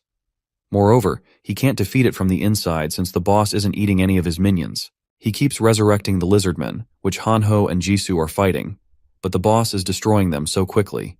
The boss gets ready to unleash another fire breath attack, but this time, Hanho and Jisoo are right behind the MC. Instead of dodging the attack, he tries to block it with his bone shield. He barely manages to survive the attack but loses most of his minions. The boss charges at him again, but he is feeling too exhausted to run. As the boss swings its tail, Hanho jumps in front to protect his friend. The attack is too strong and instantly destroys his holy force field. The boss attacks again, and Righty tries to block it, but his sword breaks. He grabs the boss's sword and slices off its tail. He was the main character all along. As the boss tries attacking again, Righty pushes Hanho out of the way. He says his final goodbye and is smashed by the boss. Hanho gets enraged and charges at the boss. The were-tiger grabs both Hanho and Jisoo and takes them to safety. Meanwhile, the MC stands in front of the boss alone. Righty's attacks allowed him to recover enough that he could move. He knows that the boss won't let them leave, so he tries to buy as much time as possible for his friends to escape. He summons a bone shield and sword and tanks the boss's attack head-on. He and the boss face off in a one-on-one battle. Manhwa and her crew watch in fear as they realize that even he is not strong enough to take on the boss monster. The boss smashes the MC's legs with a tail attack and prepares for another fire breath attack. Exhausted and badly injured, he looks up at the boss and realizes that he has failed. It seems like he is probably going to die the same way as his parents. In his final moments, he sees a flashback of the friends he made and realizes that it wasn't all bad. He feels at peace, knowing his efforts weren't entirely in vain and that he saved his friends. The boss uses the fire breath, which directly hits the MC. Hanho and Jisoo are heartbroken as the skeleton minion carries them away. After dying, the MC finds himself in a mysterious space again. He thinks that it is a miracle that he managed to survive till now. He feels like he was lucky when it came to item draws or making friends. He's still worried about them and wonders if they survived the fight without his skeletons. Suddenly, he hears a voice calling him. He looks up to notice the Grim Reaper standing in front of him. He realizes that he has to actually die in order to see him. He asks him if he is here to take him to heaven or hell. He's tired and wants it to end. The Grim Reaper mocks him for being tired at such a young age. The MC is a bit surprised and wonders if the Grim Reaper is making fun of him. However, his surprise turns into utter shock when it is revealed that the Grim Reaper is actually his own dad. Sungwoo asks if he's real or if the system is toying with him. His father says it doesn't matter if he's real or not. He agrees because he's dead either way. The MC thinks that this is a fitting end for him. He asks his father if he resents him for running away during the fire. He admits that he was scared to die and watch them like that. He worked hard and studied hard to become a stronger person. He tried not to take on more than he could handle. However, even after all of this, he feels like he has failed. His father laughs and asks him if he is worried about this the whole time. He starts making fun of him again and says that he thought he was grown up by now. He asks him how he could have possibly helped them in that situation when he was so young. Moreover, he didn't run away because he was scared. He ran away because he was following his incrustations. The fire started suddenly while they were all asleep. Sungwoo and his father managed to go downstairs, but the mom was still stuck in her room. The MC's dad told him to go outside and wait for him. He specifically instructed him not to come back inside. The MC didn't want to leave him alone, but he assured him that he would save her mom. The MC misunderstood the entire scene, thinking he abandoned his parents, but his father never wanted him to be in danger. He tells him once again that it was not his fault. He was the head of the family, so it was his job to save the family. Hearing this, Sungwoo tells him that he couldn't save his family, so he also failed like him. His father tells him that he hasn't failed since he managed to save him. The MC finally realizes that he didn't fail either, since he managed to save his friends. His dad asks him if he is going to fight him so he can go back to the real world. Sungwoo smiles and tells him that he can't just quietly go with him. His dad points at a bright light and tells him that it's his way to get back to his world. Before going back, he looks at his dad again. He is glad to have met him after all these years. His father then stops him and gives him a scythe. With the scythe in hand, he receives his first awakening and a new skill. Meanwhile, back in the real world, the boss continues wreaking havoc. Jisoo and Hanho still can't believe that the MC is dead. The prosecutor wakes up, feeling guilty for his recklessness.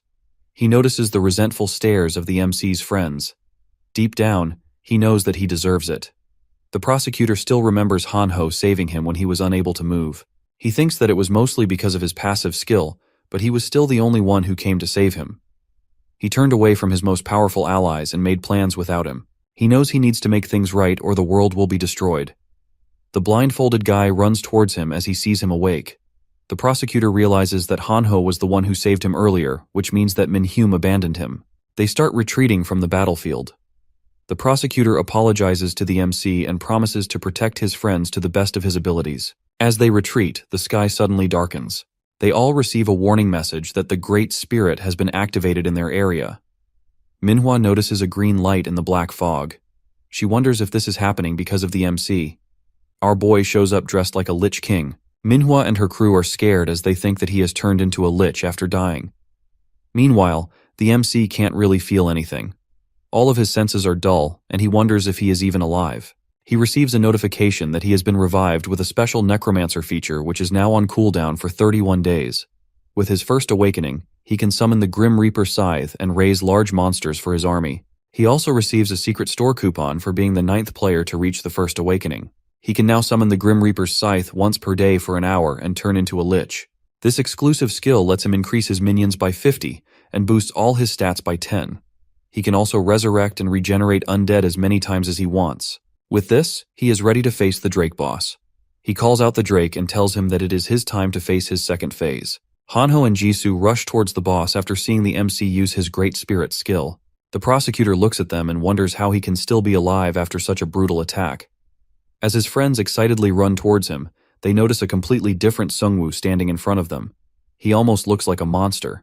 Jisoo can see the scythe in his hands, so she knows that this is probably the result of him completing his quest. The Drake attacks his minions, destroying most of them with a single strike. However, they are resurrected again because of his new skill. Manhwa and her crew are excited to see the minions coming back to life. The Drake then launches a massive fire attack, which Sungwoo blocks with a large shield. Just as the fire reaches the prosecutor and his friends, Righty disperses it with a spin attack. Hanho is overjoyed and hugs Righty. Meanwhile, our boy is on another level. He asks the Drake why it stopped attacking him. It seems like the Drake is out of health, but the MC is still in perfect condition, thanks to his infinite mana. He resurrects more minions, and they rush towards the Drake, overwhelming it with numbers. He uses his weapon creation skill to create bone chains to bind the Drake, and orders his minions to peel off the Drake's skin. After a while, they manage to remove its outer skin. The Drake looks exhausted and defeated. The MC tells Righty that it's time to finish it off. Righty delivers a powerful slash, and this time, the Drake dies for real. The Masterless Sword now has 4,235 days left before it can hatch the egg. Sungwoo earns 1,115,556 gold for defeating the raid boss. He also receives the exclusive title, Amateur Dragon Hunter, which increases his stamina by 2 and fire resistance by 30%. Back in town, everyone celebrates his victory. They have been watching the battle live on their phones. After defeating the Drake, The MC raises his hand and commands it to come back to life. With all the players watching, the Drake comes back to life as a skeleton and becomes his minion. The prosecutor and his allies can't believe their eyes since this puts him way out of their league. Hanho starts crying and tells him that he knew he was alive. Sungwoo looks away awkwardly and tells him that he is actually dead. Meanwhile, Jisoo is worried if he is going to turn back into his normal form since he looks quite weird. One of his minions collects the heroic grade item Drake hides from the boss. Righty also picks up a legendary item called the Dragon Heart and gives it to the MC. This Dragon Heart is a material that can be used to create other items. The MC also gets the Seed of the World Tree, which is a godly item with unknown effects. This seed is related to the prophecy they saw earlier. He realizes that the mysterious fallen ones may try to get their hands on this item. The photographer approaches him and asks if he can have some words after the incredible battle. The MC tells him not to trust any group that promises protection, as all the groups that welcome survivors so far have failed.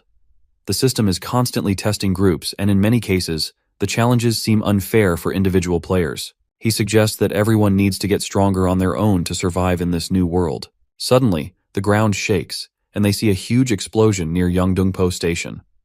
Manhwa informs the prosecutor that their base is under attack. He immediately orders everyone to retreat to the station. The MC notices the black smoke from the explosion and realizes that it is actually the breath of the abyss. He wonders if this could be the work of the group who were making deadly explosives. As the helicopters take off for the town, the prosecutor gets on his knees and begs the MC for help. He tells him that the station is filled with non-combatants and he can't protect them in his current state. Sungwoo knows that he can't just turn a blind eye to the group that is attacking the town. He tells the prosecutor that they need to have a long talk, but considering the circumstances, he is going to help him. Helicopters begin landing outside because they can't fly through the smoke. A survivor informs Manhwa that they were attacked by the Beastmen, who seem to have regained their consciousness. The MC now knows for sure that the attack on the station was carried out by the Wandering Salesman. It is a group consisting of conscious werebeasts and mad scientists. As he walks near the smoke, he realizes that the color is lighter. He guesses that they must have done that to increase its area of effect. The Crusader team can't really do much against the smoke. He tells everyone he's going to handle the situation inside. If the werewolf's last words were true, this anti-human group would become a big threat to all of them. Sungwoo believes they're clever for attacking Yeongdeungpo Station while the Liberation Guild's main forces are away on a raid. He needs to hunt them down and find out who they actually are. As he goes into the smoke, he summons the Drake from the abyss to test it in its debut battle. The whole station is covered in smoke from the breath of the abyss. Two beastmen wearing masks discuss how easily they managed the attack since the main forces were away. The werewolf mocks humans for underestimating the intelligence of the beastmen. The hog monster says that there is no way for them to coexist with humans since they are a new species. He then asks how much longer the ceremony will take. The werewolf monster tells him that he has no idea. He explains that only beasts who ate mage brains know the details since they have settled themselves as the bosses. The hog is disappointed because he ate an archer's brain and can't use many of his skills. The werewolf says he's still luckier than the scientists, who use their bodies as test subjects for their experiments.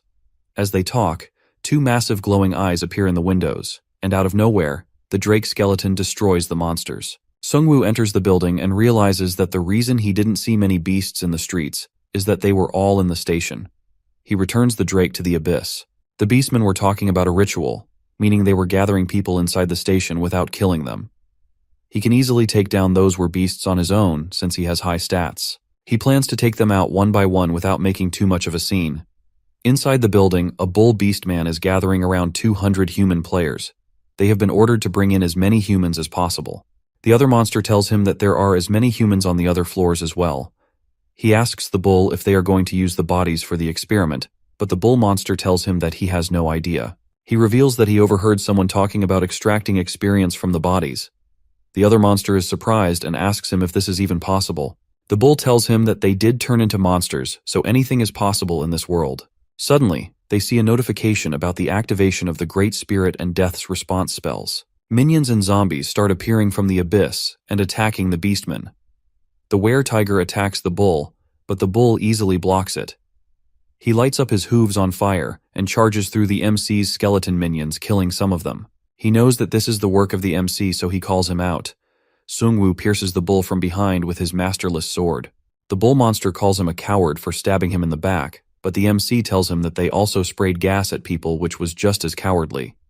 Soon after killing the bull monster, he revives it, adding him to his minions. He notices that he received 30,000 gold for killing the bull even though he was only at level 2. This makes him realize that there must be a different leveling system for the conscious werbeasts. He notices that one of the humans is still alive, but he knows he won't be able to survive for long in the gas. He quickly orders his minions to move the unconscious humans out of the gas to save them. As he moves out of the station with his minions, the ground shakes. He receives a warning that a wide-range summoning spell has been activated in the area. He doesn't know exactly what they're planning but knows he must stop them quickly. Sungwoo heads toward the summoning circle. When he arrives, he notices a werebeast sitting at the center of the summoning circle. He figures that this must be the monster responsible for spreading the gas. One of the werewolves recognizes him and tells the others that they'll get a massive reward if they bring his dead body to the researchers. A day has passed, so the MC summons the Grim Reaper's scythe and obtains the Lich King's powers. He knows 5 minutes with the scythe is enough to handle the werebeasts. His minions continue to emerge from the abyss and battle the beastmen. No matter how many are destroyed, they're resurrected. The monster on the summoning circle laughs as he sees this. He tells the MC that it's too late. Suddenly a notification appears that the summoning spell has been activated. He stands up and starts mocking them for broadcasting the raid online. It allowed them to figure out how much resources they wasted to defeat the boss. As he is busy showing off, one of Sungwoo's minions bites the werewolf magician and throws him off the roof. The MC stands in front of him and asks what he just summoned. The werewolf simply laughs and tells them that they are all finished. The Yeondongpo station building completely shatters, and they receive a notification that a raid boss will soon appear in the area. Meanwhile, the prosecutor is still trying to recover using the healing potions. He is frustrated with himself for being too overconfident. Hanho and Jisoo notice Sungwoo's minions returning with the rescued survivors, and they all celebrate. The prosecutor thinks to himself that his methods were wrong. He realizes that creating such a big group is the wrong move. It wasn't that he couldn't survive alone, he just thought that others couldn't survive without him. As the breath of the abyss starts to fade, they receive another warning message. It says that a wide-range summoning spell has been activated. Jisoo and the others rush towards the station building. When they reach the building, they see it collapsing with a giant ogre gladiator monster coming down. This is the raid boss. The werewolf laughs and tells the MC that he can't defeat this new boss because he must be exhausted from the previous fight. Sungwoo smirks and tells him that he should have watched the live stream until the end before making the summoning circle. He reveals that he also has a boss of his own. With this, he summons the Drake skeleton, which lands a direct punch on the ogre champion's face. Everyone cheers for him as they see the skeleton since it fills them with hope. The werewolf can't believe his eyes since he didn't expect the MC to literally pull out his own boss monster. The prosecutor knows that if he wants to stay in the race, he needs to grow even stronger than the MC. The ogre champion roars in pain, and 2 of MC's minions appear from behind the Drake, throwing spears at him. The ogre kills both with a single clap, causing them to vanish. They get destroyed so badly that the MC can't even resurrect them. He realizes that the ogre boss is on another level. Moreover, his Drake can't use its fire breath, or it would have easily toasted the ogre. But the MC can still control the Drake, which is a plus. The Drake grabs the ogre's hair and kicks him with all its strength. The ogre retaliates, grabbing the Drake's shoulders, but Righty intervenes and stabs the ogre's eye. The ogre crashes to the ground, and the Drake holds him down as his minions close in. They keep attacking until the boss is finally defeated. The MC levels up to 16 and earns 705,000 gold from hunting the raid boss. He chooses to upgrade his Death's Response skill. Now he can summon 15 masterless zombies for 100 mana, and they will remain for 20 minutes, with a cooldown of 30 minutes. He is pleased with his level up and reward, but his biggest reward is the ogre boss since he can now control it as his own minion. The ogre already has a heroic rank bracelet called Protection of the Thunder God. The item consumes all mana for a huge attack power boost. If the person using the ring has no mana, it will simply cost no mana and go on cooldown for 24 hours after a single use. Since the ogre has no mana, Sungwoo lets him keep the bracelet. Both of his boss's minions are now working together as allies. The werewolf monster watches this in disbelief. The MC tells him that he is an expert in befriending monsters. The MC stabs him with his scythe, telling him the jokes are over. Before the MC can ask him anything, the werewolf monster dies.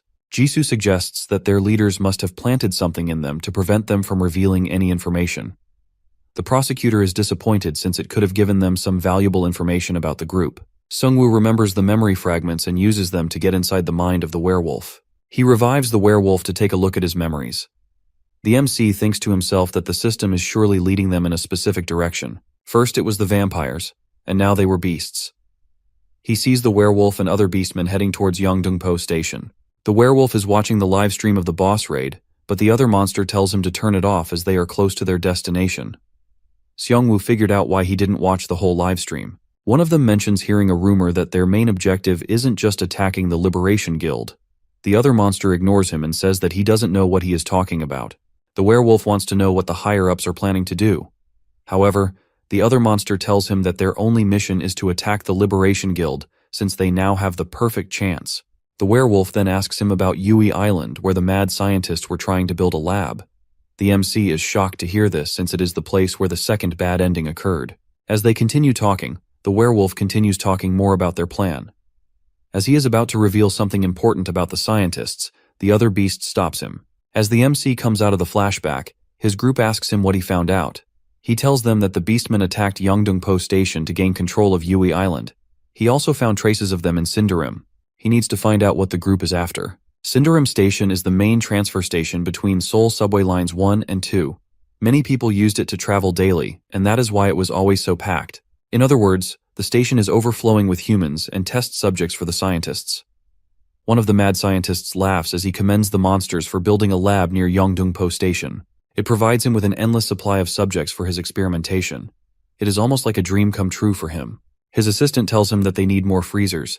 He complains about the unbearable smell of rotting corpses. The scientist dismisses his concerns and tells him to just get used to the spell. The mouse monster tells him that he has a stronger sense of smell, so it's more difficult for him. The scientist seems annoyed by him and asks him if he knows how bad he smells. He asks him if he wants to turn back into a human.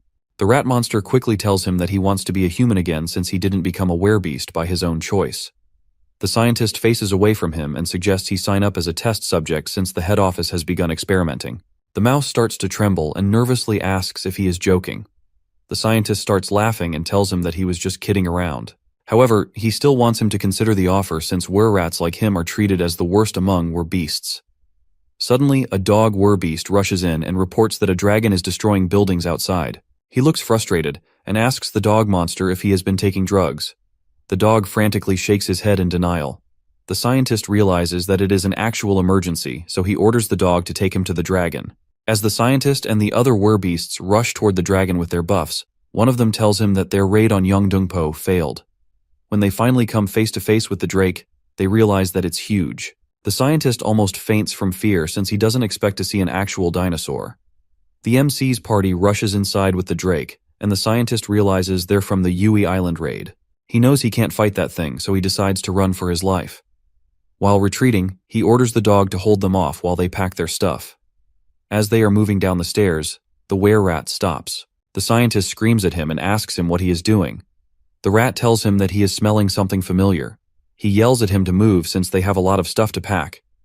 As they begin moving again, the rat senses danger. He suddenly saves the scientist from some boxes flying at him. The MC finally appears behind them. He tells them that he received the wrong delivery, so he is here to get a refund. The scientist tries to act naive, so the MC summons the giant orc and reminds him that he sent the monster for him. As he looks around the lab, he notices both human and monster corpses. He somewhat figured it out when he saw the memory fragments of the werewolf, but he just realized that they are even more evil than he thought. He asks the scientist if he is embarrassed that he found out about his disgusting hobby. The scientist gets furious and claims that they are trying to advance the human race. He screams that they are doing experiments to create an even greater human race. The MC has had enough of his yapping, so he shoots him in the leg. The mouse tries to help him get up, but the scientist stabs him with an experimental injection to turn him into a stronger beast. The rat starts growing larger and stronger. The MC quickly summons a clone using his Shadow King ring. The two start shooting it with crossbows. The rat slashes through his clone and the MC notices that his attack power has increased a lot. However, he gets stomped on by the orc boss minion and dies instantly. Sungwoo earns 13,000 gold for hunting a mutant were-rat. The scientist lies on the ground and tries to inject himself with the liquid. Before he can do anything, the MC cuts off one of his arms. He warns him that if he tries anything else, he will start slashing his lower body. The scientist starts foaming at the mouth and tells him that he sent the rat after him so he could inject himself. Before dying, he tells him that his colleagues will make a nice test subject out of him. Sungwoo smiles as he tells him that he doesn't even need to get his hands dirty to find out what he wants. He reveals that he will turn him into a minion and read his memory fragments. However, as he tries to bring him back to life again, he gets a notification saying he can't resurrect a living being. Bro was just pretending to be dead. Furious, the MC hits the scientist where it hurts. The scientist starts to scream and he is now ready to tell him everything. He offers to hand him his inventions if he lets him live, but the MC has had enough and stabs him. He revives the scientist again and views his memory fragment. In the flashback, he sees the scientist sitting on a chair while a man tells him that it's time for him to earn his doctorate. He is going to make him the leader of the entire division. Sungwoo realizes that this is the man who is behind these wandering merchants. This man orders the scientist to produce large amounts of gas. He asks him if he can trust him to handle the task on his own. The scientist excitedly tells him that he can handle it since he is the one who created the poisonous gas. He asks the man if he should make a huge batch and release it all over Yeongdeungpo. The man tells him that they probably won't need a huge amount since they only need to take care of the small insects. He believes the werebeast sorcerers can handle the rest. He reveals that the sorcerers would teleport the 3 raid bosses they have captured. The MC is shocked to hear that they captured 3 raid bosses. The scientist doubts whether the werebeasts they captured can be trusted to handle such an important task. The mysterious man warns him to be careful with his words and says that their plan can't move forward without them. He also mentions 4 beasts who are stronger than the top-ranked players. He says that they will need them for their future plans. The MC is confused because he doesn't understand how these beasts could be stronger than the top-ranked players. They didn't draw a card and wasted a lot of their time, so they can't possibly be stronger than the players. He suddenly realizes that the werebeasts aren't human. They might even have their own way of leveling up that is different from other players. Moreover, the beasts and the scientist also received their special quests. He knows that these special quests can make someone much stronger and much faster. The scientist really wants to dissect the beasts after hearing how strong they are. The man reminds him that their goal isn't to eradicate all players, but they simply want to kill off some of the ants. The scientist excitedly gets up and agrees with his vision. He believes that humans can transcend into a new species. Sungwoo guesses that it must be related to the exclusive quest of the scientist. A white werewolf enters the room and notices them talking. Sungwoo recognizes the werewolf from a previous flashback. The scientist explains that the werewolf is one of the 4 beasts and a grand sorcerer. However, the werewolf claims that he isn't a mage. He walks towards the scientist, who is now hiding behind the boss man, and tells him that everyone mistakes him for a mage because of his staff. The scientist is shocked that the werewolf knows his name. He suddenly hits him with a flash attack, causing him to panic. He tells the scientist not to worry. Since they are going on a long journey, it will notify the other when either of them is in danger. In reality, he touched the scientist to apply the psychometry spell, which allows him to see the MC. Sungwoo is shocked to see the werewolf since he didn't expect him to notice him. The werewolf knows about him and is curious about how he learned about their Cinderim branch so quickly. The MC figures that it is one of the werewolf's spells. The werewolf looks him in the eyes and asks if he can actually access the memories of the dead bodies. Sungwoo mentions that the Cinderim branch was empty and asks if the main base is somewhere else. The werewolf advises him to leave Yeongdeungpo before their fight drags on, saying they will win in the end. The MC is visibly shaken, but he wants to get as much information from this beast as he can. He asks him who they are, and the werewolf simply tells him to remember the name Evolutionary Society. The werewolf uses a skill on him, saying that this name will soon bring the end of humanity. The MC comes out of the flashback and realizes that their enemy can even use psychometry abilities. He remembers how the boss man mentioned summoning 3 raid bosses in a row. He knows that they will rethink their plan since the first boss failed, but he still can't let his guard down. Righty gives him a map he found, showing 3 locations marked A, B, and C. The first location is Yui Island, the second one shows Sosa in Bucheon, and the last one is Byomji Station in Anyang. He notices that all the arrows in the map point to Yui Island, which means that it is possibly the location of the raid bosses.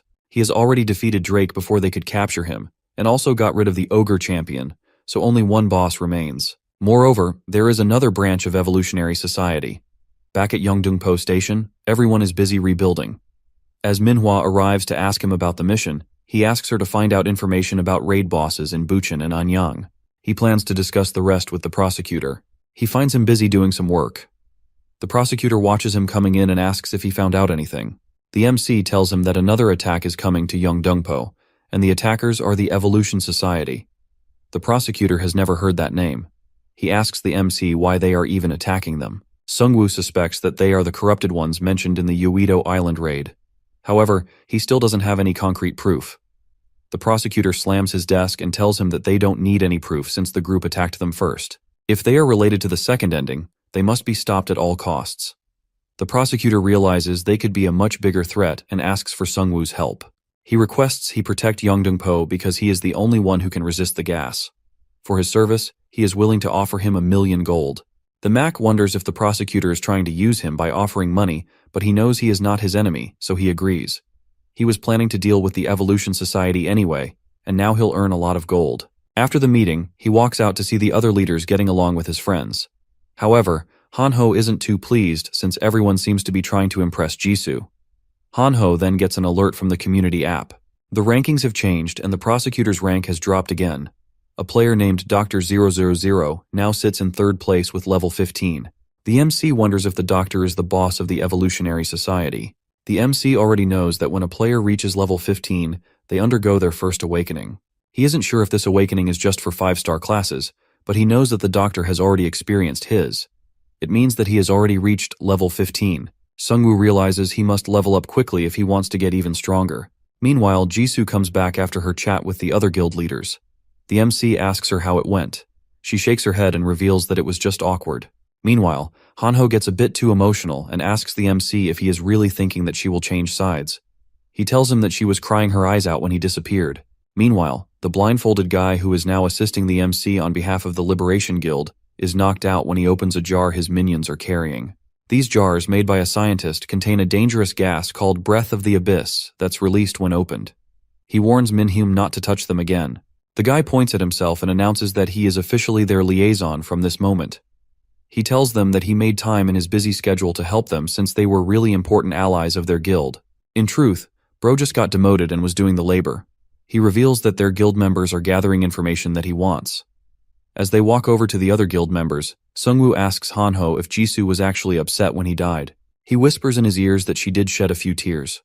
On the other hand, he only cried when Righty died.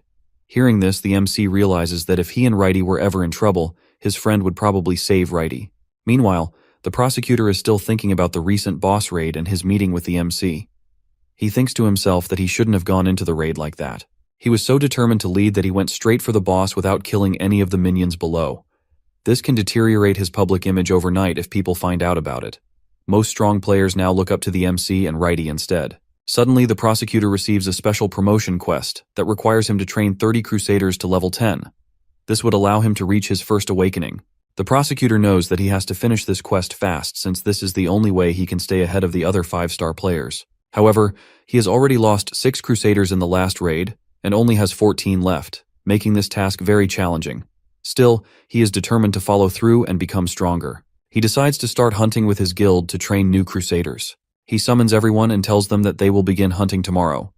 Manhwa tells him that they need a lot of people and time to rebuild the station. She says that it might not be the ideal time for them to go hunting. However, the prosecutor insists that they must act quickly to keep up with other players and be ready for the next attack. He explains that the MC will take care of the Evolutionary Society. He will basically be acting as the guard dog for their guild.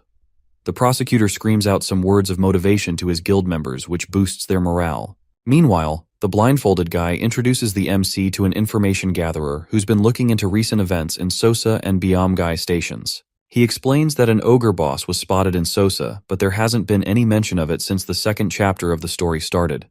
It appears that someone is trying to prevent the information from getting out. On the other hand, Byomgi Station has been filled with black fog and zombies. Sungwoo looks at Hanho, who appears to be in a state of enlightenment. He informs him that the town is safe, and Taisheng is maintaining the safety zone. The MC has already taken care of the bosses in Yui Island and Sosa, so the only one left is the one at Byomgai Station. The posts regarding the station warn people to stay away due to the gas. The MC suspects this is due to the Evolution Society's experiments involving Breath of the Abyss. There is a good chance that they have a lab in that area. He calls out the blindfolded guy and asks him if he can borrow a helicopter. Somewhere else, we see players trying to outrun a horde of zombies. These players are holding the last barricade. They try shooting them down, trying to protect the shelter. However, it doesn't seem to have any serious effect on the zombies. The players realize that they need to do something to keep the zombies away, otherwise they will infiltrate the shelter. They decide to split them up and attack. They stand in front of the zombies and try to provoke them. As the zombies start charging at them, Jisoo enters the scene and takes down several zombies with a powerful attack. The MC soon joins her with his ogre boss, smashing the zombies. He has activated the bracelet which gives the boss immense attack power. Other players recognize the skeletons and feel relieved that the Necromancer has arrived for their aid. Back at their base, the players are still waiting for the MC and his squad to return. Hanho comes back with a smile and tells everyone that their hero has arrived. He was referring to himself, by the way. He assures them that everything has been taken care of by him and the MC. The dad ignores him and asks if he is the only one who came back. Hanho makes a serious face and tells them that someone must stay here to protect the town since they don't know when it might be attacked again. Meanwhile, the players think that he has been demoted. The safety zone requires gold for maintenance, so he has also brought plenty of gold to keep the safe zone running smoothly. He says that they might think that he was abandoned, but he has something that will prove just how much the MC loves him. He opens up a bag and Righty jumps out tied with a rope. Bro is using him as a Pokemon. After seeing Righty, all the players are excited since they trust him more than Hanho. Meanwhile, in the university hospital, some kids peek at the MC from the door. They are amazed to see him and call him a symbol of justice and truth. Jisoo looks at the kids as they stare at them. She is glad that they managed to arrive in time to save them. As she is talking, the MC notices some blood on her face and neck. She tells him that she is quite used to the smell of blood by now, and simply wipes it using her coat. They've both faced life or death situations but haven't really talked that much. The MC realizes that he doesn't know much about her. He mentions her home and asks if she ever thinks she will go back. She tells him that her family must be doing fine, so she doesn't think she will ever go back. They aren't really the best group of people, so she was happy to get away from them. She feels like her life only got better after she left, though then the world changed with the apocalypse. The MC feels bad for her after hearing her story, but he is also glad that she won't be leaving them soon. Suddenly a guy wearing a white coat slides the door open. He introduces himself as Min-seok-an and apologizes to them for making them wait. This guy is the leader of this area. As Sungwoo shakes his hand and introduces himself, the guy tells him that he already knows him. He also knows about Jisoo, but she doesn't really have the best nickname. After seeing her confused expression, he tells her that the kids have really picked up this name and apologizes to her. With a smile, she tells him that it's all fine, but she really wants to know who came up with the nickname. Whoever gave her the name is about to disappear. After telling them about their nicknames, the guy tells them that they have to leave. He explains that zombies have overrun the area for 3 days, and they are running out of options. When Jisoo asks him why they don't just leave, he explains that a local quest keeps them trapped. Everyone in the area received that quest. If they try to leave the building, they'll be hunted by zombies. The more time they spend outside, the more zombies will attack.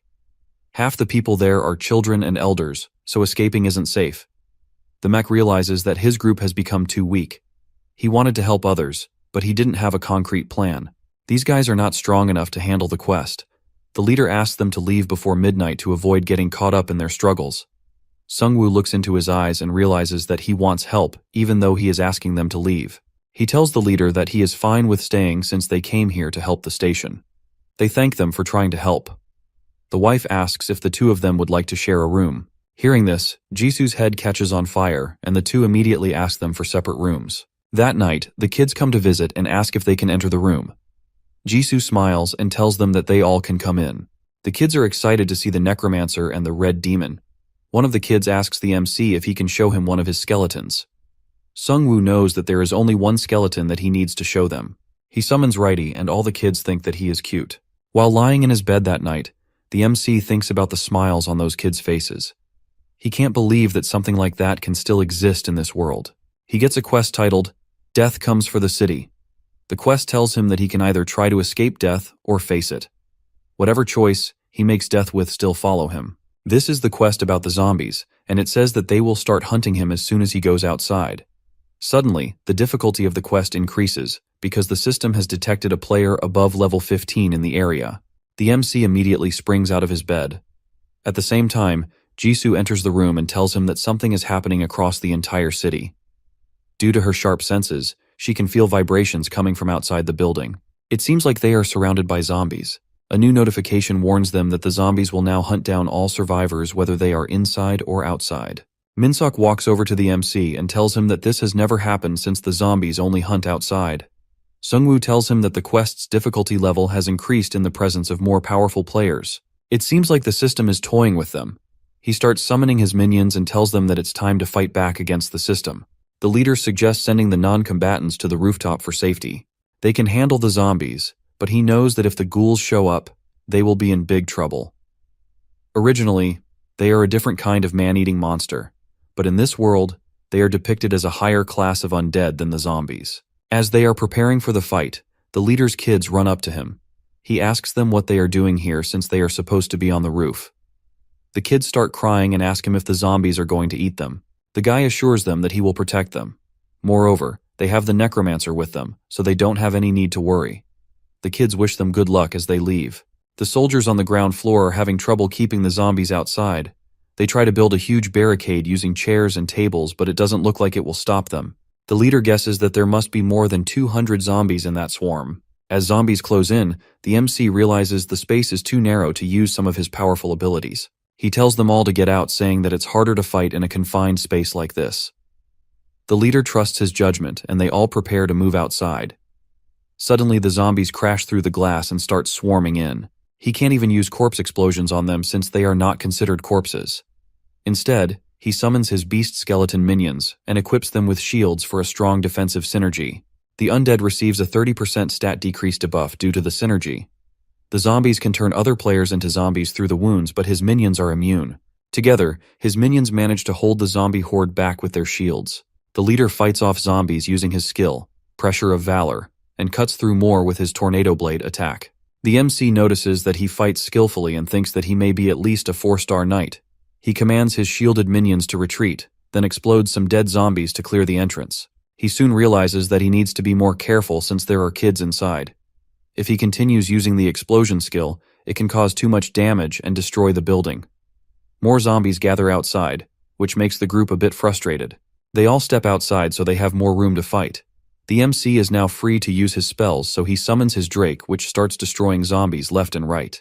The MC instructs Minseok to evacuate the people on the roof since the entrance is now clear. He mentions that there are 2 buses ready in the underground parking for evacuation. Suddenly, the MC receives a notification that his minion has been destroyed. He is good at dealing with a huge number of enemies, but this is just too much.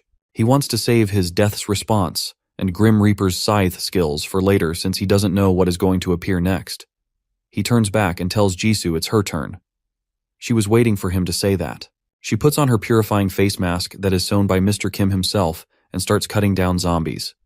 The MC watches her fight and notices how good she is in close combat. Soon the buses arrive and survivors begin boarding. Just then, they get an alert that the ghouls are being drawn to the smell of the survivors.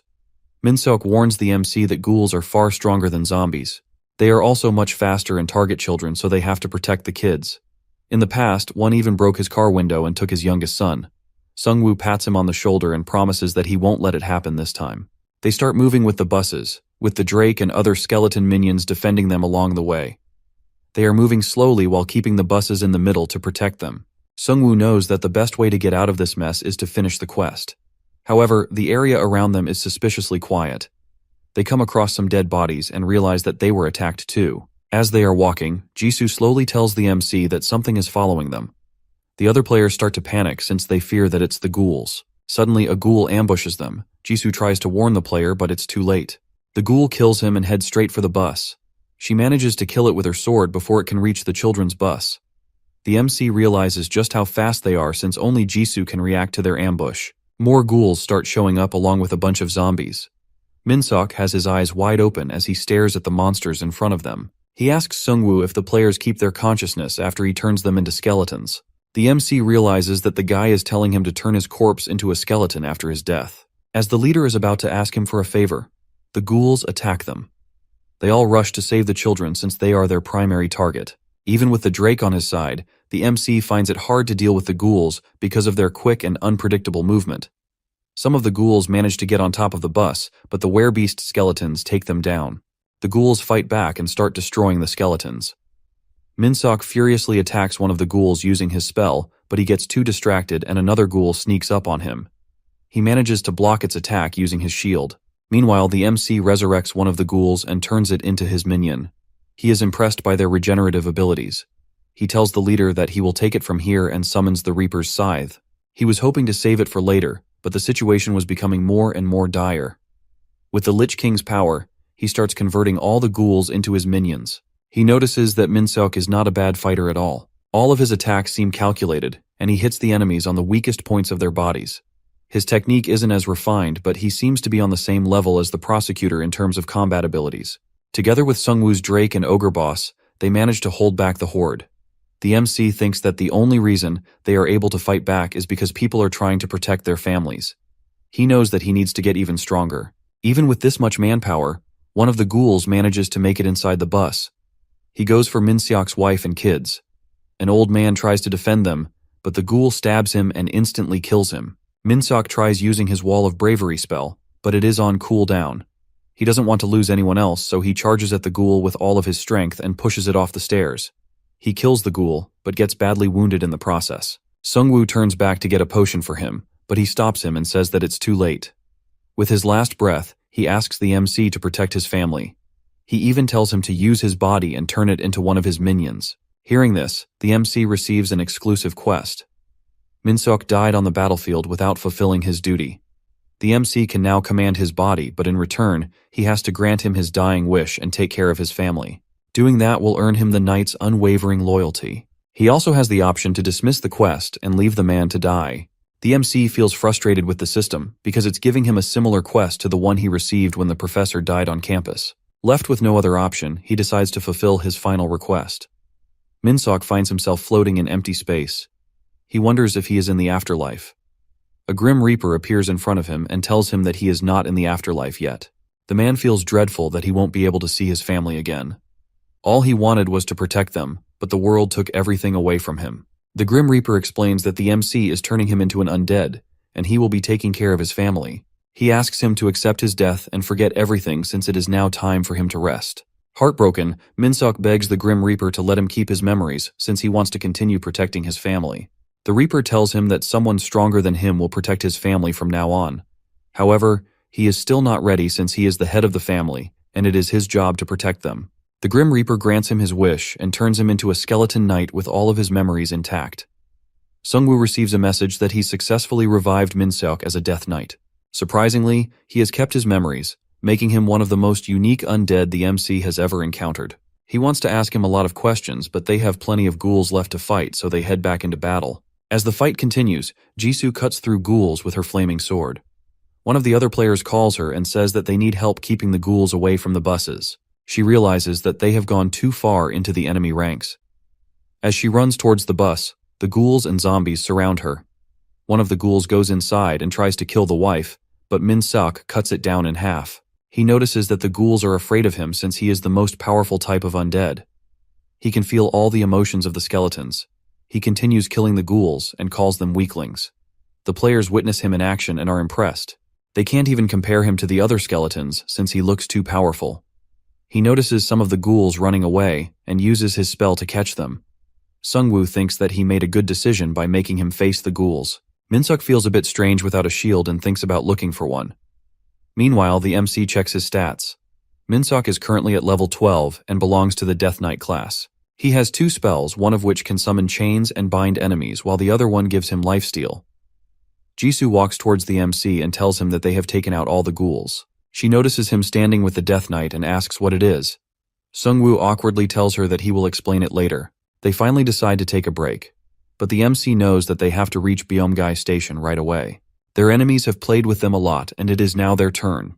When they finally reach the station, they notice that the black smoke is thicker. Sungwoo asks Min-seok if he wants to tell his family about what happened, but he admits that he's not ready. He tells him that they have more urgent things to deal with. As they continue moving forward, they notice Jisoo running back. She is coughing and tells them that her mask is useless against the smoke ahead.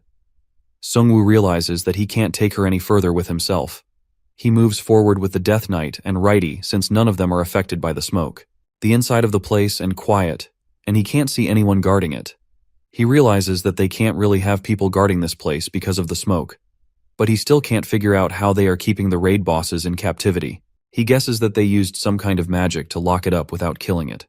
The Death Knight tells him that they should move faster since they have to finish the quest as quickly as possible. Sungwoo looks at him and asks if he is worried about his family. He assures him that Jisoo is taking care of them. He also needs to wait till midnight since his Reaper's scythe skill is still on cooldown. They are currently heading inside the secret base of their enemy, so he knows that things can get ugly. As they move further down, they find a note from the Ministry of Interior and Safety Emergency Action Committee. The Death Knight recognizes it as the official symbol of the government and wonders if the group works for the government. The MC is surprised to learn that they may be affiliated with the government. This makes him trust the government even less. They proceed inside and suddenly receive a notification about the appearance of the Ghoul King raid boss. The Death Knight notices that his arms and legs are already severed. They get a warning about the formation of an abyss rupture in the area. The portals open and allow the zombies to flood in endlessly. Sungwoo finally figures out where all the zombies are coming from. As the two of them wonder who is responsible for all this, they hear a voice from behind. It's the doctor, and he isn't alone. He explains that they started spreading the gas when the quest level increased, and it led the test subject straight to them. He tells him that they don't have to fight since he has a proposal for him. He says that Sungwoo has a class related to death while he studies death. The MC asks him what he means by studying death. The guy explains that he studies the energy of the abyss as part of a test for human evolution. He believes that they have to break the current shell of humanity and transcend their selves. The MC realizes that it is all connected. The doctor explains that by capturing the Ghoul King and experimenting with death, they're gaining insight into a so-called happy ending set by the system. This means that the evolutionary society also has access to a prophecy stone. The doctor asks him to join their cause and says that it will benefit him too. The MC rejects his proposal without a second thought. He asks him if he really wants him to become one of the game's pawns and start working for him. He is disgusted by their inhumane experiments on people and the use of toxic gas. He tells them that they are not interested in the greater good, but simply sacrificing everyone but themselves. The doctor sighs and says that he could have introduced him to the great world of science if it was the real world, however that's not the case. Seeing they can't convince him, the doctor orders one of his guys to release the Ghoul King. Sungwoo warns him not to try it and orders his minions to attack. Before the skeletons can reach the guy, he finishes posing, which activates his holy power spell. This causes the MC's skeletons to lose their stats by 60%. The MC recognizes that it's similar to Hanho's powers and realizes that they're all priests. Their holy power is a strong counter to his undead army, so he tries to use his crossbow to aim for the group. His arrows stop before they can even reach them. The girl in the enemy team uses her telekinesis and sends them flying back. He manages to craft a shield just in time to block the arrows. The Death Knight charges in, but the guy named Xiong-guk uses his holy pressure spell. It smashes his shield and throws him into a room. The girl tells him to be careful since her test tank is in that room. Hearing this, the Death Knight looks around and notices a kid's shoe in one of the large tanks filled with people. Enraged by seeing his kid in the tank, the Death Knight retaliates by using his chains and strangling two of them to death. He tells them that they have no right to live.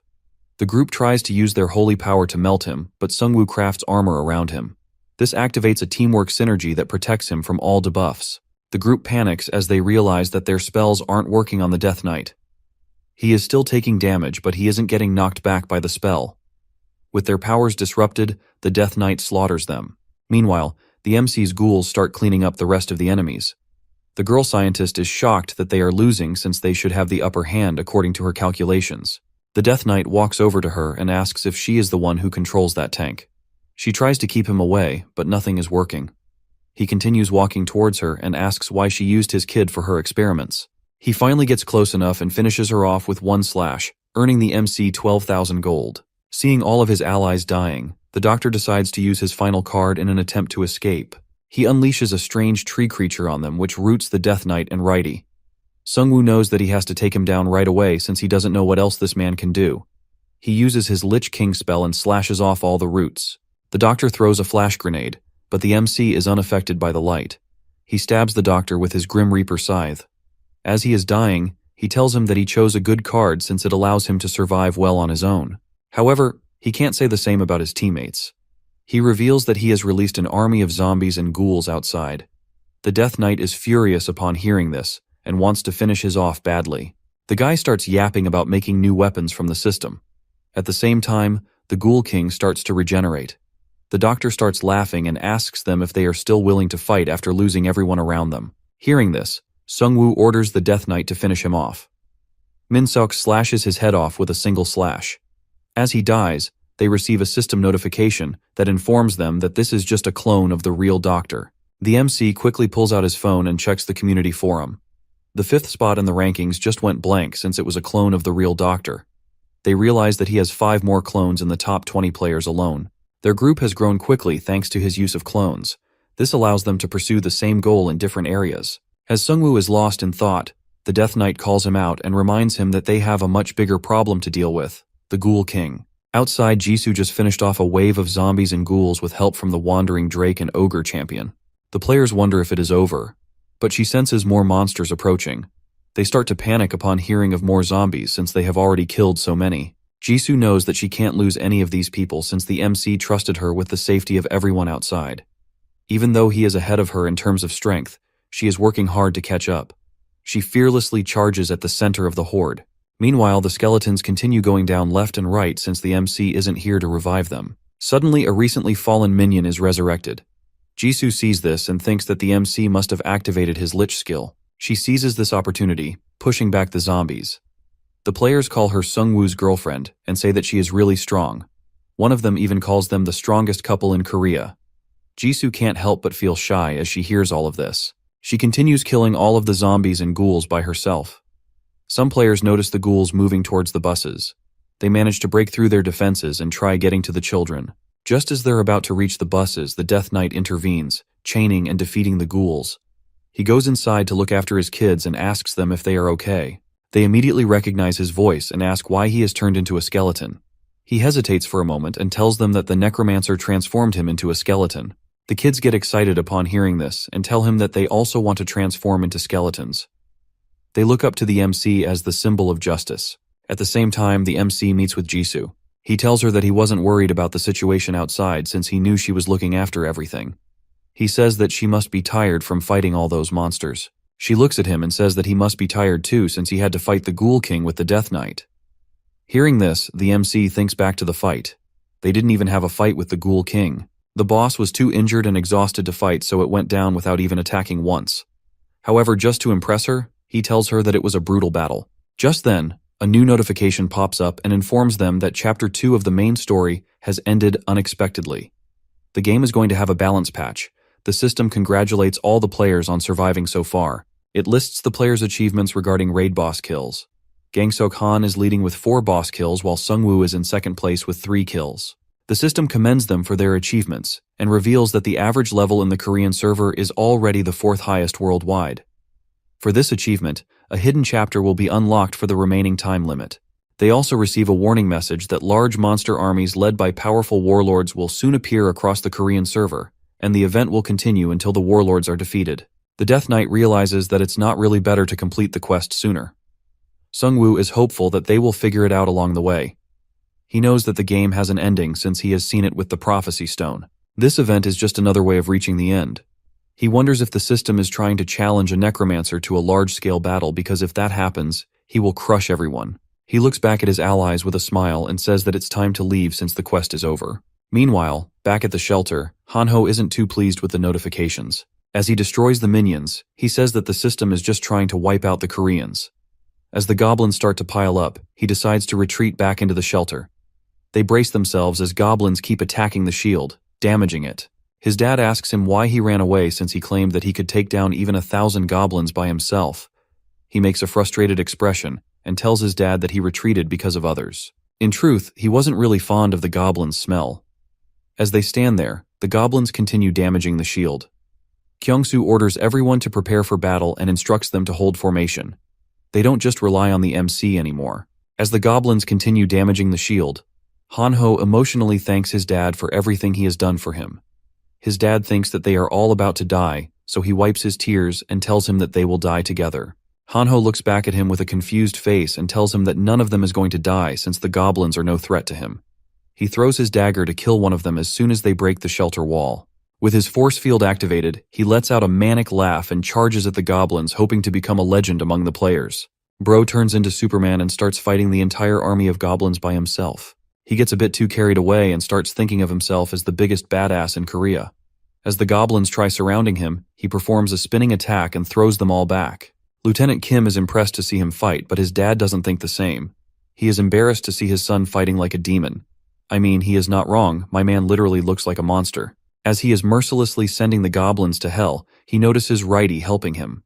Suddenly, the MC also shows up with his Drake. Hanho is excited to see them, but his excitement dies off as he notices the Death Knight. He thinks he might steal his spot in the team. Later, at their base, the team discusses the ongoing challenges since the new chapter began. The safety zones have weakened as monsters grow stronger, and survivor groups across the country are struggling. The Liberation Guild is also fighting thousands of orcs. Kyungsoo tells the MC that they still need him. Sungwoo agrees with him and says that they should help them since they are the only real allies that they have. The Evolution Society attacking now could be disastrous, but it seems like they might be dealing with the monsters too. Lieutenant Kim arrives with news that they've located the Goblin base. He estimates that the base to be located on Mount Paldal since the route of the goblins aligns with that mountain. While other regions struggle with tougher monsters like orcs, their town has only goblins to face. Yeongdongpo and other areas have to face tougher monsters like the red orcs. He also estimates about 3,000 monsters are ready to attack. Kim suggests that they play it safe if it's not urgent to beat the monsters. However, Sungwoo tells the group that their aim isn't just to win, but to see how much gold and experience they can earn from fighting these goblins. Kyungsoo really liked this idea, but he doesn't know how they are going to hunt all those monsters. Sungwoo points at them and says that they will be the ones defeating the monsters, and not him. He wants them to use this opportunity and level up. At night, 2 goblins guard a factory in the mountain. The MC sneaks up on them and finishes them off instantly. He has found out that their leaders are gathered in the factory. This makes things easier for him since he doesn't have to fight them one by one. Even weak goblins become dangerous when led by a warlord. The MC plans to take out their leaders so they can't coordinate and then let his teammates finish them off. He summons the Ogre Champion, who unleashes a powerful attack on the warehouse, wiping out all goblin leaders at once. A goblin lord survives and tries to attack them. The Death Knight tells the MC that he has never seen a goblin lord in ages. He asks if he can be the one to kill it. Sungwoo uses the Reaper's Scythe and gives him the green signal. The goblin warlord is quickly defeated by Death Knight. The MC then revives the fallen goblins, forming them into his own army. Meanwhile, players back in town set up a barricade. Kyungsoo assures them the goblins are stragglers who have already lost their leaders. The players realize that the goblins are dying too easily. This gives them more confidence, and they start clearing them all off. The goblins are under the effect of several debuffs since they have lost their leaders. This causes them to become weakened. The MC wants everyone in his town to increase their levels. Most of the people in the town are weak, which adds more burden on the community. Even though everyone is trying their best, the difficulty level is slowly rising. This is why the MC sent Hanho back to town. He knows that even weak or sick players have a chance to grow stronger. Some are even helping kids and the elderly level up, bringing everyone in the community closer to surviving. One kid manages to kill the goblin and starts tearing up. Eventually, they completely defeat the goblin army, and Sungwoo gets a notification for being the main contributor in this battle. Every player receives bonus gold based on their efforts. Sungwoo watches this all from his rooftop. He says that it is still easier for him to fight alone, but he doesn't dislike the current situation either. The next day, he tells Kyungsoo he expects everyone's level to reach at least 8 by the time he returns. He explains that he can't stay and protect them forever. Everyone must work hard and look after themselves. Just then, Hanho informs him that the helicopter has arrived. He only had a temporary agreement with the Liberation Guild, but he is still willing to help them in this catastrophe. The following morning, buses of crusaders move together. The prosecutor asks his scout about the number of monsters that have appeared. The scout asks him to wait for a moment and says that they'll soon reach the northern boundary. He uses a magical drone to scout the area and estimates that around 200 trolls are approaching. He tries to get a better view, but a troll soon spots the drone and destroys it using a rock. Manhwa suggests that they destroy the bridge as thousands of orcs are coming from Gimpo as well. They can't face both of these armies at the same time. However, the prosecutor wants to face the trolls first to level up his crusaders, even though he knows it's risky. He has to train his crusaders to reach level 10 in order to complete the exclusive quest. He knows that it will be too much of a risk, but he doesn't see any other way to bridge the gap between himself and the MC. Manhwa follows his order and begins summoning all available guards, leaving only the bare minimum behind at the station. The blindfolded guy suddenly enters and updates the group that the helicopter with the MC is almost there.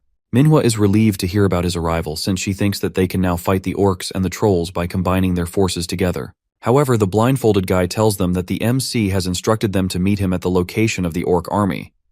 Manhwa is confused and asks him if he even told him what was going on there. He says that the MC wanted to collect some bones. As the helicopter hovers overhead, Sungwoo summons his minions from above. They all leap down and start tearing through the trolls with ease. In addition to the Drake and Orc boss, The MC now has the Ghoul King as well. The blindfolded guy and the prosecutor watch in shock as Sungwoo's army makes the trolls look like a bunch of ants. He continues killing the trolls and turning them into his skeletons. The prosecutor wonders if he will be able to surpass him after his awakening. Some players from other factions watch from afar. They wonder if the Liberation Guild asked the Necromancer for his help. They have been live streaming all of this. The MC's group gains another achievement for having over 20 giant minions. This reduces the damage they take from small and medium enemies by 30%. As they clear through the normal trolls, the troll warlord finally appears. The group watches as the orc charges at the MC's army. They wonder if he can even handle such a powerful opponent. However, Sungwoo's ogre champion and other minions quickly overpower the troll chief. The troll warlord has no chance to fight back, and it appears to be completely overwhelmed. The troll boss dies after taking a final hit from the Death Knight. Sungwoo revives the troll chief, adding him to his growing army. He then asks the group to move since they have to meet the Liberation Guild. The prosecutor thanks the MC for his help. He wanted to use him to buy time and get stronger, but it appears that he is even more powerful than the last time he saw him. He explains to him that a large orc army is coming, with only one bridge for them to cross. He's eager to prove his strength in the upcoming battle. They have sealed off all other entry points using items and other techniques. The prosecutor knows that the whole Korean server will be watching this battle. He can't appear weak this time, otherwise it will be over for him. He knows that he has to prove himself, so he decides to take the lead. As news gets out about the MC on forums, many people want to join the raid. They think that he is the future and want to help him in any way they can. The Liberation Guild is struggling to keep up its reputation. Players and other smaller guilds are spreading the news about his achievements online. One of their informant tells her that a group of survivors has offered to join them for the raid. They have about 200 people in the group, and 5 buses are on their way. Manhwa thinks that they should let the group join them. She is planning to get them on their side. They will assemble the army for the raid and try to convince them to work with their guild. She then walks into the meeting. The prosecutor asks her to brief everyone on the mission. She reveals that their guild has blocked most of the bridge and is monitoring the orcs through magic drones. Sungwoo notices that all of the commanders are looking at him. Even Manhwa acknowledges him as the strongest one among them all. All of their eyes were on his next move. Suddenly, a crusader announces the arrival of a survivor from the west. He reveals that a woman flew here on a strange beast. Sungwoo thinks to himself that they have only been using helicopters due to the wyverns.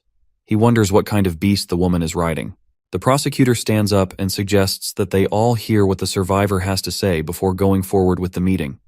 When they finally meet her, the MC finds out that she is riding a griffin. She reassures them the griffin won't harm anyone. She asks the prosecutor for help and explains that a large group of Chinese players recently landed on Manhwa Island. Sungwoo is shocked upon hearing this since he hasn't come across any players from other servers yet.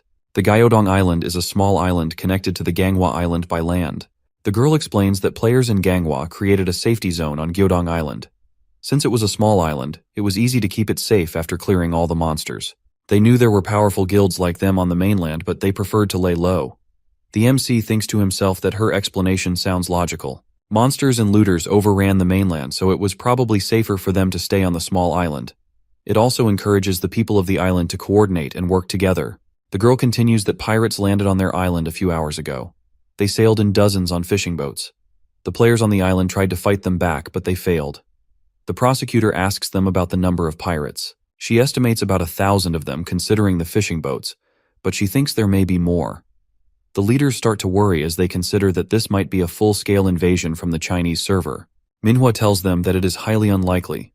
The pirates are probably some low-level players trying to get easy gold. Sungwoo tells them that people like that are even more dangerous than monsters since they attack players during their most vulnerable moments. They realize that they need to do something about them, but they also have to deal with the orc army. One of the commanders mentions that the pirates can ride upstream and attack them at the same time as the orc army. Hearing all of this, the prosecutor suggests that they focus on defeating the orcs for now. Because of the orcs, the pirates likely won't cross over to the mainland. They will send some scouts to monitor the river.